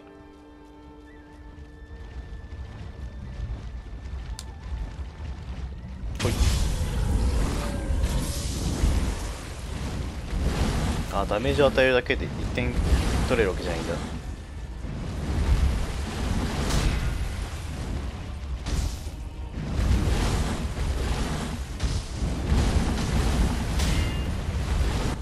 爆竹爆竹。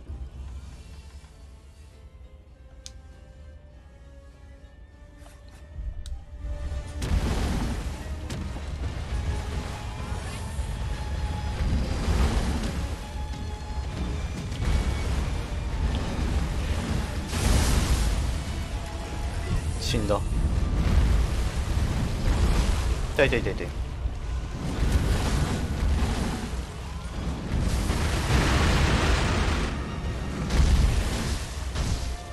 勝った。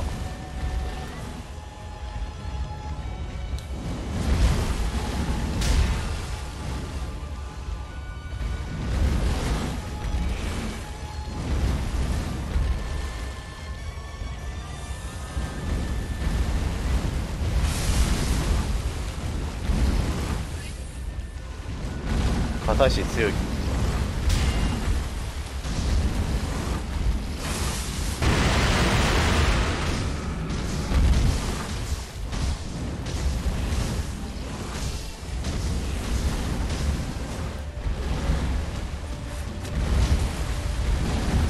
そして貫通ダメージが痛い。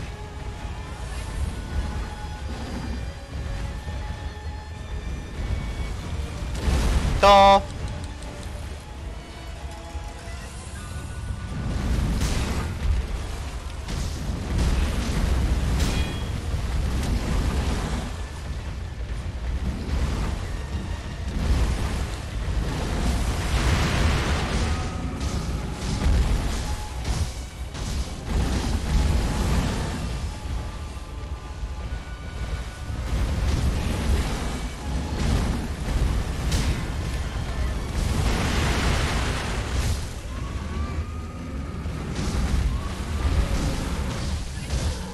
お、オ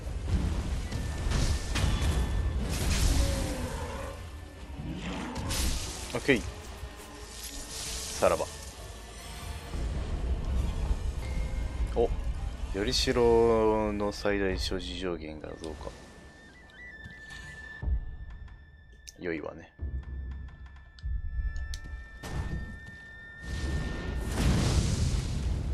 燃えねえかな。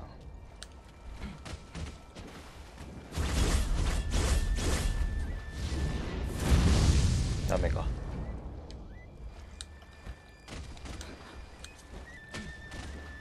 ふん。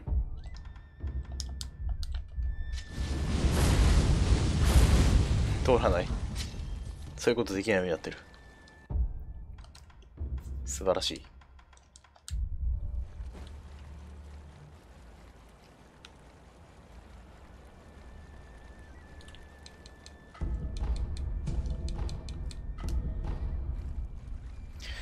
あとはだからもう気になってる要素といえば、お面の片割れと、村の亡霊おりんさんを倒すべきなのか否か、作座様が見つかるのか否かと、あとこの辺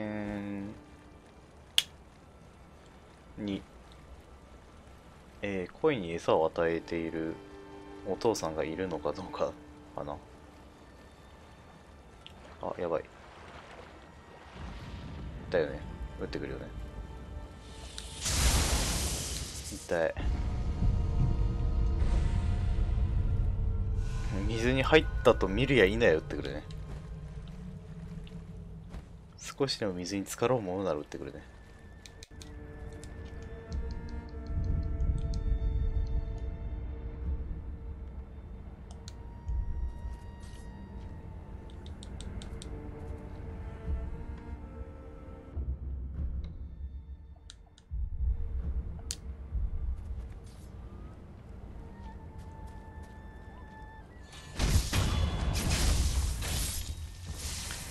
経験値多しすぎるんだよな。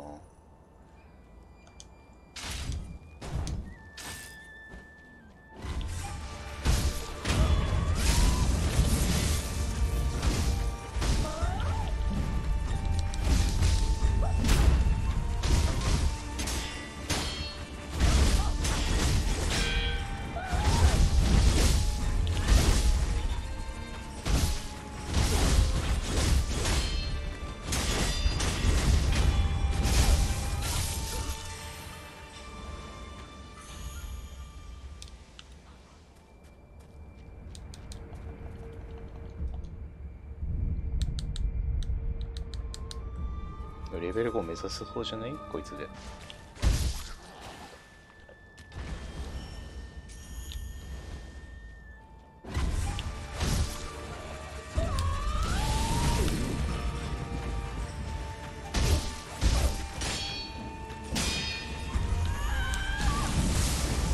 あれー、ジャンプするの早かった。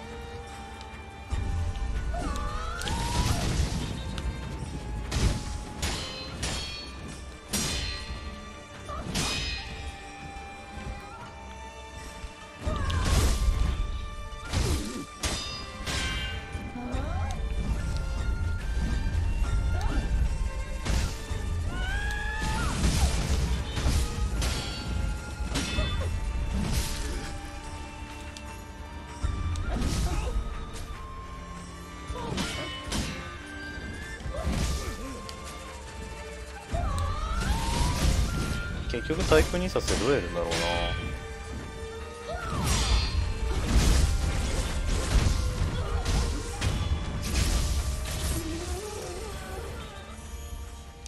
味しい。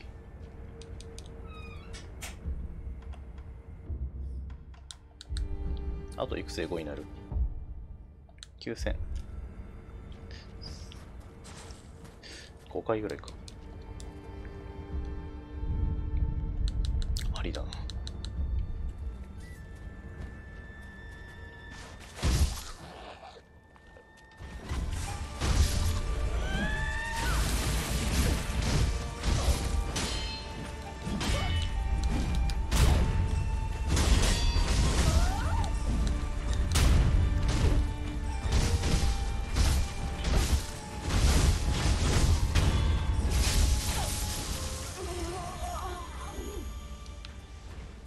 いや、1回2000手に入るわけだからいいのか、5回ぐらいか。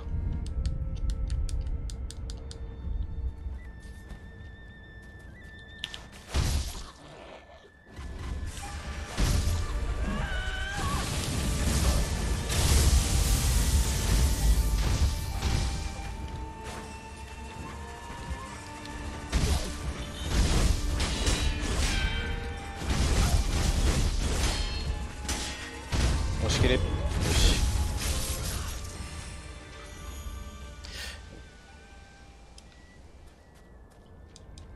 雷返せたらかなりでかいね。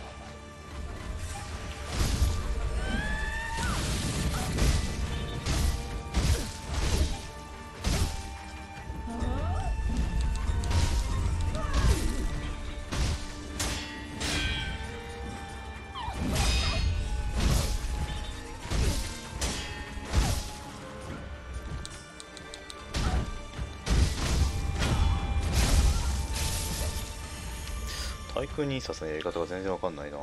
あれぐらいじゃダメなのかな。もっと大空に高く舞い上がった時にしかできないのかな。天狗の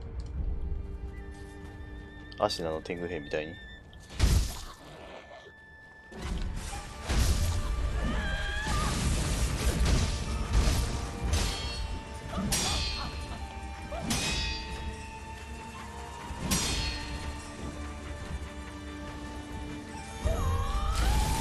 こっちか。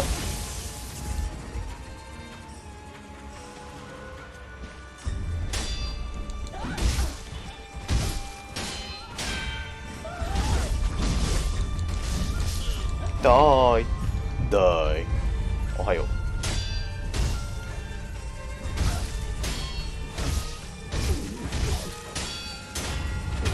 ゴリ押し。あ、こう溜まってた。やったね。お金もかなりのもんだな。高っ。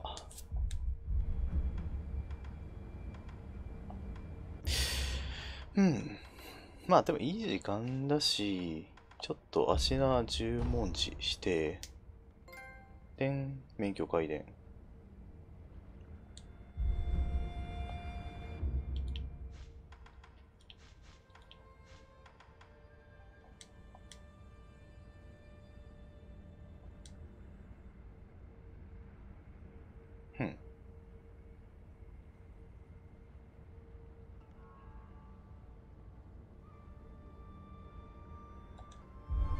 ほう、操作方法が面白い。何個使うの ?2 か。構えて、こっちだと話す。で、こっちだと撃つ。かっこいいな。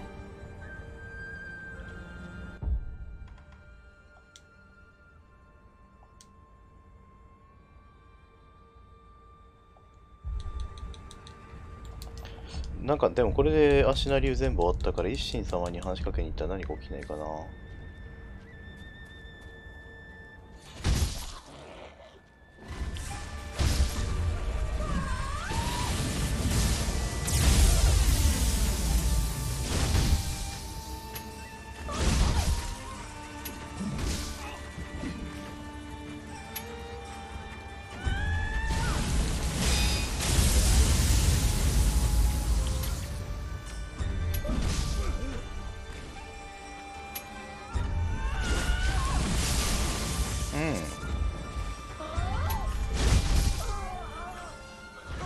単純に威力が高い一撃って感じだな。使い勝手がいいかって言うとちょっと怪しいな。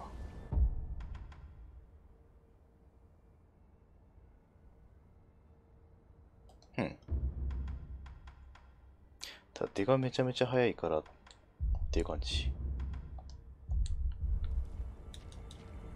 よし、じゃあまず一心様に会いに行って、いや、アレデラからでいいか。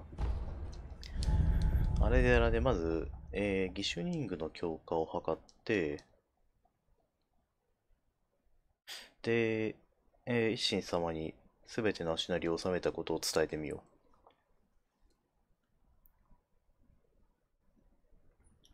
う。メタ的な視点で見れば、もしこの段階で全てを収めたとしても一心様が新しい流派とかくれないんだとしたら、ここに流れ着いてると思うのね。でもここに何も流れ着いていないということを考えると、対空忍術ね、わかんないよね。覚えたんだけど。っていうことは、要するに、まだ取り逃してないというメタ読みができるので、そこかな。ヤッホー。お前さ。さて、皮膚きやり。音量へもダメージを与える。でも音量へのダメージはもう今更感はあるよね。どうなんだろうな、でも。このさ、源の瑠璃とかっていうさ、明らかに今いるところで手に入るアイテム。これを持って音量へのダメージを与える武器を作るってことは、まだ音量と戦う機会があるっていう考え方になるのかな。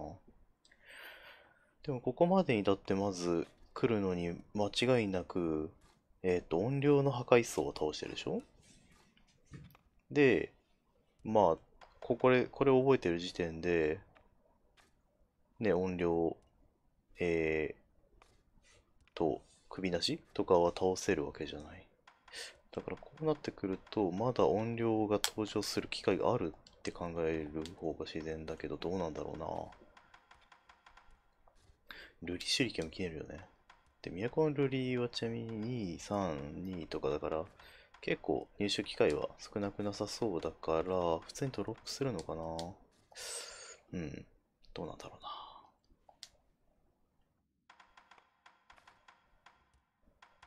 まあいいや、とりあえず、駅長の皮膚傷作ろう。よし、ドン。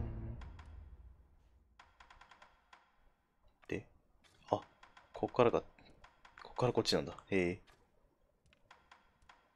すごい派生。回されたものは持っていた品や銭を落とす。ほう。よりしろを使うってその分、あれか。お金とかアイテムを手に入れるのか。稼ぎに大事なのでは。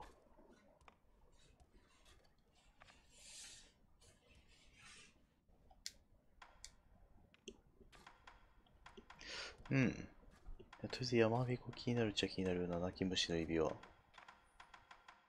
銭投げとかね。あんま強化してないルート強化していこうか。ドーン。追い羽のカラス。構えた状態ではなくダメージを受けた後でも書き切り出す。ダメージを受けた瞬間でも押して間に合うようになるのか。それ面白いな。表裏。まあ、これがねえからついとくか。で、幻くない、幻お蝶のくない。うん。足りてるとこからいっちゃうか。足りてるやつから作っていこう。つまりこれだ。お金がない。よし。かなり変わってきたよ。まずやっぱね、長生きの日だよね。くすぶり松ヤニのおかげで。ほう。ほう。違うな。こうか。おー。面白い。より白がない。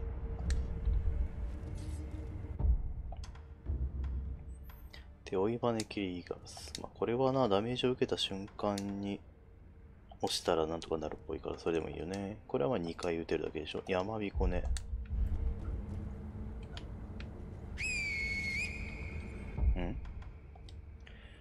遅れて音を鳴らすことができるわ。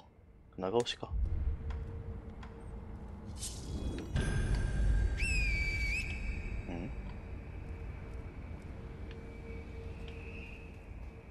ほう。ほう、面白い。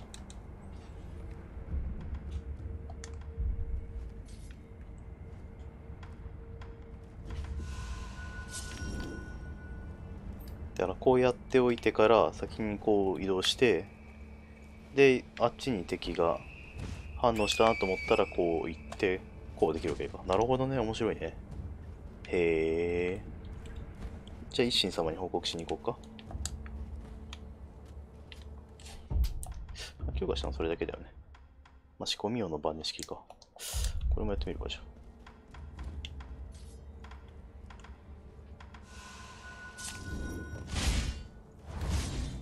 おお、かっこいい、重い感じ。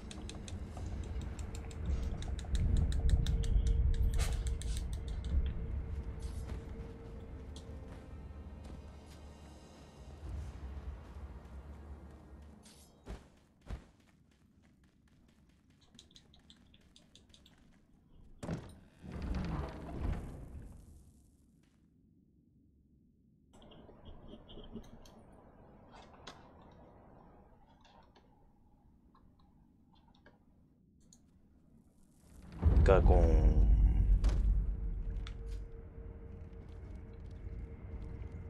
ヤッホ何やナイフだ時折心強い。ー。あ、そっか。一度いろいろあったからここも閉められちゃったのか。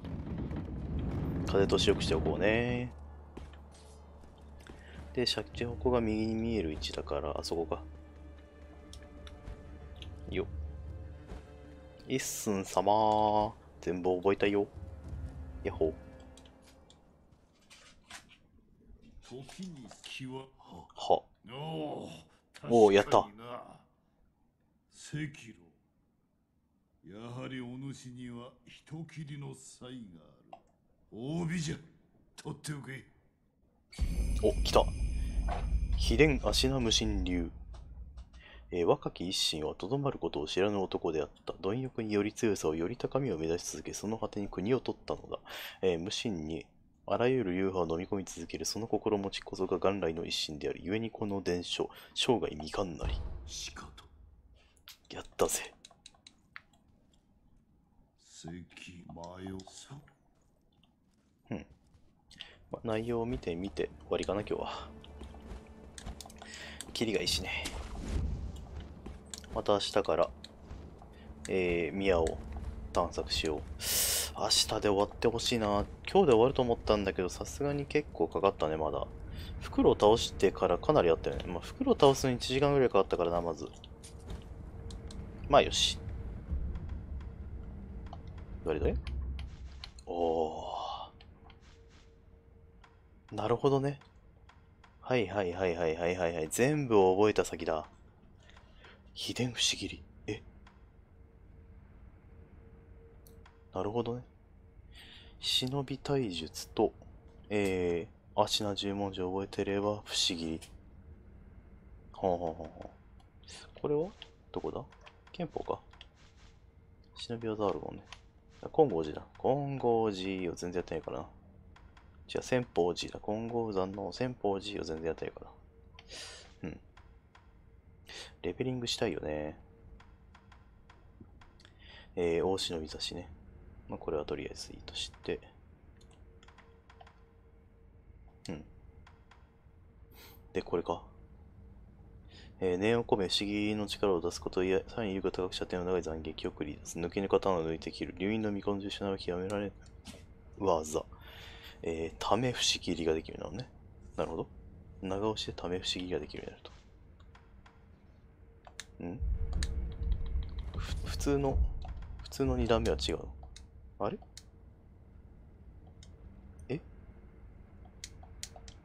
ん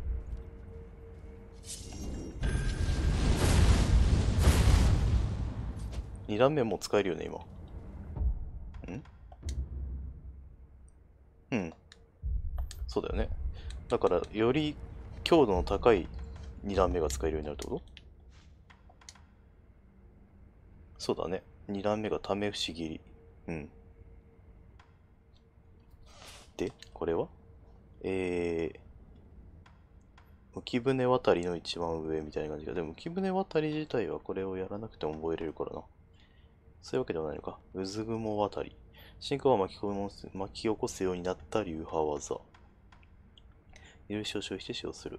遥か遠く、源の水が流れいずる方角。大きな渦雲が見える。それは源の渦、この技の名の由来でもある。あ、あれか。さっき言ってた、源一郎様が、なんか、睨みつけてたやつ。源の渦を望む小野が主、その小さな背中が、巴にとっては全てだった。源の渦を望む小野が主、その小さな背中、あれが武様か。武様の背を見て、編み出した技ってことか。周囲に真空波を巻き起こす。で、これは大忍び落とし。大忍び差しで高く飛び上がった後、さらに高架回転気味につながる。うがち舞い上がり、また飛びかかる。中空を自在に待ってこそ、フクロウなり。フクロウの技か。大忍び落とし。飛び上がるときにより白を消費する。大忍び差し。大忍び差しの上だからね。遠距離から届く突き攻撃。突き出しない敵を見ないようにする。うん。そうね、これもフクロウか。じゃあ、つまり。大忍びが編み出した技であるフクロウの狩りの落とし。そうだね。これのさらに上ってことか。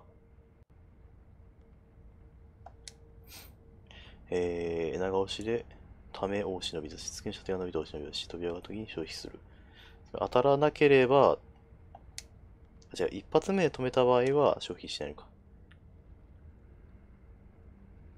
いや、違うの。当てたら飛び上がるから勝手に。当たらなければ消費しないよね。はいはい。飛び上がり後に R1 で大忍び落とし、降下しながらの回転切り。かっこいいな。なるほどな。極めたか。ああ、もしかしてこれあれか？